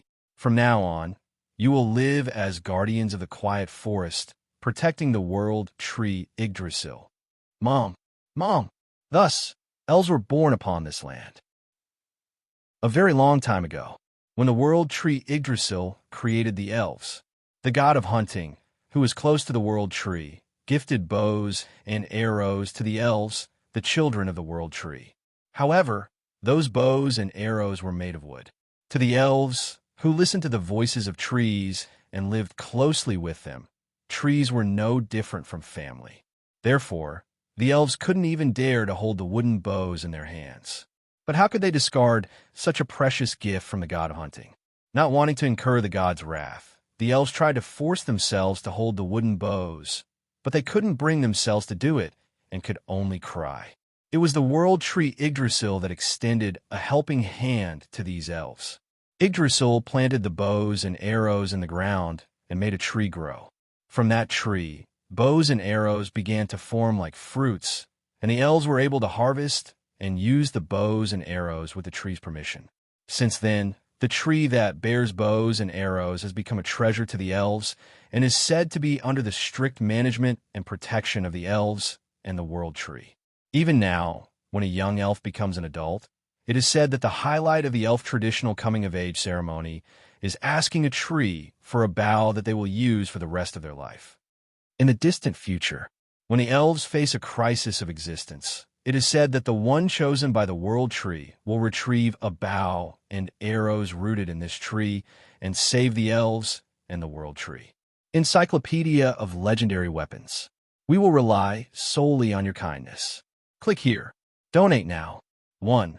The record refers to an unnamed deity, so there's a divided opinion in the academic world about who the deity that gave the bow and arrows is, but the most popular theory is that it was the god of hunting because of the symbolism of the bow and arrow. Mom, that was too much. Suddenly making the children's ears so big. But they look nice, don't they? Well, that's true, but compared to when they were just humans with long limbs, handsome or pretty, now they definitely give the impression of being a different race. That impression came from the long ears I extended, which even Yggdrasil agreed with. In the future, various races will appear on this land. Shouldn't there be a clear way to distinguish your children from those races? This is a complete lie. I just wanted to see elves with long ears. Well, it seems the elves are quite pleased with it, so there's no problem. Since the children seem to like it, I'll let it slide. But what if other humans come to live around me wanting to? Should I change them like that too? Are there many new humans coming in? Not many, but not none. Just a few come in every once in a while. I nodded at Yggdrasil's words. If there were none at all, there would be no problem, but if even a few come in, we can't just ignore it. If new humans want to change like the other elves, it will take a long time, so we need to speed up the transformation. Right. It took a long time for these children to change like that, so I don't think humans who just came in from outside will accept the amount of time it takes for the children to change. Unwell. In that case, manually transforming them might be best. But transforming every single aspect of humans coming from outside would be quite a hassle. Maybe a magic that copies and transforms the racial traits.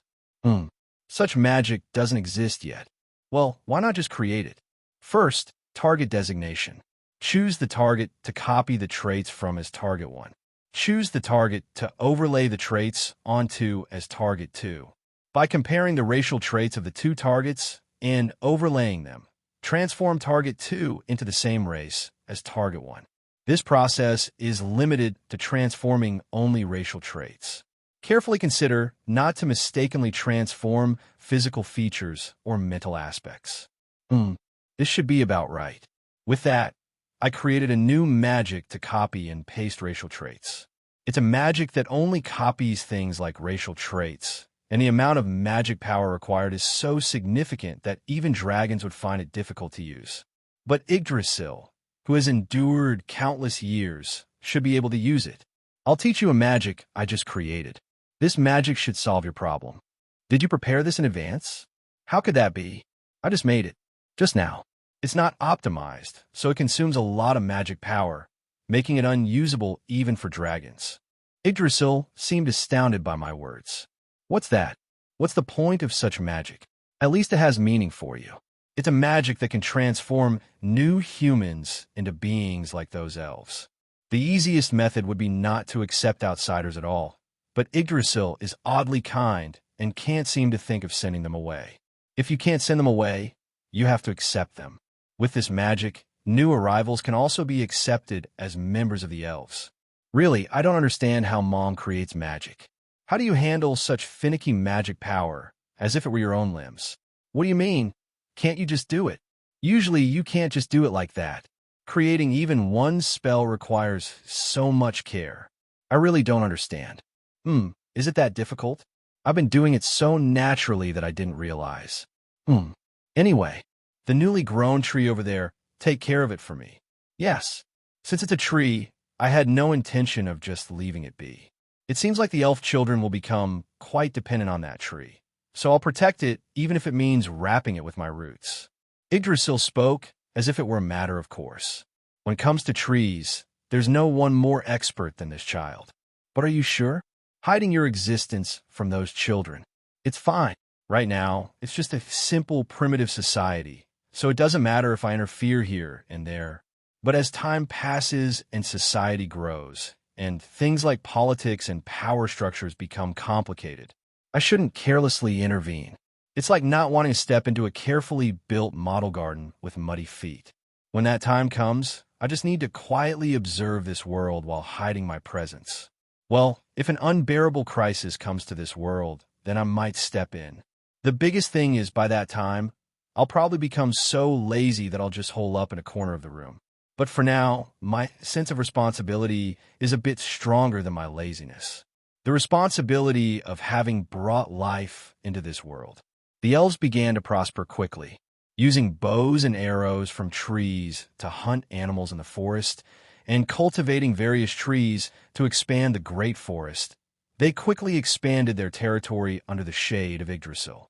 There were also those from outside the great forest who wanted to join the elves, and eventually, they were transformed into elves by Yggdrasil and joined. With the great forest where Yggdrasil is located as their base, the prosperity of the elves took its first step. However, there was also an element of unease for the elves. Those who settled near Yggdrasil first and were transformed into elves by me began to differentiate themselves from those who joined later. They claimed to be more pure and noble elves since they had been around the world tree from the beginning.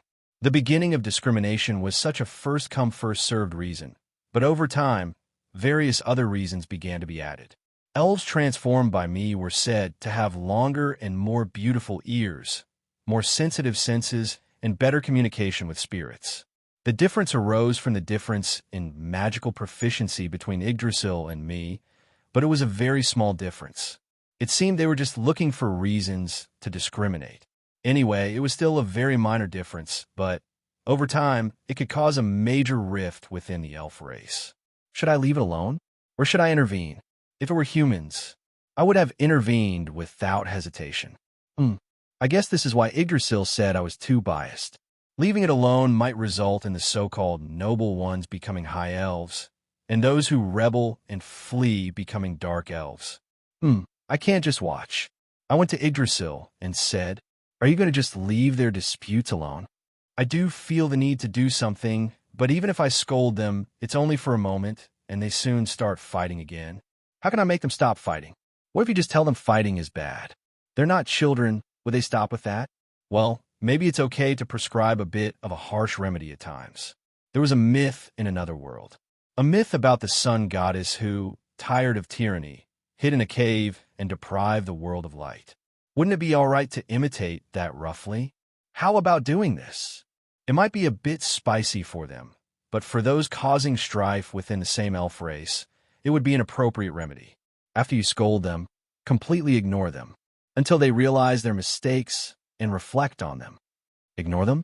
But those children are fragile and can't survive without my care.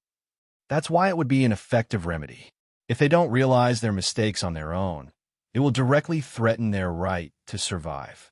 However, this method should only be used this time, as it might backfire if used frequently. Okay, I'll trust you. But what if they don't realize their mistakes and keep fighting?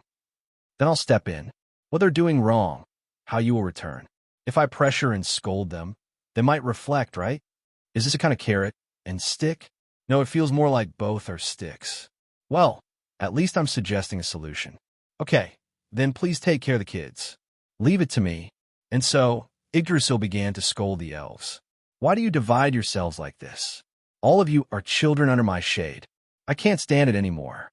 Until you reflect on your mistakes and swear not to make the same mistakes again, I will not listen to your voices. Yggdrasil's stern voice reached the elves, and they were greatly alarmed. Though they had started hunting with bows, it was still in the early stages. They can't make a fire properly, so they're eating mostly raw meat. Their main food was the fruits of Yggdrasil. The elves had thought Yggdrasil would not withhold the fruits, but days passed, and what they thought impossible became a reality, shocking them greatly. World Tree, we were wrong. It's all because of those imposters. What? You guys ignored us. Yggdrasil said we are elves too. Then why do you guys ignore us? What did you say? I can't hear the words of those with short ears. Wow, look at the hate speech. No, this isn't the time to just watch. The elves began to blame each other and fight when Yggdrasil stopped bearing fruits. There hadn't been any physical conflicts yet, but it was only a matter of time. It's time for me to step in. I jumped down among the elves gathered in the square, and they were greatly surprised by my sudden appearance. Stop! I spoke in a low voice and slightly increased the gravity in the square to immobilize the elves. You were told not to fight, yet here you are, fighting. You foolish ones. The elves, pressed down by the sudden increase in gravity, couldn't move properly and were shocked by my sudden appearance. Even the elves, confident in their keen senses, hadn't noticed my presence at all. I wonder if this is what it feels like to see something that shouldn't exist. You are. The elves I had personally transformed seemed to remember me, unable to easily start speaking. If they remembered me shattering rocks with arrows, that would make sense. But an outsider? The elves who didn't know me seemed to be in disbelief. Well, that makes sense. Those who joined the elves later wouldn't know me, since Yggdrasil had transformed them directly. We will rely solely on your kindness. Click here. Donate now. Outsider, get out. This is a matter for the elves. You idiot. Do you know who this person is? What? Did you just call me an idiot? Here they go again, fighting among themselves. Even though their bodies should be heavy due to the gravity, they're still trying to punch each other. Quiet. I increased the gravity in the square even more, and the elves could no longer stand and fell flat on the ground. Yggdrasil started ignoring you because it's sick of you fighting like this, and yet you try to fight again. You truly are fools. Ugh, grgh. The elves, flat on the ground like bugs, groaned. They looked somewhat pitiful. I came here because I have a way to solve this problem. But in this state, you won't be able to use that method. It's regrettable, truly regrettable, to think this is the end for the elf race. I sighed softly and released the gravity magic pressing down on the elves. Slowly, they caught their breath and got up. Are you able to solve this problem? Of course. Don't you also know how to solve this problem? The problem itself isn't difficult. If they're willing, it could be resolved quickly. But they don't seem to have the will to solve it. We don't know who you are, but this is an internal issue for the elves. This problem arises because they don't treat us as equals. The voice of someone who didn't know me. Indeed, they were the ones who discriminated first. Can't we all live together peacefully under the shade of the world tree as elves? They had no answer. Such pitiful creatures. First, you need to understand each other's feelings. If they experience each other's situations, maybe they'll understand a bit. I used magic. I swapped the races of those divided into two sides like choosing sides. The elves transformed by me became like those transformed by Yggdrasil. And those transformed by Yggdrasil became like those transformed by me. The difference is very subtle, but to them, it will definitely be felt. T/N, team swap. Ha ha, what is this? Huh. The change in perception is severe, but the reverse will be severe too. How do you feel now that you become each other? Very frustrating. I can't believe there's such a difference. Good. It seems they're starting to understand each other's feelings. Do you swear not to fight anymore? Yes. We swear. Could you change all of us like this? Huh. Well, it's not difficult. But what about the elves who come later? Am I supposed to change them all? Yggdrasil would be annoyed, right? Yggdrasil personally changed you. Are you dissatisfied with that? No, it's not that. To the elves, Yggdrasil holds an absolute position. If they're dissatisfied with what Yggdrasil has done, I wonder what happened. It would be quite interesting, wouldn't it? Understood. We'll also not fight with them anymore. Them? Aren't you all elves? Get along well. Be friendly. Anyway, after mediating the elves' fight like that, I returned the elves to their original forms. The elves, whose senses had become dull again after being sharpened, seemed a bit disappointed. Now that you've reconciled, I'll tell you how to appease Yggdrasil. I called over the spirits that were hovering around. The spirit of fire, the spirit of water, the spirit of wind, the spirit of earth, and the spirit of trees. The spirits of light and darkness are a bit fewer in number. I shared my magic power with those spirits and materialized their forms. You can talk to spirits, but you've never seen their forms directly. If I share my magic power, I can materialize them like this, but there were no beings on the surface that could do this. Dragons can. I will teach you how to borrow the power of these spirits. After all, if it's elves, it has to be spirit magic. Of course. Spirits. Long ago. No, maybe not so long ago. It hasn't even been a few thousand years. Anyway, in the past, the spirits, who were once dragons, wandered the world like innocent children, having forgotten even about themselves. If there were a king of spirits to rule over them, it would be the 7 children who became the ancestors of dragons. But let's skip over those children for now. After the dragons turned into spirits, their influence led to the birth of even smaller, more numerous spirits. In other words, the spirits that were dragons became higher spirits, and the newly born spirits became middle or lower spirits. Anyway, the method to borrow the power of such spirits was not difficult. To contract with a spirit and supply magical power to materialize the spirit. It's simple if it's simple, and difficult if it's difficult. One must consider the compatibility with the spirit and the aptitude for magical power, but it should be possible for elves. Lizard men have a very low aptitude for magical power, so they cannot materialize spirits and only create spells to borrow the power of spirits. But that has its own flavor, so it's fine. Ahem. The story has drifted elsewhere. Let's get back on track. Elves, who can converse with spirits, tend to have a high aptitude for magical power, so they should be able to materialize spirits.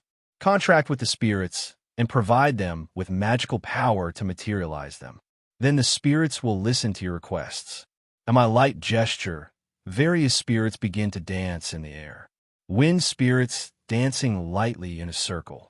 fire spirits frolicking and swinging orderly flames, water spirits dancing smoothly like flowing water, and earth spirits expressing faint emotions with static movements. The ballroom created by the four elemental spirits exudes a dreamy atmosphere. How beautiful! Show this beautiful sight to Yggdrasil and appease Yggdrasil. Can't you do it for us? And in elf's words, I shook my head. This guy is trying to get a free ride. The problems that originated from you must be resolved by your own hands. I am merely suggesting the method. As I wave my hand again, the spirits join hands and form a large circle. I wonder what the elves, seeing the spirits of all four elements coming together and holding hands in harmony, are thinking.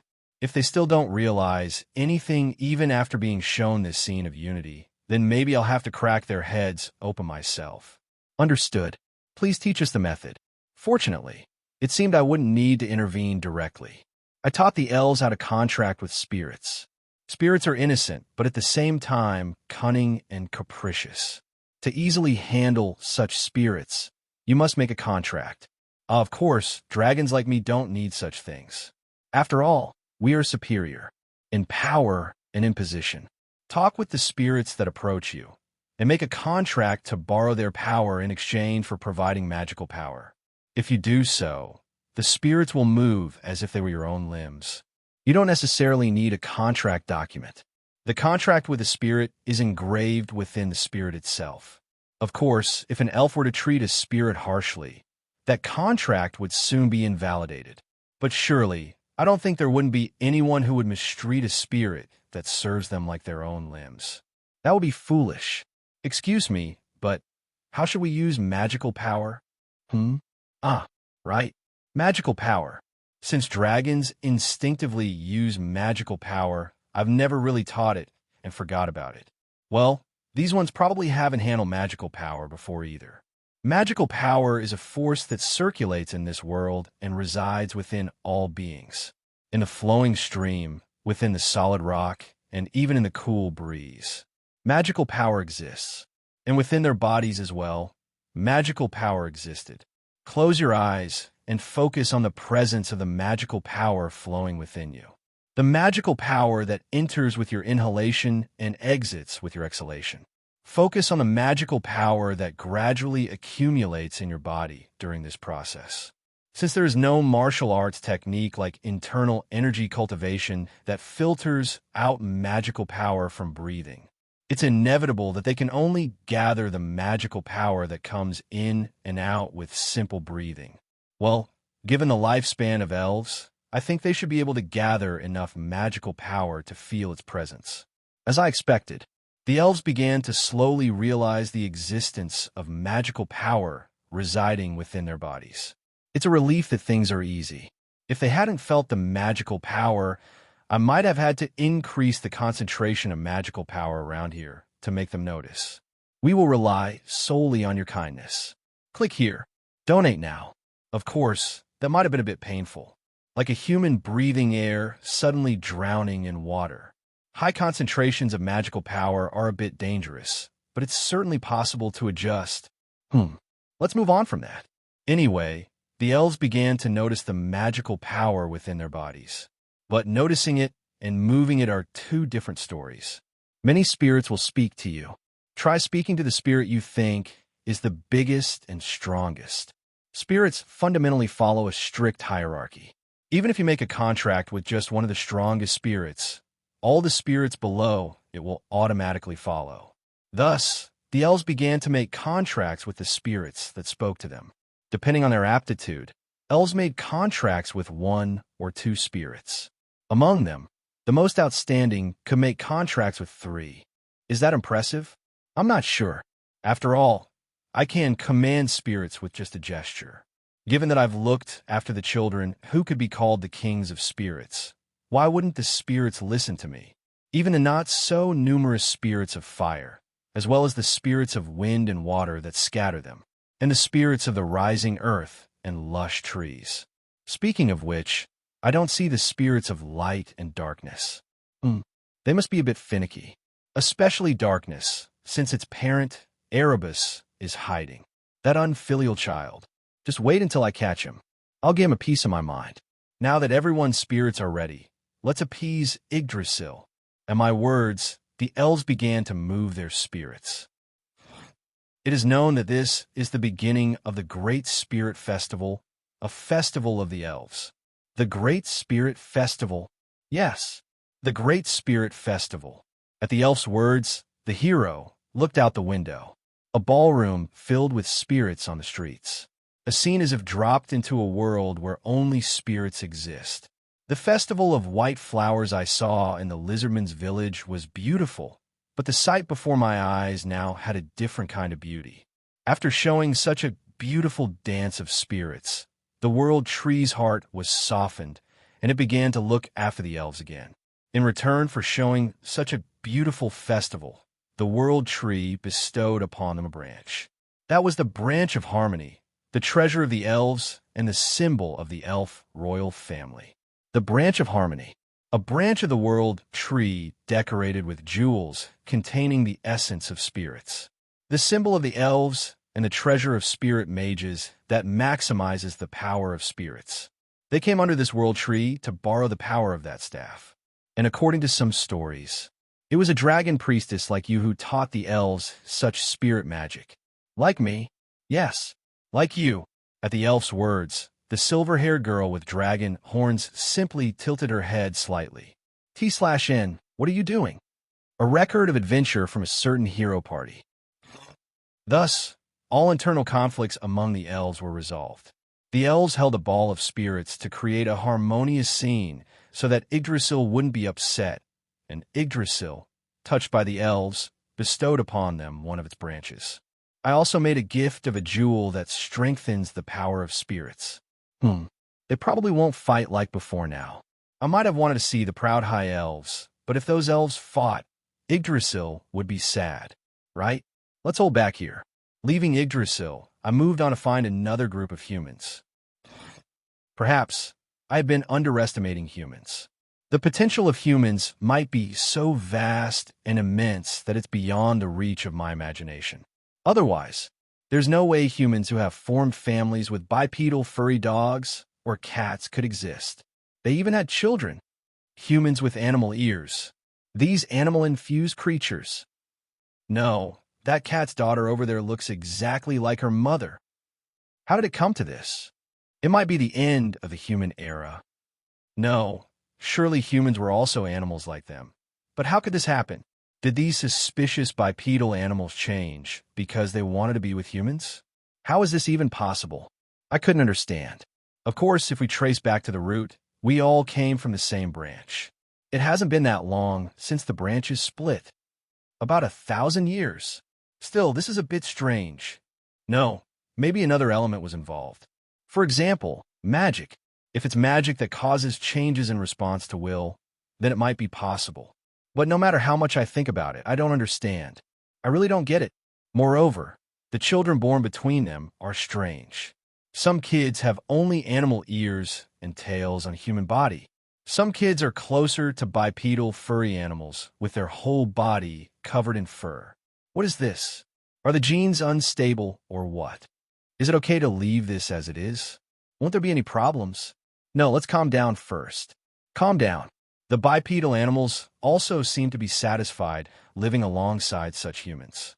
If they blend into human society, well, there's nothing I can do about it. All I can do is hope that they don't cause any problems. After a few suspicious species joined some groups of humans, little changes occurred. First, humans mixed with beasts. To avoid sounding discriminatory, let's call them beastmen. As beastmen joined humans, humans were presented with another option. Not just hunting or farming, but directly raising animals to obtain various byproducts like meat or fur. Simply put, it was the beginning of livestock farming. Initially, it was just hunting animals like wild boars or bison, but the joining of beastmen created another option. For some reason, the words of beastmen could directly convey their meaning to animals. So, some beastmen started to take in stray animals and raise them, which was the beginning of livestock farming. Humans realized that raising animals and obtaining various things from them was more beneficial than just hunting them. Thus, humans obtained wool from sheep, milk from cows, eggs from chickens, and just meat from pigs. Of course, that wasn't all. The power of cows was also used to make farming easier. Anyway, through such processes, the potential of beastmen was revealed. Beastmen were natural hunters and shepherds. Was it because of their animal blood? With their instinctual senses, they could hunt, directly convey their intentions to animals, and protect livestock from other predators as shepherds. Beastmen were blending into human society better than I thought. Really, why has it come to this? I don't understand. Beastmen hunters who could track down animals' habits on an instinctual level and hunt with simple traps had the potential to supply enough meat for humans. With their bravery in taking care of livestock and protecting them from predators, humans who didn't have prejudice against their appearance generally welcomed beastmen. We will rely solely on your kindness. Click here. Donate now. Of course, not everyone accepted beastmen. Since their appearance was inherently different, not everyone could accept beastmen. In other worlds, people discriminated against each other over skin color. So how could they not discriminate against those who looked like a different species? Moreover, even if we lump them together as beastmen, the type of animal each beastman is varies greatly. So, the option for beastmen to band together and combine their strength is not an easy one. Still, the effort to become part of humanity is commendable. Anyway, I had no particular involvement with beastmen. Until a major problem arises, all I can do is watch. Surprisingly, there were no problems in having children between humans and beastmen. However, there were some issues with the animalistic traits beastmen possessed when having children. Heat periods, shedding. There were many problems, but perhaps the biggest issue was the hybridization. For example, what happens when one is a carnivore, the other is a herbivore, and their ecology and appearances are completely different? The answer seems to be that the child inherits the traits of one side. I don't know much about genetics. Anyway, that's how beastmen were living among humans. Beastmen live between the forms of animals and humans. There are three types of beastmen: those close to humans, those close to beasts, and those in between. First, the human-like beastmen, commonly known as humanoid beastmen. Except for their tails and ears, they almost resemble humans. And because they're close to humans, their unique senses as beastmen are dull. Of course, being beastmen, their strength and agility are superior to humans, but they're certainly lacking compared to other beastmen. However, because they're so close to humans, they live among humans without much discrimination. Second, the beast-like beastmen, commonly known as beast-type beastmen. These are close to beasts, walking on two legs, using their hands, and able to speak. Their facial structure and oral structure are close to beasts, making their speech unclear, and many have legs structured like an animal's reverse joints, making them appear quite strange. At a glance, they might seem like a sub-race or even monsters, and in some areas, they're frequently mistaken for monsters and attacked.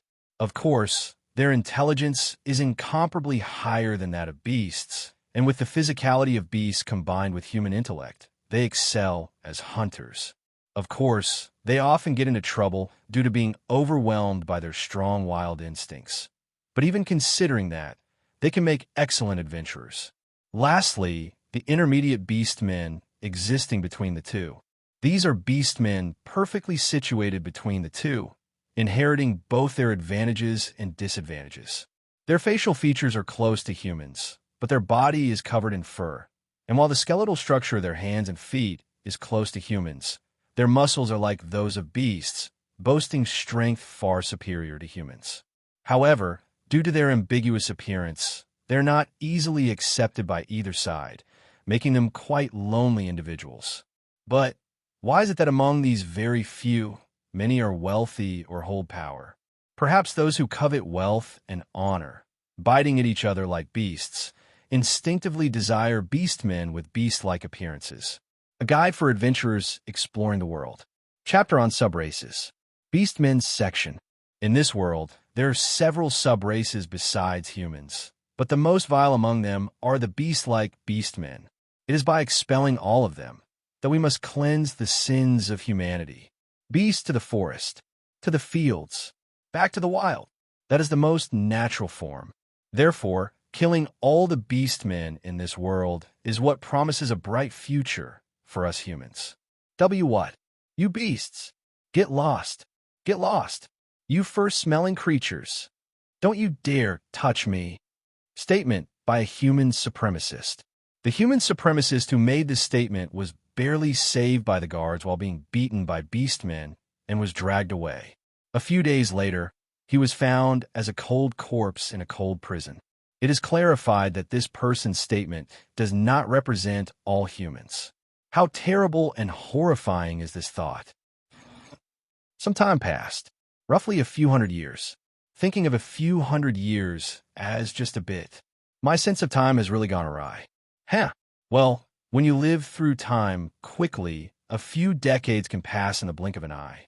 Anyway, by the time it became not uncommon to see beastmen mixed with animals among human groups, I lightly checked the technologies possessed by humans. First, the really important technology, agriculture. The basic farming I initially taught to lizard men was passed on to humans, gradually evolving and changing. Farming that involves not just sowing seeds, but leveling the land, planting seeds, and managing them until the sprouts grow. And then pulling out all other plants except for the crops being grown to achieve the maximum yield. Of course, there were still many shortcomings. Due to a lack of understanding of the power of the land soil fertility, they didn't know why to grow crops that increase soil fertility together, and thinking that planting many crops was enough, they overplanted and ruined the agriculture. Various mistakes were emerging. But compared to the beginning, there was definite progress, so wasn't that good? Thanks to raising cows as livestock, they were able to obtain great labor force. It could definitely be said that there was progress, although the production was quite poor because they hadn't done any breed improvement yet. Maybe I should improve it myself, if necessary. Well, those detailed things can be thought about later. Let's move on from agriculture. Thus, the grains obtained from farming were stored for a long time through pottery baked by fire. Of course, there was still much lacking, so they were only making pottery with rough edges like comb pattern pottery. But the fact that grains could be stored was a great advantage for humans. Compared to the days when they hunted daily and starved if the hunt failed, this was practically heaven. The importance of savings. Next is livestock farming. By raising various livestock, they were able to obtain meat and various byproducts. Together with agriculture, livestock farming made humans no longer solely dependent on gathering and hunting. Eggs, milk, wool, and other byproducts were greatly helpful to humans. The usefulness of livestock farming goes without saying. Next is spinning to produce thread, and weaving to make cloth. Weaving was still clumsy, but they were doing things like fishing with the thread they made. They must be trying their best. I wonder when they'll start making clothes out of cloth. I'm curious. Other than that, language transitioning from chipped stone tools to ground stone tools, making simple baskets out of tree bark or leaves.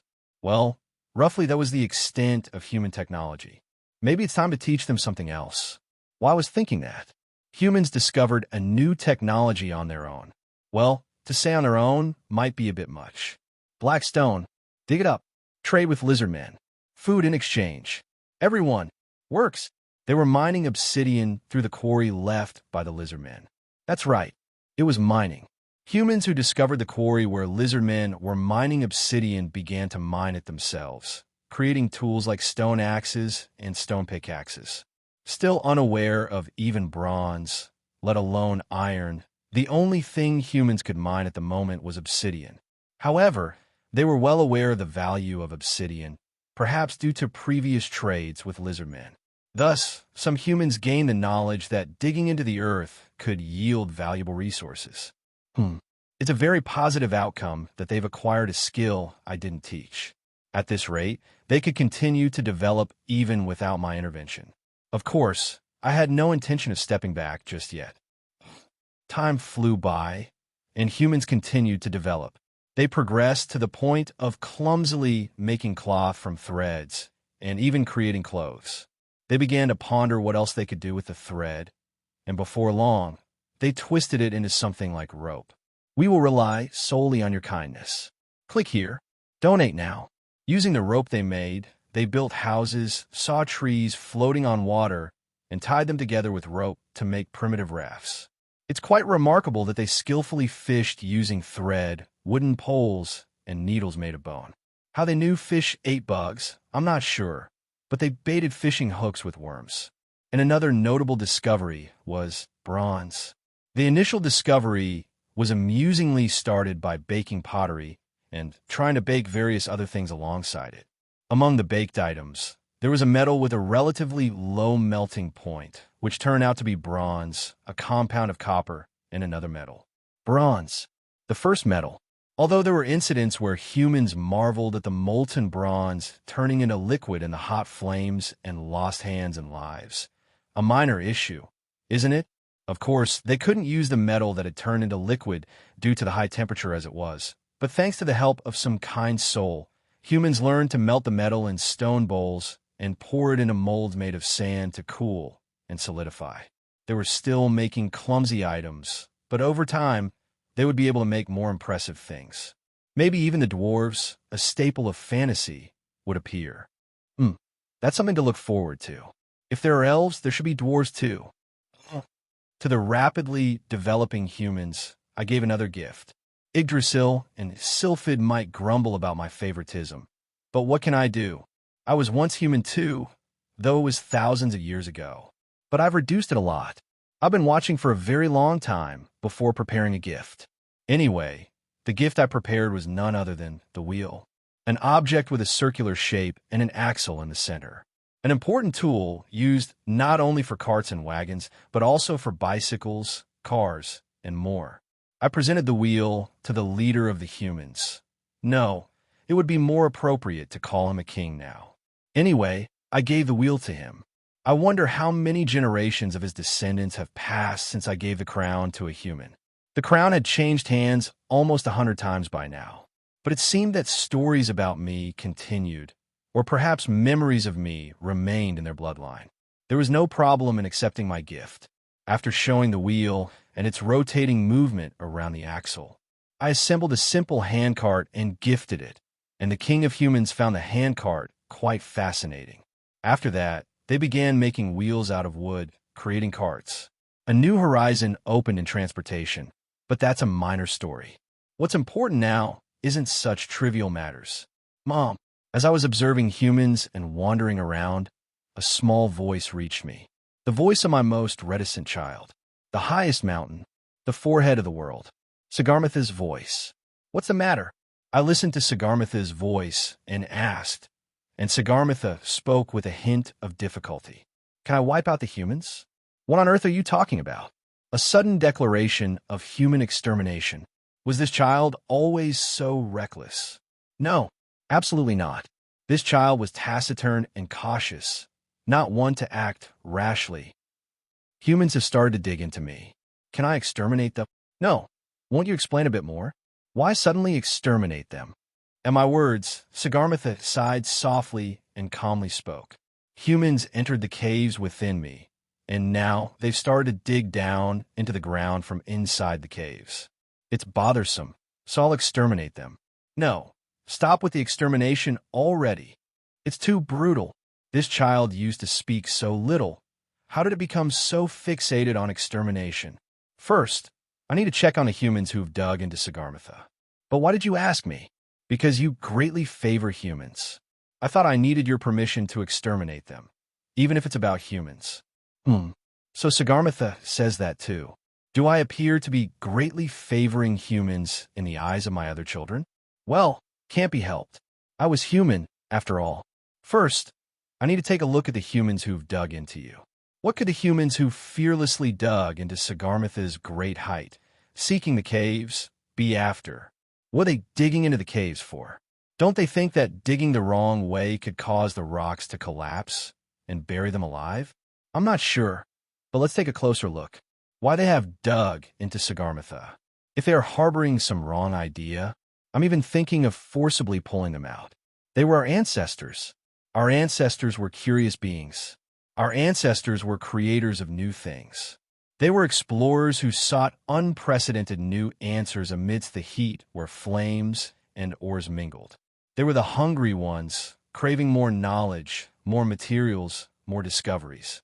Thus, our ancestors roamed the world in search of new answers and grasped pickaxes to uncover the faint answers buried in the ground. At the moment when the silver wisdom of foresight found those wanderers, they became pioneers treading new paths. They were dwarfs. So, descendants, pick up the hammer. Take up the pickaxe. We are pioneers forever illuminating the dark path ahead. Until the silver wisdom of foresight finds us again, we will walk eternally. That is who we are, dwarves. A dwarven proverb. So, you went into the caves because digging through the ground was hard. That's right. I rubbed my throbbing head as I looked down at the humans prostrating before me. Mom, I really want to annihilate them. Didn't I say that's not allowed? Just stay put. As expected, Mom is too kind to humans. You play favorites. Just be quiet, Sagarmatha. I'm aware of it myself now. I'm realizing that it's not good to show too much favoritism. Maybe I should help other races when I have time. To recklessly dig through caves. Don't you know the meaning of moderation? But it was difficult to carve through the rock with our stone pickaxes. If it's a soft cave, we can dig through it as much as we want. The human speaking more fluently than others I've encountered probably has superior intelligence. Well, it's much more comfortable than listening to stuttering. Then you could have just dug around the nearby hills. Why come all the way to this mountain? Don't you know that if this mountain gets angry, all of you will be buried in the ground, becoming a handful of dirt? Yeah, just a slight pressure and its annihilation. Sagarmatha, be quiet. I'm talking right now. But is there a mountain greater than this one? Yeah, that's true. Let's ignore Sagarmatha chiming in. We seek something completely new, something that could change the world. If such a thing exists, we thought it must be within the greatest mountain. Considering the current humans are around the Bronze Age, what they're looking for is probably iron. But they don't have to find iron in Sagarmatha. There are plenty of places with iron ore. But did these humans just dig through Sagarmatha's caves, thinking, since this mountain is the greatest, we can find it here? Should I call this smart or dumb? Yeah, they have quite the eye. Sagarmatha, be quiet. I sighed softly and looked at the humans. Humans covered in dirt and filth. Humans who wandered and dug through narrow caves with torches. Their appearance was truly pitiful to describe. It's fortunate you haven't gone too deep yet. If you had gone deeper, you all would have died, especially since they lit torches inside the cave. If fresh air hadn't continuously entered from somewhere, they might not have lasted long before suffocating. There were a few times when the cave was at risk of collapsing. Fortunately, we were able to evacuate without major harm. That's not the point. If you light something like a torch in an enclosed space, you'll suffocate. You'll die from lack of air. Suffocate. They really don't know anything. Doesn't it feel stuffy? Isn't it hard to breathe deep inside the cave? Don't you feel the air is different inside the cave compared to outside? That is, indeed it was. Deep inside the cave, the air necessary for humans to breathe becomes scarce. Foolishly entering the cave. It seems your lies are as numerous as 8. The humans had no particular response to my words, even carrying torches and stirring up dust with pickaxes inside the cave. If I hadn't come, a few corpses would have been cleaned up in a few days. Aren't torches only dangerous because they're hot? At one human's question, I slightly shook my head. A torch needs more than just wood to burn. It contains something that makes fire burn well in fresh air. And that very thing is also necessary for breathing. There's no need to explain oxygen in detail. Just a rough idea that such a thing exists should suffice. Does that mean if we put more of that breathing necessary thing into the fire could grow bigger? Yes, that's right. Then, if we make the fire even bigger, can it become hotter? Well, yes, but then, with a hotter flame, can we melt more things? What's with these kids, really? You can melt things, but then we might be able to melt various ores that we couldn't melt before. If we melt those ores, we might find something new. Let's postpone digging the ground. Melt the ores first. Really, we're these guys. I sighed, feeling a slight headache coming on. Fortunately, the ores they had did not melt. With the current advancement of human civilization, they couldn't create a flame hot enough. We will rely solely on your kindness. Click here. Donate now. At best, they could fan a bonfire a bit. That's not enough to melt all sorts of ores. Well, a few ores did melt. A bit hotter. We need to blow more wind. But how? Everyone's arms are falling off from fanning. Ugh. We need to find a way somehow. It's not easy. Wouldn't it be better to dig caves and mine useful ores? Maybe there are other ores that melt in the flames we've fanned. That's true, but the humans, who were having a meeting, glanced at me and then started whispering among themselves again. If we try to enter the cave, that person stops us. She says the mountain will get angry. But why would that person stop us? Exactly. Why am I stopping you guys? Risking your lives without a care. Should I just stop caring whether they live or die and leave? Sigh. Mom. HM? Why do you call? Sagarmatha. Are you doing well in stopping those humans from digging through your cave? For those humans, I'll allow the surrounding mountains. The surrounding mountains? The towering Sagarmatha and the several peaks that rise around it. Is that what she means by allowing them? As long as it's not me. That's quite a selfish thing to say. It's okay to dig through the other peaks. And those fools, they do have quite the eye. At Sagarmatha's words, I let out a small sigh. Is she acting like this just because she heard a bit of praise? How did this child become such an easy mountain? Of course, I won't allow myself. All right, I'll convey that then. Well, even if they start digging through the mountains, it won't be easy.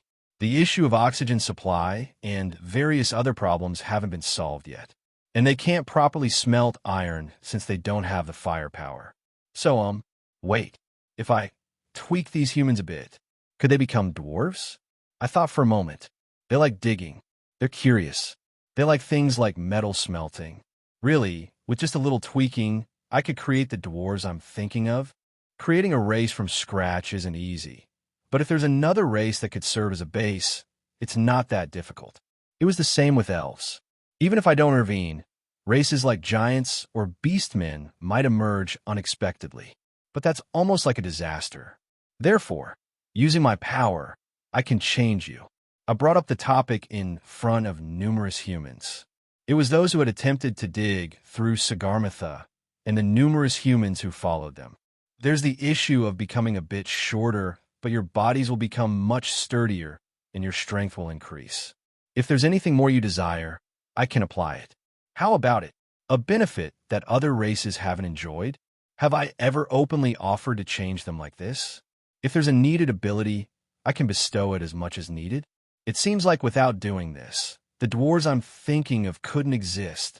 Short but sturdy and strong, bearded dwarves. If there are elves, there should be dwarves too. At my words, murmurs started among the humans. Even if you offer to change us, what are you suddenly talking about?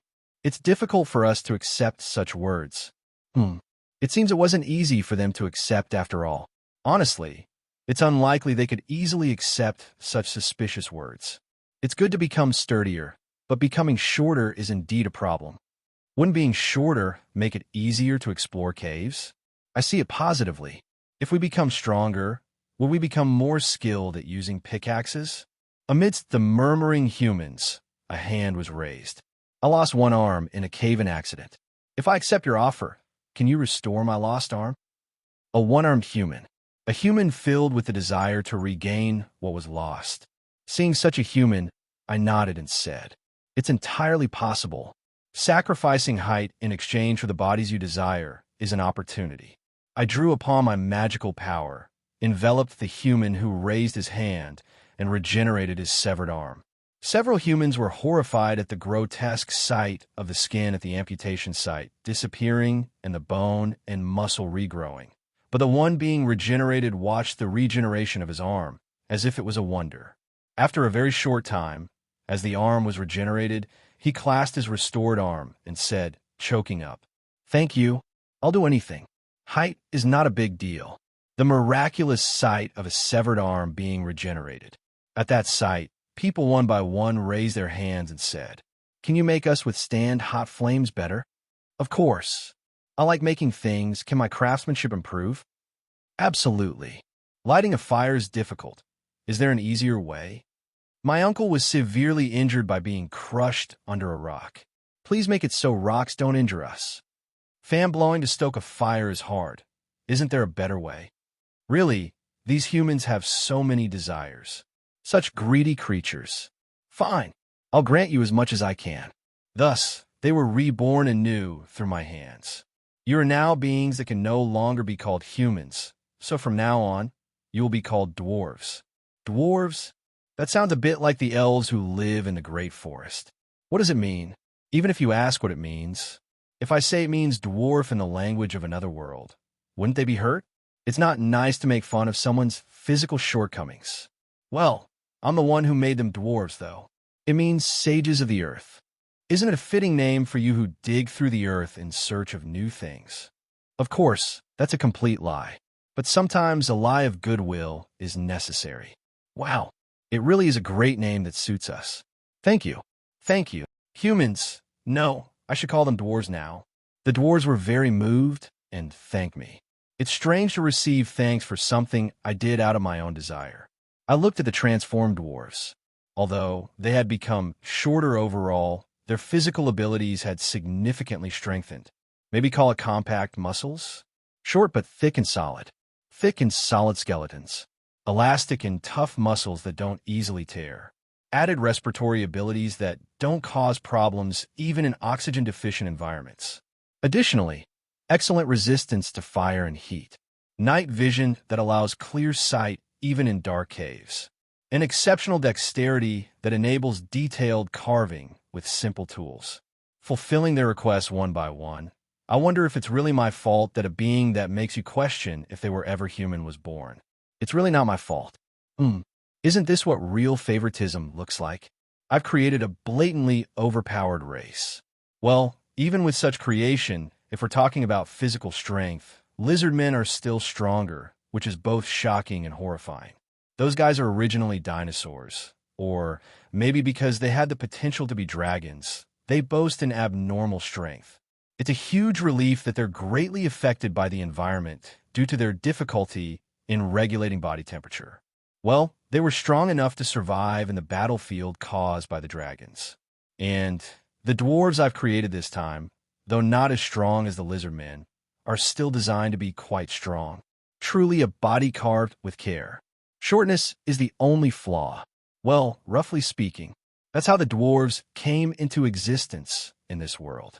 Oh, and for female dwarves, I set them to look like young children. Since they remain youthful without aging, the women seemed oddly pleased. If it wasn't for the appearance of a young girl, it would have had to be a beardless male dwarf. I couldn't bear such a sight. The dwarves settled on the peaks surrounding Sagarmatha with its permission. For now, they've only built huts and form a village. But over time, they'll probably build a proper city. Maybe they'll dig into the mountain to construct a massive underground city, or perhaps they'll carve out a village in the cliffs. Either way, it's going to be an exciting dwarven city. Well, I could have guided them in that direction, but too much interference isn't good. Let's ignore the fact that I've already interfered a lot. Just ignore it. But are you really sure it's okay to settle here? Being close to the mountain is good, so this is enough for us. The dwarves, boasting confidently, looked quite admirable. However, from my perspective, this location had some uncertainties. And that uncertainty was none other than the food issue. Your bodies have become stronger, but as a side effect, you will need much more food. But settling on such a ridge, farming is out of the question for now. Maybe farming could be possible if they built terrace fields, but there's no way humans could do that now. We'll manage with hunting. We're skilled at making traps for hunting. After all, we were a group that roamed around and never even considered farming. Traps. With their dexterity, it might be useful, but because you've cut down all the trees in the nearby mountains, the closest mountain has become barren. In such a situation, do you think you can catch any game? Well, The number of prey has decreased a bit, but we'll manage somehow. If necessary, we'll go a bit further. We will always find a solution. It has always been that way, and will continue to be so. The dwarf, who only speaks optimistically, is troublesome. Still, if we're short on food, we can take the things we've made to other places and exchange them for food. The bronze items we've made are quite popular. So that's how they've been maintaining such a scale in this barren place, by making items from bronze and exchanging them for food. It might be a bit hard on the stomach while carrying the goods back and forth. But what can we do? We just have to wait for it to come back. It's fortunate that there's clear and clean water flowing. If necessary, we can fill our stomachs with water. We will rely solely on your kindness. Click here. Donate now. I sighed at the sight of the dwarf, smiling nonchalantly. I wonder if the dwarves will end up starving to death. I want to help somehow. Food that can be obtained in the current situation. The water is clear, so fishing might be possible, but it seems difficult for all the humans here to eat their fill. Unless they can swim as well as the lizard men. With the short limbs of the dwarves, it would be difficult. Even if they fish, it would be difficult to feed the entire population here. Other possible food sources. At that moment, a small memory flashed through my mind. Caves and mushrooms. I had heard somewhere that mushrooms are grown in caves. If I refer to that story, I might be able to help the dwarf a little. Besides, it might be a bit miserable, but if I could make moss edible, would that be okay? Of course, it would be lacking compared to proper food. No, I just have to modify it myself. It can be used as food, but the taste might be a bit lacking. In a way that it can be grown in caves or mountains. Yes, let's do that. Especially since mushrooms are eaten by humans elsewhere as food. There shouldn't be a problem. There have been humans who died from eating unknown mushrooms. But let's think of that as a necessary sacrifice, just as those who first ate pufferfish must have thought. Anyway, I obtained mushrooms resembling button mushrooms and made some modifications.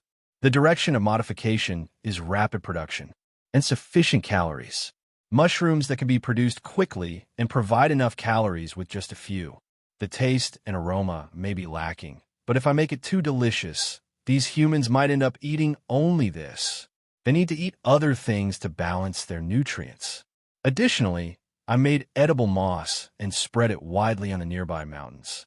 Not only in various valleys, but also inside several caves, so it grows wildly, so I'll tell them to pick and eat it later.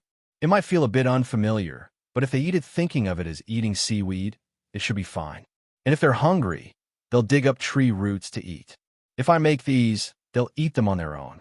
And I added the function to the moss to absorb carbon dioxide and release oxygen, maintaining an appropriate oxygen concentration. If they grow this moss abundantly, even if they go deep into caves, there won't be any breathing problems. Honestly, making ventilation for deep cave digging is frankly a bit difficult. Having something like this would make the dwarves dig down, wouldn't it? Well, it's fantasy, so it's okay to have such moss. Eating mushrooms and moss. Yes, I've modified them a bit to grow them stably in caves. It might be unfamiliar food to you, so you might be hesitant. We've never eaten mushrooms because they're dangerous, but you're saying these mushrooms are safe to eat? There's a possibility that toxins remain if eaten raw, so they must be cooked before eating. That's very interesting. How do we grow them? The dwarf showed great interest in the new food. Indeed, he is a creature of immense curiosity. It's not particularly difficult. If you transfer the spores of the mushrooms onto dead trees, I've made it so they'll grow on their own. Just prepare some dead trees, and the spores will spread and increase on their own. In other words, if there are no dead trees, they won't grow. It would be problematic if mushrooms grew just anywhere. As long as you maintain a certain level of humidity, the mushrooms will grow well on their own. That's how they're made. One amazing plant. It's not exactly a plant, but let me tell you about the moss next. Moss. Isn't it the strange grass that grows on rocks in the valley? Roughly similar. However, I've tinkered here and there so it's become edible moss. Since eating only mushrooms would lead to an imbalance in nutrients, the moss, being plant-like, has been made edible to provide at least the minimum nutrients. Well, it will be better to eat other foods too, like meat, for example. And this moss has a function mixed into it that produces what living beings need to breathe. Growing this moss and placing it in deep caves will solve the problem of feeling suffocated. What living beings need to breathe? Are you referring to what you mentioned before? Yes, the thing that's needed when making a fire larger. They don't need to know about the existence of oxygen yet. These mushrooms and moss are made for you, so take good care of them. I handed the dwarf a piece of wood with mushrooms growing on it and a stone covered in moss. By the way, I've already made the moss and mushrooms grow in the caves, so make good use of them. Thank you. Giving these out to the dwarves like this. Could this be considered favoritism? Well, a newly born race might need that much help, right? Though I haven't given any special help to the beastmen or giants. After handing over the mushrooms and moss to the dwarves, I took out the last gifts I had made for them. What is this? These are items I made thinking they might be of help to you. Take them. I handed a one-handed hammer made of black metal to the representative of the dwarves. Is this a hammer? Recognized at a glance. Well, primitive forms of stone hammers exist even now. The material is completely different, though. This hammer is made of steel, not bronze, which is the most advanced material currently. Moreover, it's a hammer made of steel that has somehow been altered by my magic. Someday, you'll discover a new metal. A metal that will barely melt in flames hotter than the ones you handle now. This hammer will be used to work that metal, so I made it in advance for you. The dwarf held the black hammer I handed him. A hammer made of steel altered by magic. It was an item created with the thought of what would happen if steel was altered by recalling the altered silver, but it turned out to be even more solid than expected. I think it's quite remarkable that it remains intact even when I hold it in its original form. I'm curious how ordinary steel changes like this when magic is applied. Additionally, it has the added effect of completely repelling magic, and it possesses fire resistance to the extent that it remains intact even at the temperature at which steel melts. It might be the best item for a blacksmith's hammer. It feels a bit short to be used as a weapon, but it's not completely unusable either. Well, it's not without its drawbacks. Since it completely repels magic, no other magic can be applied to it, and it's quite heavy. But with the strength of a dwarf, it should be well handled. When you find that metal, heat it in hot flames and strike it with this hammer. The metal, tempered by the endlessly hot flames and the solid hammer, will be reborn into the item you desire. This will be proof that you are walking a new path. Upon my words, the dwarf hesitated for a moment before speaking. Can we really find that new metal? Of course, but I won't tell you what that metal is or what properties it has. I'll only tell you about its existence. It's up to you guys to find it. Of course, just knowing that is enough. The rest is for us to solve. The dwarf, his mouth hidden by his beard, grinned and held the hammer. Dwarves and hammers, of course. And this is a bellows made to more easily add wind to the flames. Originally, I planned to imbue them with an affinity for spirits, so they could handle the spirit of flames. But for some reason, the spirits wouldn't easily listen to these guys. At least the earth spirits followed Sagarmatha, their parent, ensuring the dwarves wouldn't get hurt even if they were crushed by rocks. But neither the spirit of flames nor the spirit of wind would listen to them. In the end, it was up to the dwarves themselves to light and intensify the flames. Feeling sorry for the dwarves who had to fan desperately, I ended up making this bellows. By the way, it's just an accordion-style bellows. A bellows without any magic. Giving them this to understand the principle so they can replicate it, right? Grab both sides and expand and contract it like this, and wind will come out from this side. Much more efficient than fanning. Ooh, what a fascinating item. And the wind it produces is quite strong too. Yes, if you use this to add wind to the flames, you can create even hotter flames. So make the same thing and distribute it to other dwarves. The structure isn't too complicated, so you should be able to imitate it easily. Simply put, it was a prototype to give us such precious items. Thank you. Truly thank you. And work hard. I have high expectations for you. Now that I've laid the foundation for the dwarves, I remember. The rest is just to watch how these guys develop. The rhythmic song of iron and hammer fills the underground city, like a skilled trainer taming a wild beast called flames. The dwarves skillfully nurture the flames, heating the iron in the fire. They pick up the red-hot iron with tongs, place it on the anvil, and strike it with the hammer in their right hand. Clang! The exhilarating scream of iron. Normally, even if struck, the iron would only leave a slight mark, but the iron, having been the mouth of hot flames, begins to change shape due to becoming slightly softened. We will rely solely on your kindness. Click here. Donate now. Once. And again. After continuously striking the heated iron with a hammer, it is shaped as desired, and then quickly cooled by being placed in a bucket of oil. Thus, the iron gains even greater durability. This entire process was like a form of art. The dwarves' smithing skills are truly artistic. The hero exclaimed in admiration after seeing the skills of the dwarves. Black iron, or what is called adamantium, and are said to be impossible to melt with ordinary skills, yet these people were calmly refining such materials.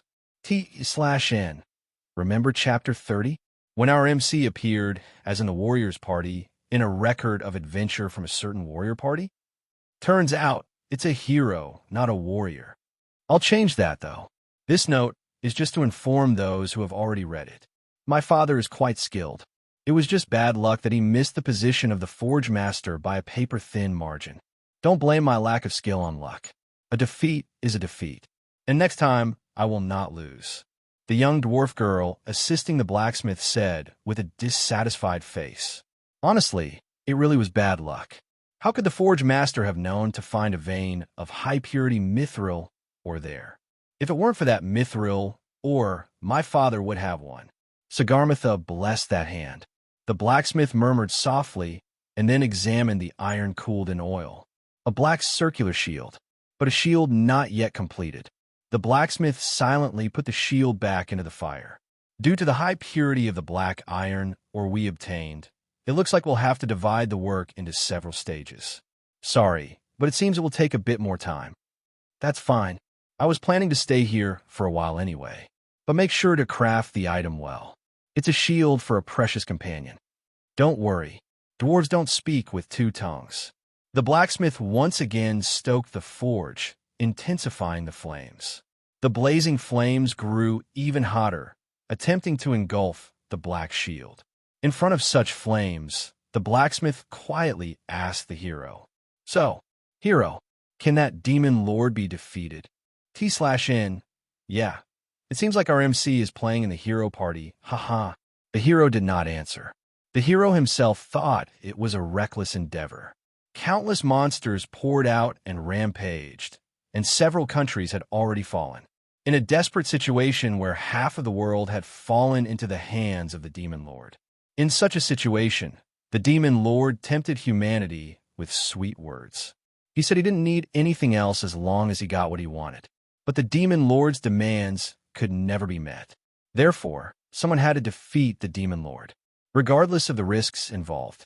It was something that had to be done. Therefore, even if it meant burning one's own life, it was something that had to be done. You're taciturn, much more reliable than those who are all talk. The blacksmith seemed to think highly of such a hero, showing a deep smile with his mouth hidden by his beard. I'll talk to the Dwarven Trade Guild. Your equipment will be prepared here. There's nothing better than the equipment from here, except for what comes out of legends. Thank you. The hero conveyed his thanks in a low voice. Let's see. Your party was all of 5 people, right? Father, you haven't forgotten that I'm included, have you? I'm including my unfortunate daughter. That makes 6. Moreover, each from different races. Even the Church of Life's cherished dragon priestess, who appeared after hundreds of years. Quite the splendid lineup. The hero affirmed quietly to the blacksmith's words. The elf who is the greatest genius spirit mage and an excellent archer, having contracted with spirits of light and darkness. A young but strong dwarf warrior and blacksmith assistant. The always reliable lizard man great warrior who does not retreat even when facing 1,000 enemies alone. The fox beast man who is awkward with others, but fully performs her role. And the Church of Life's cherished dragon priestess who had revived him after he had died. Had it not been for her, who brought back to life the hero himself after he had almost lost his life. No, had lost his life to a monster attack. The hero and his companions would not have been able to gather and head towards the demon lord like this. They are all precious companions. Speaking softly, the hero steeled his resolve. Record of an adventure of a certain hero party. Heart of the Earth. Named for the sound of beating hot iron resembling the heartbeat of the earth. This hammer made of pure black iron is a symbol of the dwarf grandmaster, coveted by all dwarves. Made of pure adamantium, the hardest metal in the world, dwarves hold a competition every 5 years to vie for the chance to wield this hammer, capable of refining any metal. The winner earns the right to use the heart of the earth for 5 years, along with the title of Dwarf Grandmaster. Of course, this also comes with the duty to represent all dwarves, but the honor of being the finest craftsman among dwarves and obtaining the heart of the earth is well worth it. In a way, it can be said to be a crown that rules over all dwarves. However, its power should not be underestimated just because it's a craftsman's hammer. Made of the hardest adamantium, it's said there's nothing this hammer can't break, and legend has it, it could even shatter dragon scales. Of course, whether those scales were truly from a dragon remains unclear. Encyclopedia of Legendary Weapons. The world began to develop at a rapid pace. Humans started to combine their strengths with other groups of humans to create villages, both large and small. With primitive forms of clothing and significant advancements in agriculture, humans now had a living environment incomparable to before, leading to another explosive population increase. While previous population increases were much faster than the supply of food, causing humans to spread across the world. Now, with an ample supply of food, the growth of human villages became the driving force. Leaving human stories aside for now. As for the stories of other races, dwarves dug into mountains, going deeper to mine new metals. Wait, that hammer was given to refine metals, not to smash rocks and dig caves. Sure, there's no rock it can't break, but that's not the point. That's not what it's for. Ahem. Let's not worry about the dwarves for now. It's hard to keep track of them as they go deep underground. I tried creating some magic to see through the ground, but it gets harder to see the deeper you go, and it's annoying.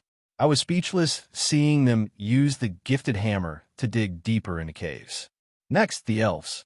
The elves lived quietly, not straying far from the world tree. They hunted animals with bows and arrows made from trees, cooked meat with the power of fire spirits, and devoted themselves to communing with spirits.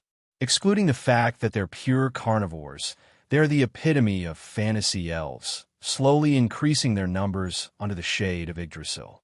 There were quite a few new elves being born. It seems that the transformation from human to elf has become somewhat rarer, probably because it's known that elves hardly eat any vegetables. The number of humans wanting to become elves has decreased. After all, humans were half carnivorous and half vegetarian. Next, the lizardmen. As always, they lived peacefully. They expanded their territory using magic borrowed from spirits and campfires. But since they're not a particularly greedy race, conflicts with other races were rare. Well, facing the sturdy bodies of lizardmen, anyone would lose the desire to cause friction. Anyway, lizardmen are doing well on their own, so there's no need to worry too much. Beastmen were living among humans, blending in. Despite having beastly features, those who wished to be human utilized their unique skills to integrate into human groups. And finally, giants continued their lives battling beasts in cold environments.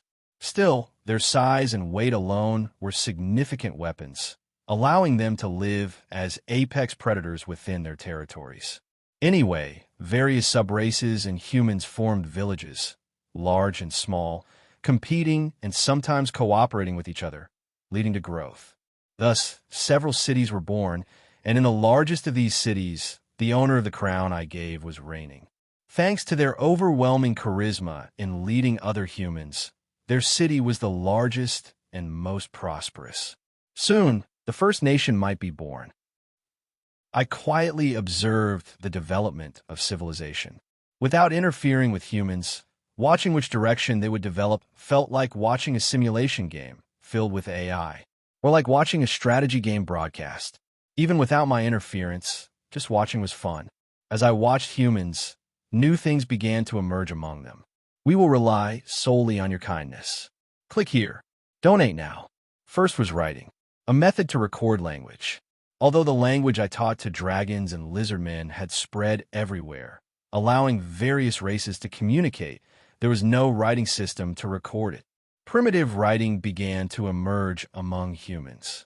It started with pictographs drawing objects. Naturally, the origin of this writing system was the lizardmen.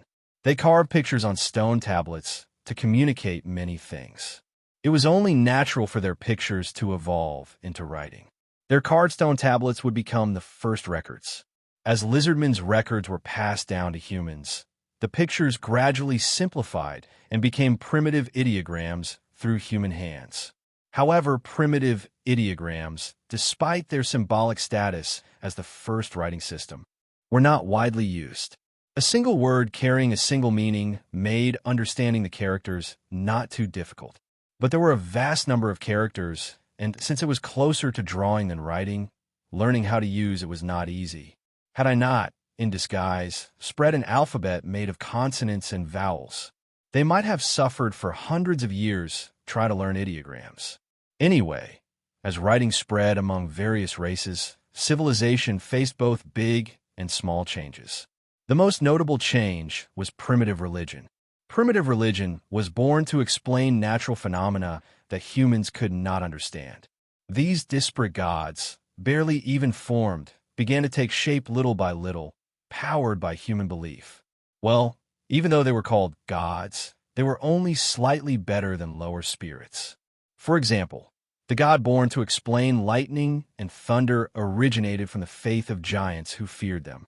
Being taller than trees and often struck by lightning, giants believed that when they sensed lightning, it was the fearsome father giant scolding loudly. To avoid father giant's wrath, they would lie flat on the ground, and after adopting this behavior, the number of giants killed by lightning dramatically decreased. A fearsome father giant, tall enough to reach the sky and scolding his children with a booming voice, was thus born from the giant's fear. And I, too, was already being called a god. As writing spread, the lizardman's faith, which had been without direction, began to pour into me, as if spreading writing was a prerequisite for a god's existence. And what made this fact clear was envelope, the appearance of a small envelope icon in the corner of my vision. What is a god? What is faith? The lizardmen say, the creator dragon god is the greatest god who created this world. The elves say, the great mother, world tree Yggdrasil, is the guardian deity of nature. The dwarves say, the silent sacred mountain Sagarmatha is the pillar that supports the world. The beastkin who admire the first beast, the giants who respect Father Giant, the merfolk who worship the great flow, the church of life that adores the goddess of life. All live calling upon gods, yet they do not know the truth. No, they are ignoring the truth.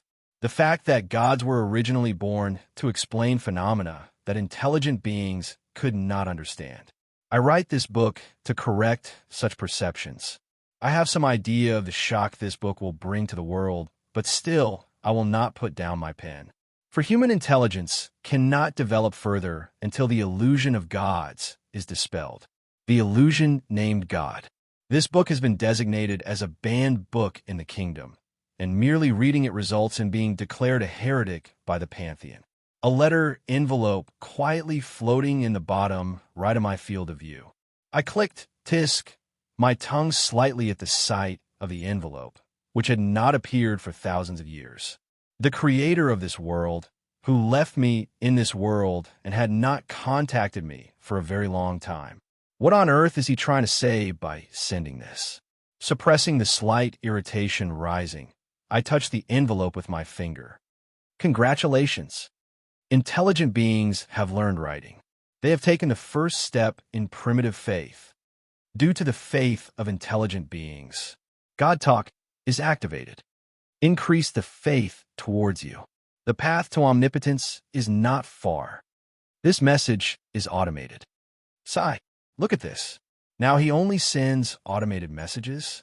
T/N, haha, or what? Was it reserved in advance and just now opened? Was it set to activate this feature when writing is spread?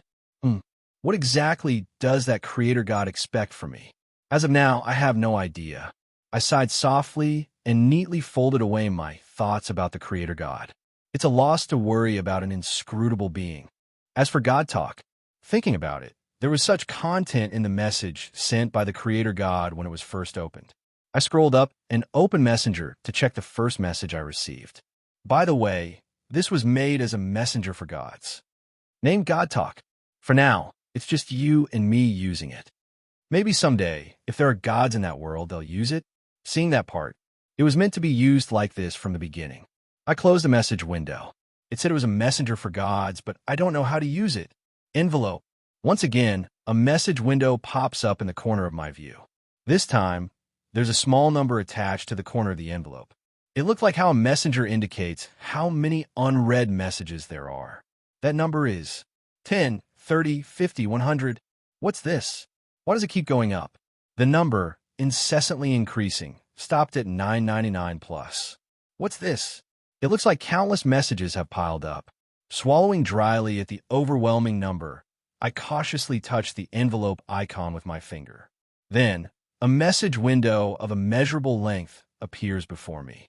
The name of the god to whom the message was addressed was the creator dragon god. The senders were numerous lizard men. So, it seems each prayer sent by the lizard men to the creator dragon god is listed here.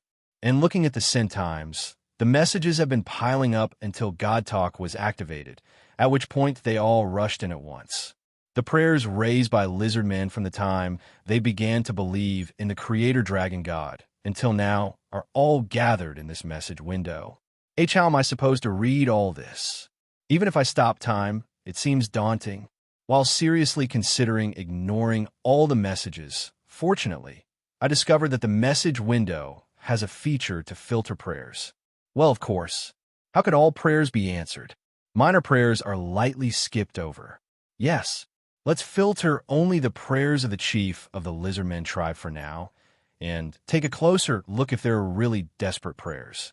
Fortunately, the filtering of prayers was very detailed, so I could check for sincere prayers as well. Creator Dragon God, are you sleeping? Is a recent prayer, a prayer sent by the chief of the lizardmen tribe. We will rely solely on your kindness. Click here. Donate now. A prayer seeking me. Well, I haven't done much for the lizardmen in the last few hundred years. They might feel like they've been neglected. Maybe I should have shown my face occasionally, but I was preoccupied with other races, so the lizardmen were put on the back burner. I didn't pay much attention to them, strongly believing that the lizardmen would manage on their own. Maybe the lizardmen, their faith in me, their faith in the creator dragon god, fading? I examined the prayers received in the name of, under the authority of the creator dragon god. There were plenty of prayers sent from ancient times, but their frequency was gradually decreasing. Indeed, there haven't been many prayers sent recently. The faith of the lizardmen towards the creator dragon god was noticeably diminishing. I wasn't particularly fond of the name creator dragon god, but it's a bit concerning that the prayers towards me are decreasing, right? Since I've been preoccupied with other races and haven't taken care of the lizardmen, maybe I should start helping them out a bit from now on. But even if I want to help, I'm not sure what the lizardmen immediately need. They are physically strong, not lacking in food. They consider the development of technology sufficient with obsidian stone tools and are not advancing further. All right, how about selecting one of the lizardmen and bestowing a blessing? If I hold something like a martial arts tournament and choose the strongest lizardman to grant the title of Great Warrior and give a slight blessing to the Great Warrior, their faith in me would quickly be restored. Should I mix in something else? Since lizardmen use magic with the power of spirits, how about creating the position of Great Shaman as well? A feeling of constituting the rulers of the lizardmen with 3 people The great chieftain, great warrior, great shaman, separation of powers? Ah, this is a bit different. The great warrior would be chosen through the festival's martial arts tournament, and the great shaman would be selected from among the lizard men who have the most talent for magic. Let's keep the great chieftain as it is now, inherited through lineage. Speaking of which, do they still have the obsidian spear I fixed myself in the past? If the spear is passed down to the great chieftain, it might be better to create a completely new weapon for the great warrior. Since the obsidian spear is already passed down to the great chieftain, I can't tell them to use that. I need to think a bit. What kind of weapon should I bestow upon the lizardman's great warrior? No, let's change the approach. Instead of bestowing a weapon, how about blessing the weapon the great warrior already uses? Unlike the great chieftain, who inherits their position through lineage, a privilege that the winner of the martial arts tournament can obtain needs a tailored reward. Rather than fixing the type of weapon, blessing the weapon that the winner is accustomed to, that fits in the winner's hand, would be better. It would also be better for the one chosen as the great warrior. Additionally, let's enhance them physically. Since they're lizard men, how about evolving their bodies to make them akin to dragonkin? Of course, they would be inferior compared to real dragons, but a lizard man bearing some of the dragon's power would surely be valuable. All right, that should be enough for the great warrior. Next is the great shaman. How should I go about this? Should I select the lizard man with the most outstanding talent? A great chieftain selected by lineage, a great warrior standing tall through their own strength, and a great shaman chosen for their exceptional talent. Seems like a well-balanced combination. Additionally, the great shaman could have the privilege of direct communication with me, or if they need something, I could immediately teach them, or improve and teach the lizardman's magic. For the great shaman, it might be better to lend knowledge in this way rather than material help. Lastly, for the great chieftain, since they have power inherited through lineage, that should be fine, right? All right, now that I have a general direction, I'll slowly make a decision and then inform the lizard men. No, it would be problematic to announce it to all lizard men, so maybe I'll just talk to the great chieftain. At the next festival, I'll hold a tournament to select the most outstanding warrior and decide on the most talented shaman to have a direct conversation with me. The representative festival of the lizard men. On the last day of the Festival of the White Flower, a martial arts tournament is held to select the great warrior representing the lizard men. Only lizard men can participate in this martial arts tournament, and the winner will receive the honorable title of Great Warrior and the blessing of the Creator Dragon God, allowing them to transcend lizard men and become dragonkin. Of course, it's a temporary blessing allowed only for the year one serves as the Great Warrior of the lizard men. But even a blessing limited to 1 year should not be underestimated. From the moment one receives the blessing, their body returns to its prime and any physical ailments are completely eradicated. According to records, one great warrior had several issues, including a serious heart condition, but because their skills were the best among the lizard men, they were able to ascend to the position of great warrior. Upon receiving the blessing of the Creator Dragon God, it said that all problems with their body were resolved. And a year later, when another became the great warrior, the blessing of the Creator Dragon God left their body, but for some reason, all the physical problems remained solved. Simply by becoming the great warrior and receiving the blessing of the Creator Dragon God, minor issues like diseases were all resolved. Festival of the White Flower promotional pamphlet. Let's see. Now that I've roughly organized my thoughts, I should contact the lizard men. Should I go and speak to them in person? But it's been quite a while since I last visited the lizard men. They say they keep records of me, but I'm not sure if they still remember me. All right, this God Talk essentially has a messenger function. Maybe I can use this to convey my message to the lizard men? Thinking this, I fiddled with the messaging window with the lizard men. Oh, Creator Dragon God, are you sleeping? I pressed on the last message sent by the lizardman chieftain with my finger. If this is a smartphone messenger, there should be various functions to connect, like a reply function. There is reply. I cautiously pressed on the part labeled reply. Then a small window with a tiny button appeared. A small microphone icon drawn inside a red circle. Is this a recording button? So, sending a message here means recording my voice? And what's with the microphone icon? Why is there a microphone icon? I'm the only one in this world who would understand what this icon means. Could it be? Am I the only one who can use God talk? I shook my head slightly, brushing off the sudden thought. I can't be the only God in this world. There could be other gods appearing, right? I cleared my throat softly to tidy up my voice and thought about what to say. First, I should ask if my voice can be heard, and if it's really the great chieftain of the lizard men. Maybe I should tell them this and that. It kind of feels like I'm delivering an oracle. No, is it just an oracle itself? First, I'll instruct them to hold a martial arts tournament at the festival.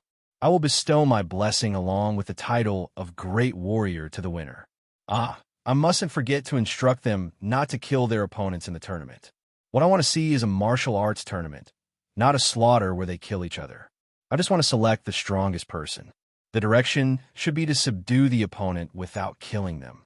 If there's a draw, then the judges or the audience can decide the winner. Good.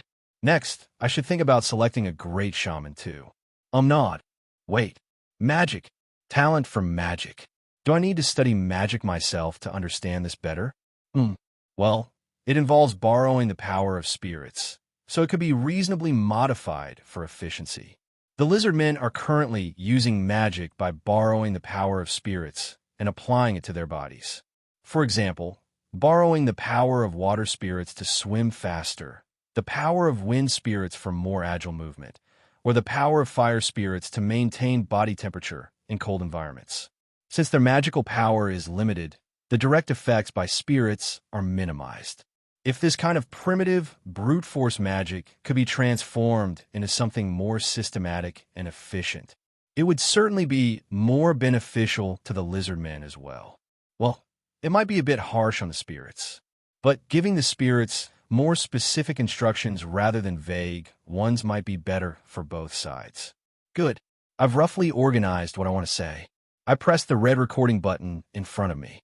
Then, buttons appeared on either side of the red recording button, and its shape changed.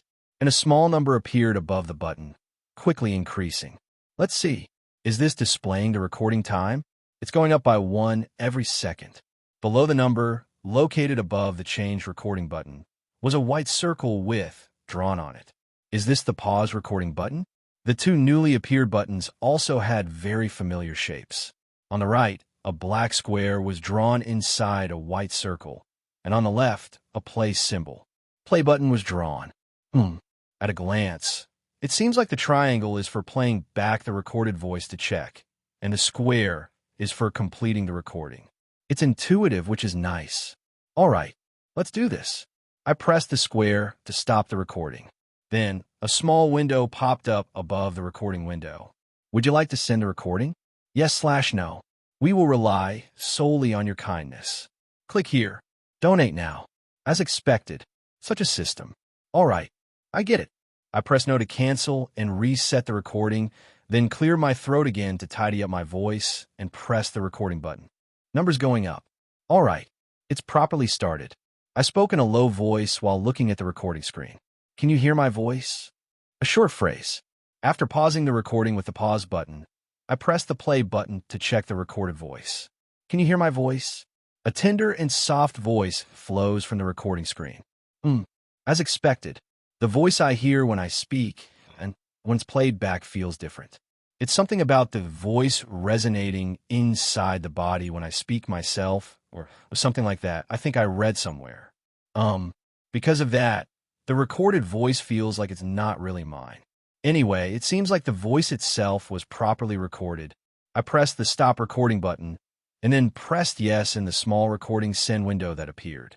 Then, something new popped up at the bottom right of the message window with a lizardman's great chieftain.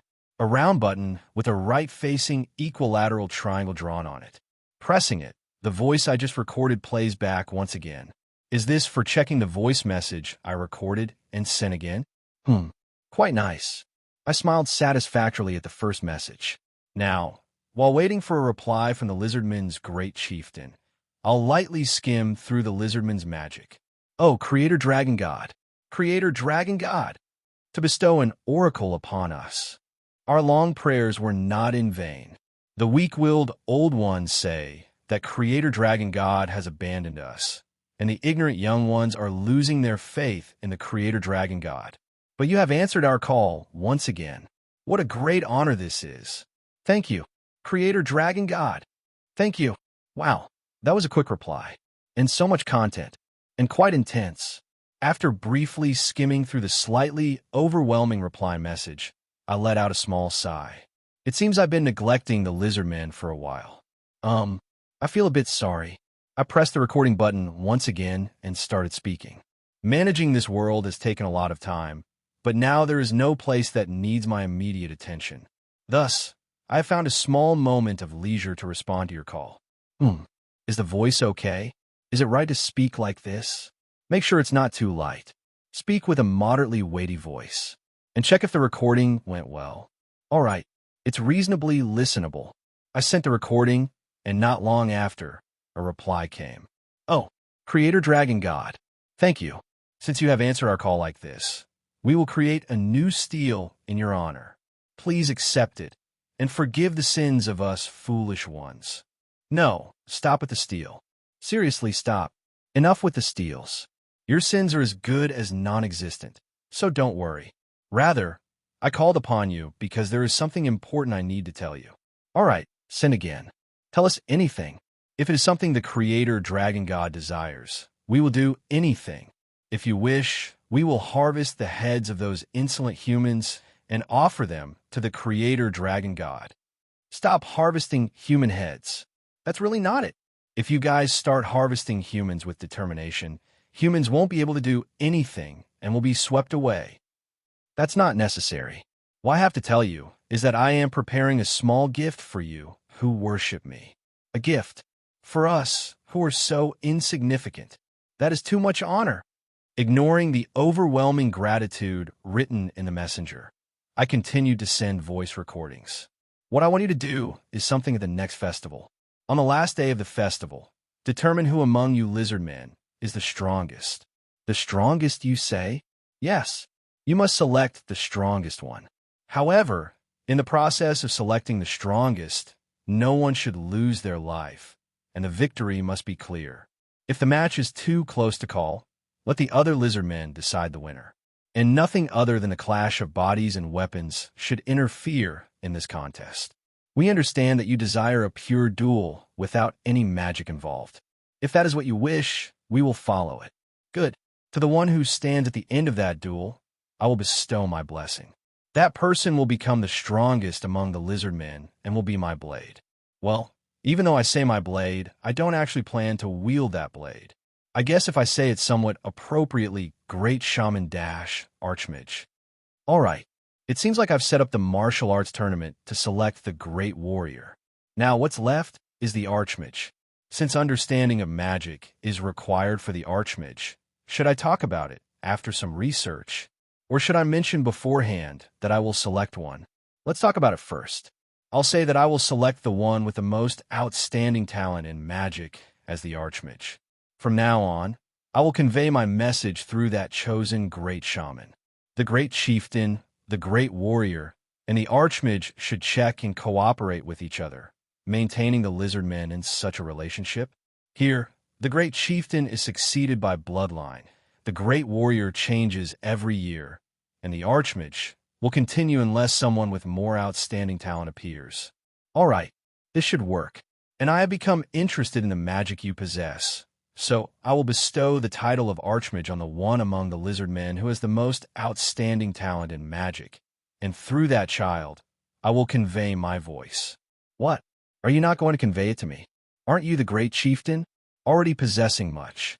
Do you seek more? No, I apologize. Please forgive me. Not that I'm angry or anything. You already possess much. Be content with that. Then, I will convey the details once the child to become the Archmage is decided. Understood. We will thoroughly prepare for the festival. But may I ask one question? A question? What is it? What if one person comes to hold the Great Chieftain, the Great Warrior, and the Archmage? What would happen? One person? It seems nearly impossible. But if so, Wouldn't it be quite interesting? The lineage of the lizardman's leader, the talent of the most outstanding mage, and the body of the strongest warrior. If all these elements were concentrated in one person, wouldn't they rightly be called the lizardman's hero? Then, that person will become the lizardman's hero and will be my representative, whether it's possible or not. Leaving such a meaningful story seems interesting. Who knows? Maybe such a person, no, Lizard Man will appear. Understood. Then, as you command, we will hold a tournament to select the strongest Lizard Man during the festival. Please watch over us. Look forward to it. All right, that's the end. Now, all that's left is to wait for the Lizardman's festival and proceed with the research on magic. Now, let's see what kind of feeling the magic created by the Lizardman has. Magic is a general term for the technique of borrowing the power of spirits and bestowing it upon the body. Originally, the Lizardmen, who were closely connected to nature, had the ability to interact with spirits, but they faced the problem of not having enough magical power to enslave the spirits. To overcome this disadvantage, the Lizardmen used magic in a way that bestows the power of spirits onto their own bodies. Borrowing speed and agility from the wind spirit and sturdiness and heaviness from the earth spirit, the initial use of magic was quite simple, making it not difficult for the Lizardmen with their lack of magical power, but the effects were said to be minimal. A significant change in such magic occurred with the appearance of the Archmage. Chosen by the creator dragon god and able to hear its voice, Archmages began to develop magic in an astonishing direction. It was not about borrowing the power of spirits, but bestowing the spirit itself onto the body. By trusting the spirit and offering part of the body, it became possible to bestow the maximum power of the spirit with minimal magical power. This type of magic is called spirit possession. Spirit possession showed a vast difference from the previous magic, and for this, spiritual interaction with the spirits became important. We will rely solely on your kindness. Click here. Donate now. Spirits instinctively desire a body, and recklessly offering one's body to them could lead to the problem of the spirit taking over the body. Therefore, by interacting with spirits and forming a close relationship, and only after achieving a level of intimacy that prevents spirits from taking over the body, can one use spirit possession magic. Thus, the essence of Lizardman's magic lies in valuing interaction with spirits and treating them as friends, which is entirely different from the elf spirit magic that binds spirits through contracts. Wait, you make it sound like there's something wrong with elf spirit magic. But it's true, isn't it? Unlike elves, we Lizardmen accept spirits as friends. The elf frowned at the words of the female Lizardman adorned with various ornaments. Our elves' contracts with spirits are sacred rituals made with mutual consent, not vague like your makeshift friendships. At that, the female Lizardman also raised her voice in retort. Makeshift friendships? We build friendships with spirits to the point where we can entrust our bodies to each other without any problems.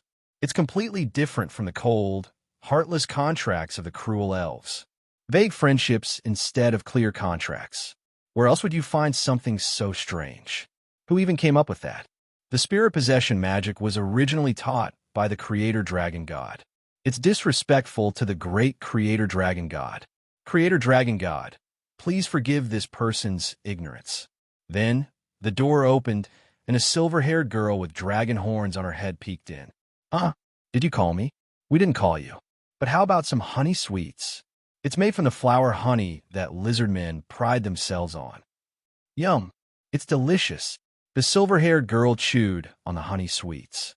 There's plenty, so feel free to relax in your room and enjoy them. But don't fill up on sweets. We have dinner later.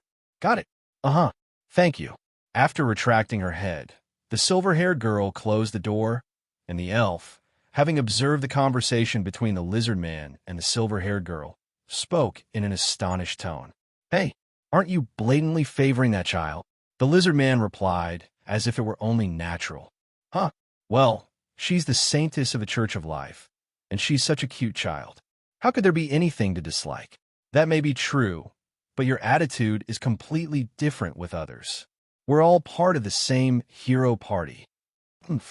Of course, the others are just women who might try to deceive you at any moment. Well, that woman might have a beautiful look, but it's a bit harsh to say that in front of her comrades. And if we're talking about beauty, the dragon priestess is more beautiful, almost the most beautiful in the world. At the elf's words, the lizard man looked skeptical. Well, let's leave it at that. Anyway, as a priest serving the creator dragon god and an archmage, I have no reason to view the saintess of the Church of Life poorly. If anything, I view her favorably. The elf tilted its head and asked, "What's the relationship between the lizardman's tribal god and the Church of Life?" "They don't seem related at all." This is why elves without theological knowledge are problematic. It's because I believe that the creator dragon god and the goddess of life are the same entity. What? It's a bit of a minor claim even among lizard men, but I believe in it. The claim that the creator dragon god and the goddess of life are the same entity? Isn't that a bit far-fetched? But the more you compare the deeds of the creator dragon god and the goddess of life, the more similarities you find. From creating this world and filling it with life, to even calling the saintess of the Church of Life the dragon priestess. Did you call me? Again, the silver-haired girl peeked her head in. "We didn't call you." "Well, we mentioned you, but we didn't call you." With that, the silver-haired girl retracted her head. Records of an adventure of a hero party. It's good that magic has been tweaked and improved, but it's problematic that there's no way to test this changed magic. I can't recklessly teach something that hasn't been tested either. After all, testing and debugging are indispensable steps after creating anything. A test bed. I need a test bed. But using it myself wouldn't create the same environment as when a lizard man uses it. What to do? If I were a lizard man, it would be simple, but unfortunately, I am not a lizard man. Wait a minute. If I'm not a lizard man, then becoming a lizard man would solve the problem, right? Using polymorph to change. That would only change the appearance, not the essence, making it difficult to achieve the same results. Should I try creating a clone instead? A clone? All right. I nodded slightly. There was nothing I couldn't create with my power of creation, so let's create a lizard man. If I connect my consciousness to it and make it into a clone, wouldn't that work? Fortunately, there were plenty of lizard men to serve as blueprints. Just pick one at random, copy, and create. So, I created a lizard man. The lizard man with silver scales was completed in a plausible form. Good. The body is ready. Now, if I connect my mind to this body, I connect the main body and the clone with magic. Shall I name it mental synchronization magic? The lizard man, who had been closing its eyes as if asleep, slowly opened them, and in front of it was me. No, in front of me was my form. The recognition that both are me doesn't leave my mind. One mind, two bodies. Moving together isn't easy, especially the main body. Moving the clone isn't too burdensome, but when I move the main body, it seems like there's not enough resources to move the clone. Is it because I'm concentrating on moving the main body, neglecting the clone? Well, there's no need to move both the main body and the clone right now. So let's move on. If improvements are needed, we'll fix it next time. But why do I feel like even without the power of creation, it might be possible to form a body purely with magic? Of course, it consumes a significant amount of magic, so ordinary creatures wouldn't dare to use it, and the body created this way would have much lower capabilities compared to the amount of magic consumed, making it a less than useful ability. If you're more than just a creature, for the children that treated as spirit kings, might it be possible? Speaking of which, it's been a long time since I took scales from the other children, except Erebus. Even if returning the scales is problematic, wouldn't it be okay to share this much? With this method, even if a body is created, there would be many limitations on its abilities, so it wouldn't cause the same chaos as before. Using a large amount of magic to form a body and connecting a mind to create a clone. Magic? Can this be called magic? The amount of magic consumed is so immense that not even humans, let alone elves, could use it. Anyway, I decided to name this method Avatar. Considering the amount of magic consumed, It wouldn't be usable unless by beings worthy of being called gods.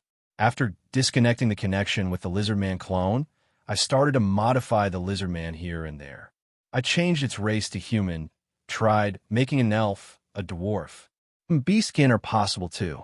It's like customizing a character in a game. I can change the appearance. Is gender change not possible?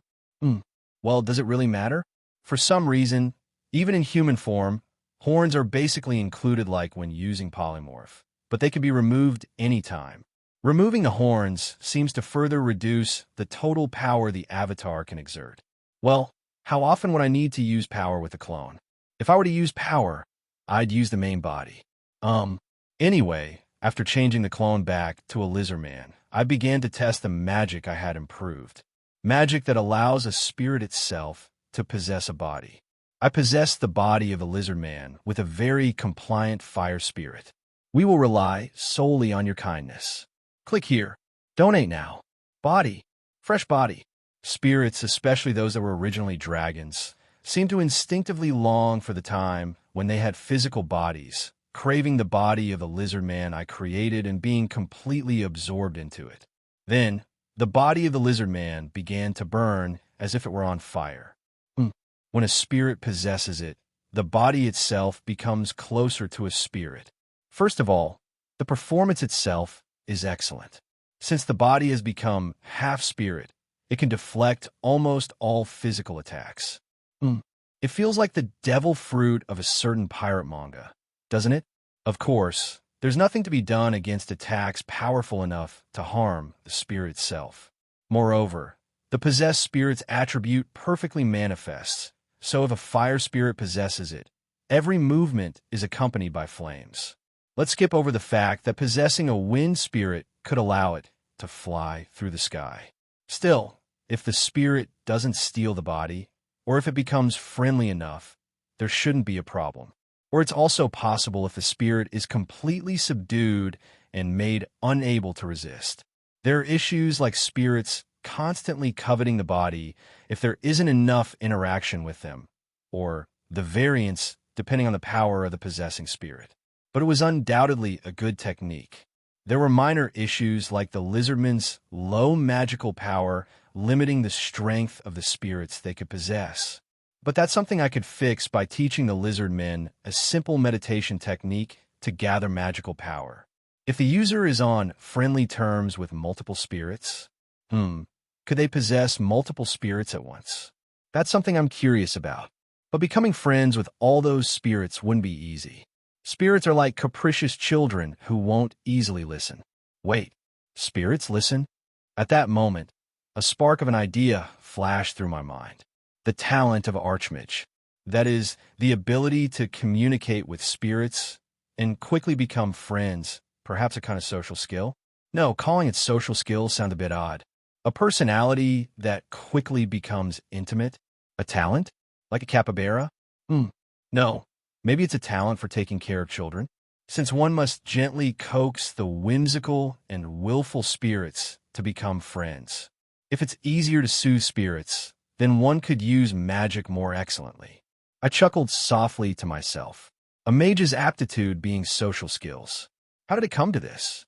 But being close to spirits has many advantages, so isn't it fine? If it's a spirit with considerable power, it could even influence the environment or weather. A skilled mage could coax such spirits and obtain what they need. It might even be useful for rituals like praying for rain, to alleviate droughts or stop rain when a flood is about to happen. Though individual lizardmen have little magical power, spirits would willingly use their power for a close friend. All right, having decided this, I need to designate one of the lizardmen with outstanding social skills as Archmage. Thinking this, I opened God Talk and something caught my attention. A few buttons located at the bottom of God Talk. One of them is shaped like a speech bubble, so I understand it's the current message window. But what about the star-shaped one? Pressed the star shape with my finger and saw the message list change to a different window. Yggdrasil, Sagarmatha, and the name Shamash appeared on the screen. It looked like a screen showing a list of people in a messenger. I see. So, this screen shows a list of gods. But Shamash? I understand the other two, but Shamash? Why is that child listed here? Is the faith in Shamash spreading among humans? It's natural to sanctify the light that illuminates darkness.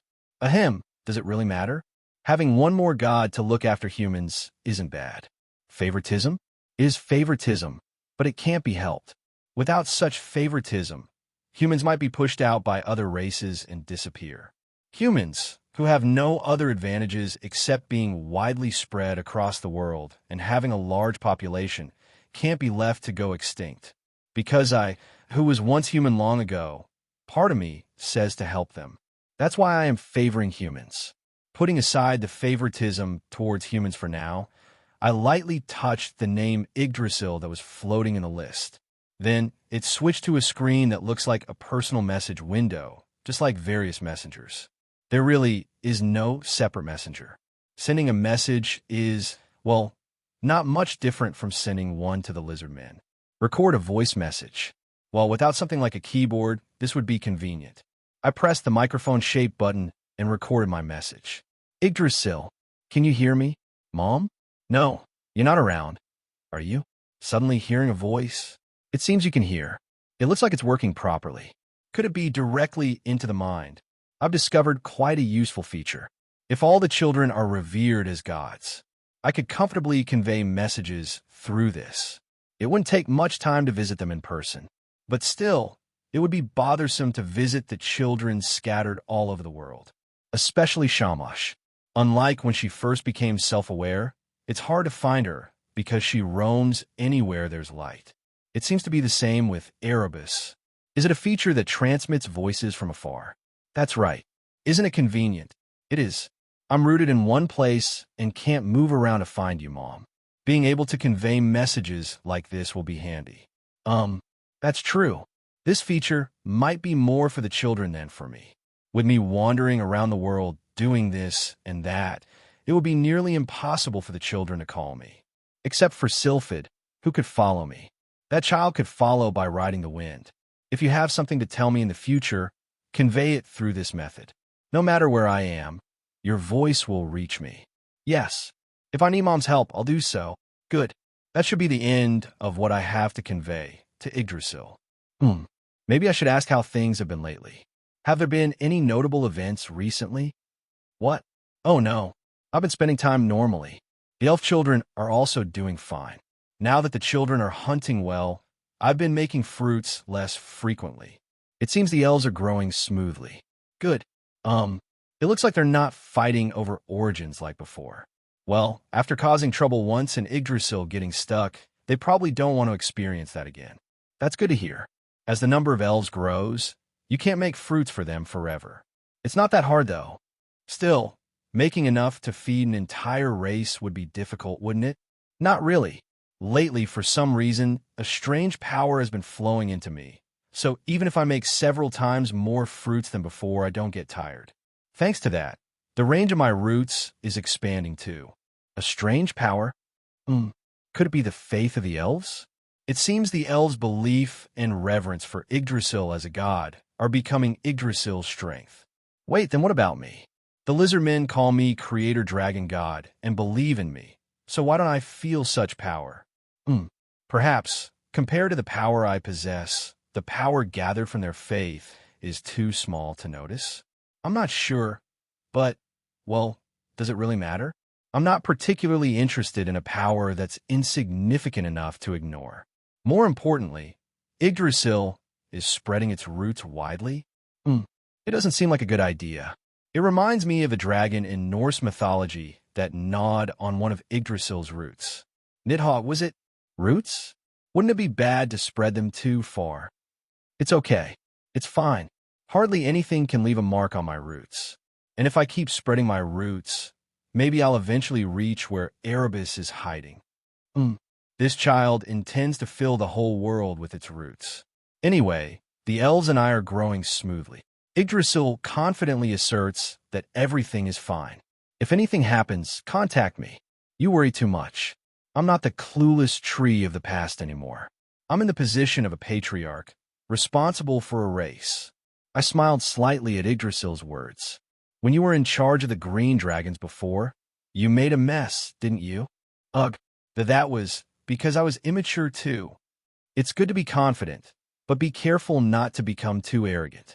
Understand? Yes. Perhaps because of the karma built up, Yggdrasil quickly backed down. All right, if you ever need a body that can move freely, let me know. Huh? Are you going to give me back my scales? How could that be? I've already said I won't return them until we find Erebus. Then, why did you say that? I chuckled softly at Yggdrasil's grumbling voice. We will rely solely on your kindness. Click here. Donate now. It's because I've created something like magic. It's not a dragon's body, but a method to create a body that can move freely and connect the mind. That's quite appealing. If you need it, I'll tell you next time. Yes. Honestly, I'd like to know right now. But since Mom is busy with various things, please let me know when you come where I am. All right. Let's meet next time then. Yes. Let's meet next time. Mom. That's the end of the conversation with Yggdrasil.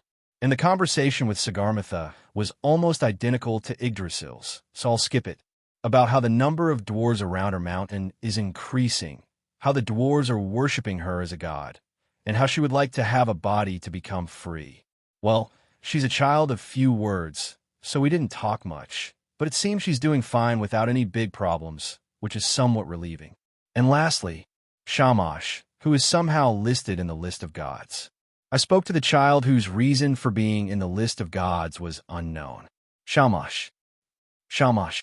Who dares to call the god of light so carelessly? How disrespectful. What's this? Shamash. To call the name of the god of light, justice, and law. I don't know who you are, but it seems you wish to experience a world without all light. Shamash. To continue being disrespectful. Good. You will learn the fear of losing light. MM? Huh. Is this the voice of the believers? No, it's not. Shamash. How foolish. Young Shamash. After my words, Shamash was silent for a while before cautiously responding. P perhaps. Mom, you're slow to catch on. Hi, Keek. Mom. I sighed softly. Originally, she had a bit of narcissism, but it seems to have worsened since being worshipped as a god. I didn't expect my voice to not be recognized properly. Shamash. Yeep. Why yes. What do you do if you've done something wrong? And my soft voice, Shamash spoke in a voice as if crawling into a mouse hole. I should apologize. That's right. So, I'm sorry. Mom. Good. At least she's not turning away from his mistakes. More importantly, how did you become a god? Huh? A god? Yes. Unlike the other children who are responsible for a race, you are being worshipped as a god. I'm also being worshipped by the lizard men as a god. So, there's not much difference between Yggdrasil or Sagarmatha and me. But why Shamash? Well, humans were very afraid of the dark, so when I shone a little light, they started worshipping me on their own. Light, yes. I couldn't use much power because it was night, but when I maximized the moonlight and starlight to make it less dark, they started worshipping me as a god. So, you became a god by brightening the starlight and moonlight? What's with that strange judgment? Normally, in such situations, wouldn't they believe in the god of the moon or stars? Then what about the god of justice and law? When humans were judging those who committed crimes, they shouted that my light sees everything. So, I slightly dimmed the light shining on the heads of the wrongdoers, making it darker, and they started believing in me as the god of law and justice. Is that okay? To worship this self-absorbed and flashy child, who is quite lacking without her sparkle, as the god of law and justice? Seems quite dangerous, doesn't it? If she's the god of law and justice, shouldn't she clearly distinguish right from wrong? Anyway, I am now quite a remarkable being. I'm different from the past me, who only sparkled. Different from Shamash. Different from... You are still Shamash, aren't you? It's just a figure of speech. A tone as if clearing her throat. Really? Such a troublesome child. Justice. The right way. Indeed, what is the right way? Even for me, who has nurtured life for unimaginable years after ceasing to be human, it was a concept I couldn't grasp. What is right? What is justice? All of it felt vague. But could this simple, self-absorbed, and troublesome child be responsible for such a difficult concept? I think it's unreasonable. Anyway, I am now quite remarkable. It's okay for Mom to praise me. When the small and weak humans fear the darkness, they call my name. While I can understand the title of the God of Light, since I knew that child is no different from the light itself. What worries me is the part about being the God of justice and law. What do you think justice is? Justice? What I think is right. See, no thought whatsoever. What do you think is right? Of course, that I am beautiful. Is this kid really okay to be the God of law and justice?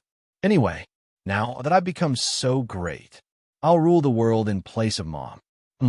Shamash, what are you talking about? Mom has been nurturing the world even before we appeared, right? I don't know how long it's been, but it must have been a tremendously long time. But that's not okay. Mom need to rest too. Rest? Do I need that? The world is vast, and there are many lives. Creating an environment where all those lives can live without major problems is not an easy task. But I thought I was doing it well, splendidly. Rest? Me? You're good at joking. No matter how great Mom is, it's tough to keep going without rest. So, let me rule the world and give Mom a break. It seems you've been thinking about that for my sake. I guess she wasn't just a naive child with a blank mind after all. But that's impossible. How would you rule the world? How? I just sprinkle warm light around. And, just set some rules and execute those who don't follow. Anything else? They'll just live well on their own, won't they? At Shamash's words, I sighed softly. That's why it won't work. What? Why? If everyone just lives well on their own, there's no problem, right? Even if they quarrel a bit, I'll scold the wrongdoers. It would be nice if the affairs of the world could be resolved so simply. It would have been so convenient if just cracking the heads of wrongdoers and punishing them was enough to make everything okay. Then let me pose a problem. If two women were arguing over a baby, each claiming it as their own, what judgment would you make? The widely known judgment of Solomon. A wise decision using the motherly instinct of the mother who wanted to save the baby. It's not a difficult question, but what answer will Shamash give? What? Two women and one baby? Is it two moms? Having two moms would be nice, right? Two moms. That's not it. Among the two women, one is the baby's mother, and the other is a thief who coveted the baby. But no one knows who the real mother is and who the thief is. So what would your judgment be? Only one is the real mother. After pondering for a while, Shamash hesitantly said, I'd order the beheading of the two women who called upon a god for such a trivial matter. Are you serious? I haven't finished talking yet. First, I make such a judgment, and if it seems like we're really going to behead them, the baby thief, not wanting to die, would confess to being the thief, wouldn't she? Why does that seem convincing? Since the God of law and justice was called upon, it must be a trial with a heavy crime. Anyway, the baby thief goes to jail, and the baby's mother takes the baby home. Wouldn't that work? What if the baby's mother says she's the baby thief? We will rely solely on your kindness. Click here. Donate now. Then wouldn't she be disqualified as the baby's mother? She'd be giving up the baby to save her own life.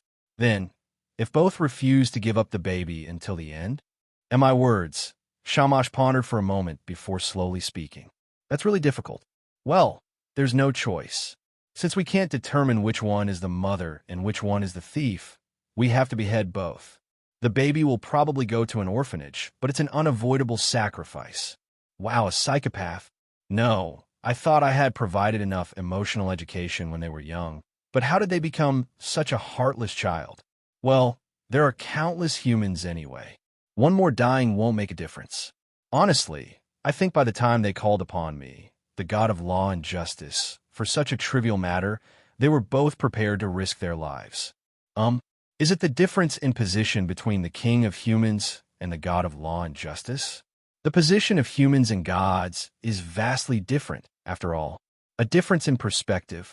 I'm not sure. While Shamash's words seem somewhat right, I also feel that it shouldn't be this way. If not this, then we would have to resort to threatening to split the baby in half. But But if both refuse to give up the baby, then the innocent baby would be the only one to die, right? Is that how it works? Thinking about it, Solomon's judgment was strictly based on the assumption that the baby's mother would cherish her baby.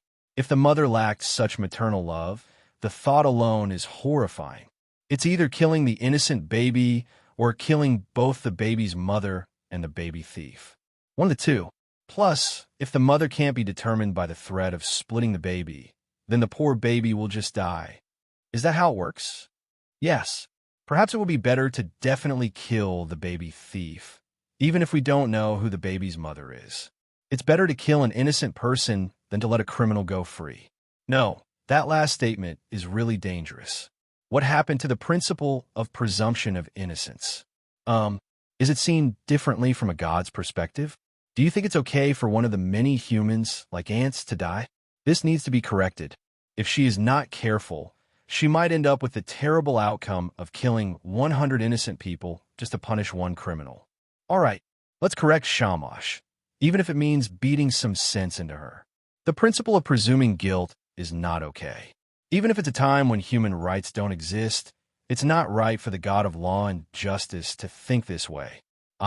Is it because human rights don't exist that she think this way? The concept of human rights will be born much later in the future. It might not be strange for Shamash to think this way. Yeah, but still, it needs to be corrected. I can't let innocent humans be killed. If it's such a vague issue, perhaps it would be easier to create a method to distinguish lies from the truth, Mom. Could you please help with that? A request. Yes. When making judgments, there are really a lot of criminals trying to deceive me with lies. I wish there was a way to read their minds and detect lies. Reading minds and detecting lies. It doesn't seem too difficult to read thoughts. Yes, since she has already ascended to the position of the God of law and justice. Instead of arguing back and forth, it would be better to provide a means to make judgments more easily. But that doesn't mean I shouldn't correct them. Indeed, having such a method would make judgment easier. Right? Please, Mom. With that, I can conclude human trials on my own. It won't bother you with the world's affairs anymore. We can clearly distinguish right from wrong. All right, I'll see what I can do to create such a method. Creating magic to read and verify thoughts shouldn't be too difficult. I've already created magic to connect different bodies and minds. Just need to modify it to temporarily one-way read thoughts.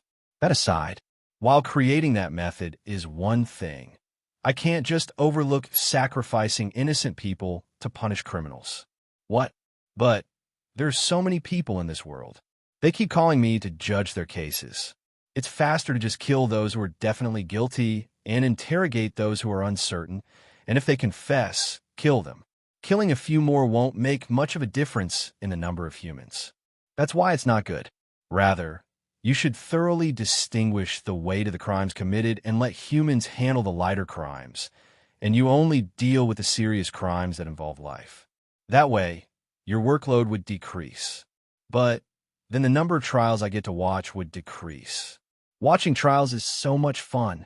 Watching? Shamash. Appear before me. I summoned Shamash with a low voice filled with power. Then, in front of me, a dazzling mass of light began to take shape. I grasped that form with one hand and created an avatar. Then, a blonde young girl appeared in front of me. It was Shamash in human form. Surprised by suddenly gaining a physical body, I swung a fist filled with power towards the top of Shamash's head. Thud! Thus, to punish the errant god of light, the creator dragon wielded its power, and for a moment, the world lost its light. Thus, an eclipse occurred in the world, inscribed on an ancient stone tablet by a lizard man. I looked at Shamash, who was kneeling in the air, and said, "Trials, they are not spectacles. Judgments, they must be fair. False accusations should not be punished. Good." After creating a brief eclipse by striking Shamash on the head, I proceeded to educate Shamash with physical force. It was a somewhat harsh education, but it was appropriate for Shamash, who treated courtrooms where the fate of people's lives was decided as mere spectacles. From now on, Do not treat trials as spectacles, and approach judgments sincerely. Do you understand? Yes. Shamash's avatar, still with a dent on the top of her head. The dent on the head of the blonde young girl looked somewhat odd. But was my strike that painful? So much so that it caused an eclipse for a moment. Well, it might also be due to using the avatar created for my own body. It means it was that painful. Speaking of which, an eclipse, it would be troublesome if other humans saw the eclipse and got scared. I should say something through the lizard man. That my child did something wrong, so I had to smack it quietly, Kang. Leaving a simple message would prevent humans from getting scared, wouldn't it? By the way, this body, it's really fascinating. I can feel pain just as it is. Since it's a body made using your own essence, of course, it would hurt. What? Shamash brushed her body in confusion. She seemed quite surprised by her body emitting faint light. I did it to punish you. Beating up an avatar made from my clone wouldn't make you feel pain, would it? I was curious if it would only tickle even if the clone was smashed to pieces. If it was made using the original body, can I return to my original form? That's not difficult. With a light flick of my finger, Shamash's body dispersed and returned to its original form of light. Wow, I really returned. Creating a body using the original essence allows you to feel sensations perfectly, but you'd feel pain just the same. I never thought hitting the head would cause an eclipse. That's exactly what I wanted to say. To hit my head so hard it dents. I thought my beautiful head was going to be squashed. Still, since it's a created body, it seems you won't die. It just hurts a lot. Even if it's destroyed, you just return to your original form. Still, I don't want to feel that pain again. It really hurts. Really? I nodded slightly at Shamash's words. Well, I hit her because it was supposed to hurt. If it didn't hurt, Shamash wouldn't remember. That's bad. Of course. After teaching Shamash how to create an avatar, we spent some time unraveling the stories that had accumulated while trying out the avatar creation. I wanted to find Erebus and regain the dragon's body, but Shamash, being light, could never find Erebus. After that, she wandered the world without a purpose, just shining light. Now, being revered as the god of light by humans, she felt quite happy. Law and justice seemed harder than she thought, and she felt she needed to think more. When will I be able to read memories and detect lies? I've already made it. I had long created magic that connects minds. Modifying it a bit wouldn't take much time.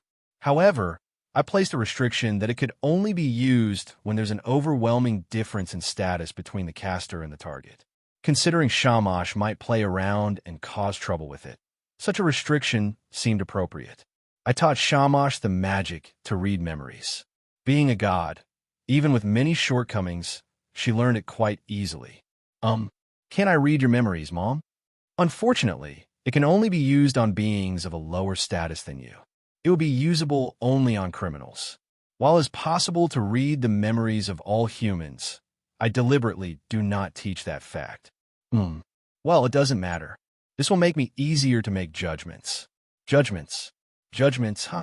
Come to think of it, did humans have something like laws now? It's an era where they write on stone or clay tablets. Would they have proper laws? Probably not, right? Shamash, do humans have anything like clearly defined laws? If there were such things, they wouldn't ask me to make judgments, would they? That makes sense. That's why they rely on Shamash to make judgments. We will rely solely on your kindness. Click here. Donate now. Since there were no clearly documented laws, Shamash, who makes judgments, must be important. Then, we need clear laws. Laws, rules, codes. They might be called by various names. Humans, no, there were sub-races too. If rules that intelligent beings should not break are defined and given, clearer judgments could be made. Why don't I just make all the judgments? Do you think you can make all the judgments as more and more trials happen in the future? For now, it might be possible for Shamash alone, but there's no guarantee it will stay that way. I'll try if I can. Those foolish humans need a god of law and justice. Still, if clear rules are set, wouldn't they try not to break them? Wouldn't it be unfair to be judged based on vague standards in the first place? That's true. For fair judgments and to prevent innocent punishments, clear rules are necessary. Then let's establish some simple laws. I created a pure white crystal tablet. It was a crystal tablet of pure white color without a single stain. Let's write the laws on this and bestow it upon humans as a code of laws. In the name of the god bestowing the crystal tablet, let's write your name, Shamash. Come to think of it, the god who bestowed the famous code of Hammurabi was also named Shamash. Is fate embedded in names? It's a bit fascinating. My name? Not yours, Mom. The god of law is you. It wouldn't be good to invade someone else's domain. It's better to respect the defined domains. Anyway, I started to write on the crystal tablet with my finger. First, it's necessary to clearly state who is bestowing this code of laws. I, the god of light, law, and justice, Shamash, established justice on this land to punish the wicked, protect the weak from the strong, and illuminate the world from above with my light. I hereby bestow this code of laws. My fingers swiftly wrote the text. Elegant letters were inscribed on the hard crystal tablet.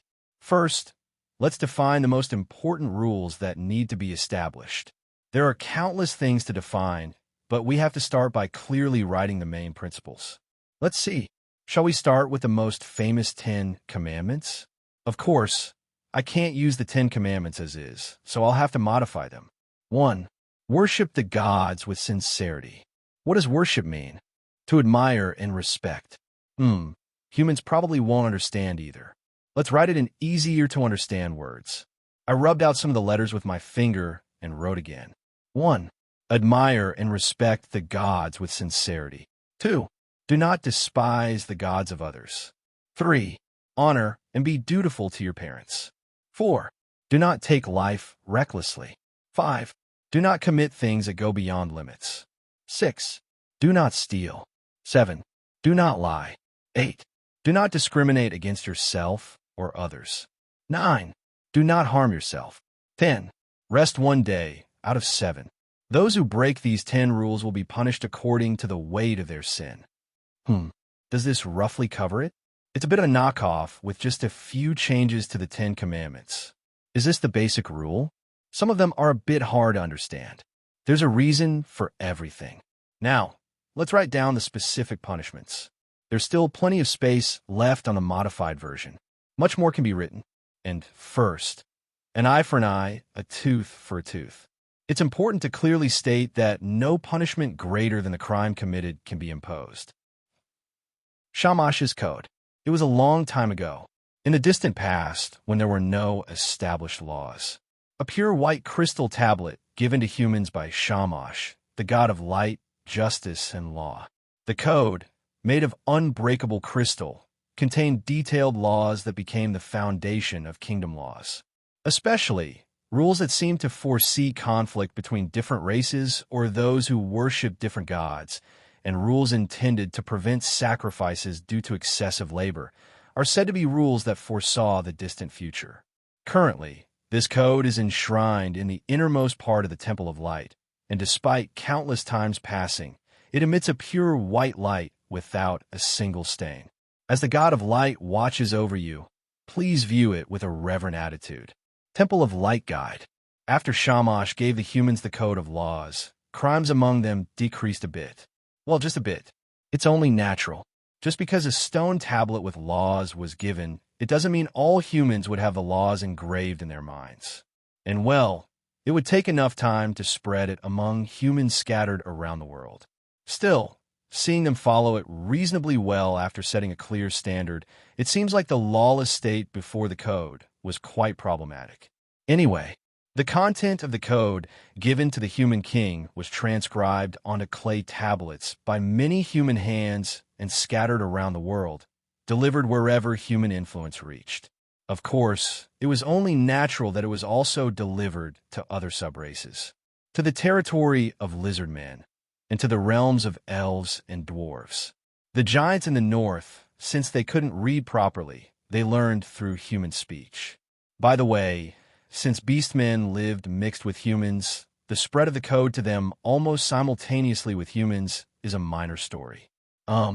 Thanks to humans paving ways all around the world, if it's delivered to humans, it reaches every corner of this world. From the perspective of a ruler governing a group of humans, it would be convenient not to punish humans indiscriminately through arbitrary trials. This led to a reduction in excessive punishments and a decrease in the number of humans executed. In an era where every single human labor force is important, it was a situation with absolutely no downsides. And deciding and executing judgments without established laws would also be a troublesome task. Thus, the first laws of humanity slowly, but surely, melted into the relations among humans. While for some sub-races, it wasn't much of a big deal. Lizard men, elves, and dwarves valued their gods more than the laws and followed them. The laws given by the god of law seemed like rules applicable only in the human realm. It's only natural. With a god they believe in and follow right there. What use would a stone tablet from the god of law be? The god is close, but the law is far. Still, thanks to a few words I said to Yggdrasil and Sagarmatha, the message that in the human realm, humans should follow human laws was conveyed to elves and dwarves. Lizard men? Lizard men are, the sight of the god of light arbitrarily deciding sins without a clear standard. The creator dragon god was greatly angered, but the god of light did not even pretend to listen. The creator dragon god tried to persuade the god of light, but the god of light did not listen at all and repeated the same mistakes. Thus, to punish the god of light for her wrongdoing, the creator dragon god wielded its power. For a while, the world lost its light. Thus, an eclipse occurred in the world. With just a few words I said, they blew it out of proportion like this. However, the creator dragon god forgave the god of light and commanded her to weigh the sins with clear rules. Thus, the god of light created rules to weigh sins and gave them to humans, which became the first laws. It didn't take long for a stone tablet with this written on it to be created. Really, such unnecessarily enthusiastic beings. Time continues to flow. There was an event where a great warrior was chosen at the Lizardmen's Festival, and through my blessing, the great warrior became a dragonkin surpassing lizardmen. But it wasn't that important. Illuminating the final winner of the martial arts tournament with a dazzling light, and, after endowing strong power in between, reconstructing the body to make an existence surpassing lizardmen was something I did, but it was quite fitting. The body of the winner turned dragonkin became stronger, more agile, and larger. Its scales became tough enough not to be cut by sharp obsidian blades.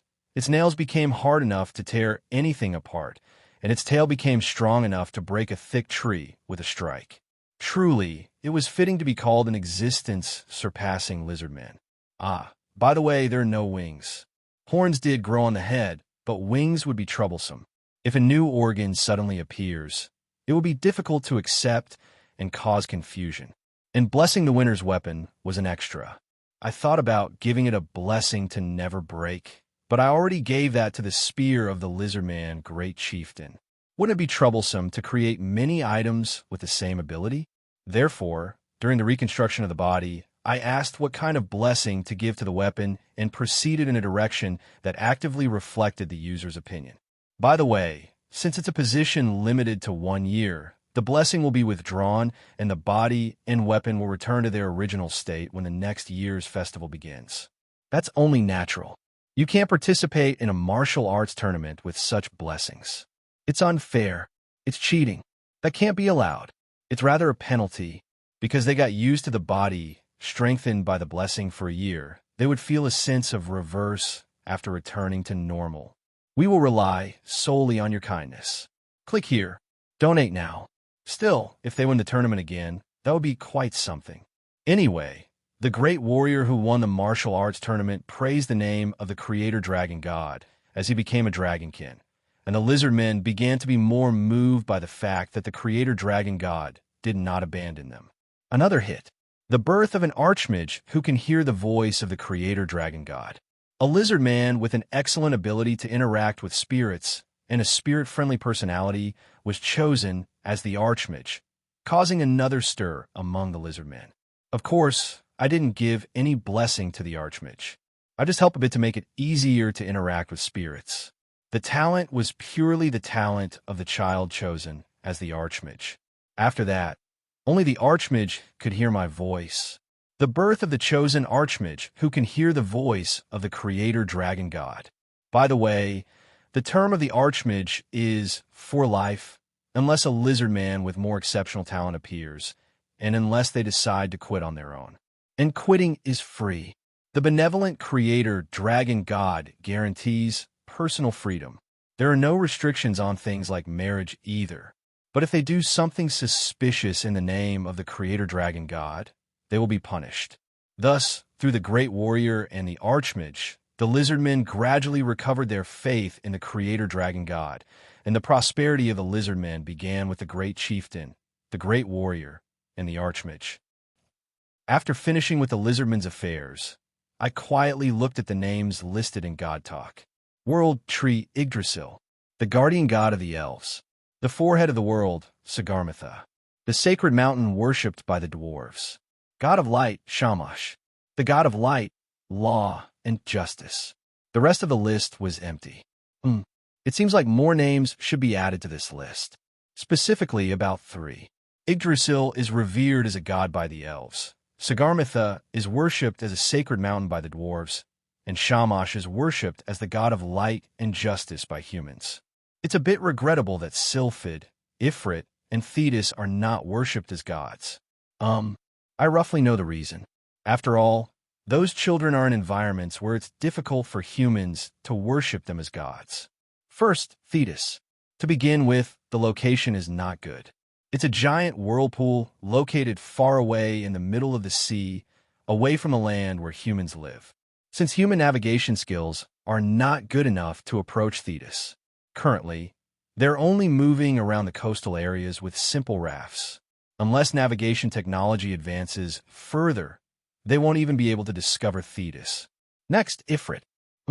Ifrit, well, just the surrounding environment is extremely harsh. The main body of Ifrit is an eternally burning flame. The temperature is needless to say hot, so nothing can live around it. Not exactly. There are creatures that have adapted to such an environment, but they are not intelligent beings like humans.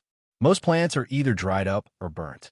It's a region difficult for non-heat-adapted creatures to survive. As a result, the area around Ifrit has become a desert. It's fortunate that the desert area around Ifrit is not yet vast. A hot desert, even at night around Ifrit. What's this? Wasn't it common sense for it to be cold at night? Ahem. Anyway, since it's a harsh environment to live in around Ifrit, humans have not been able to easily settle there. Therefore, there are no worshippers of Ifrit, unless humans who can settle in this hot desert appear someday. It's probably too much to ask right now, just past the Stone Age. Lastly, Sylphid. How can one worship the wind that cannot be seen?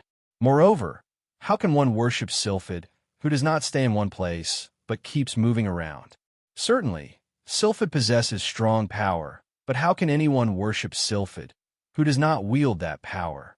There needs to be a trigger for worship to occur as a deity. And Sylphid, such a trigger has not yet come. Someday, if people come to fear or admire the wind, Sylphid may be able to rise as the god of wind. I'm not sure when that will be, but it doesn't seem too far off. Hey everyone, I sincerely appreciate your support. If you enjoy my audiobooks, I would be truly grateful if you could subscribe to the channel. And if you'd like to support even further, you're welcome to become a Patreon member, where you can access audiobooks of novels as long as they are freely available on the internet. Your kindness and support mean so much. Thank you.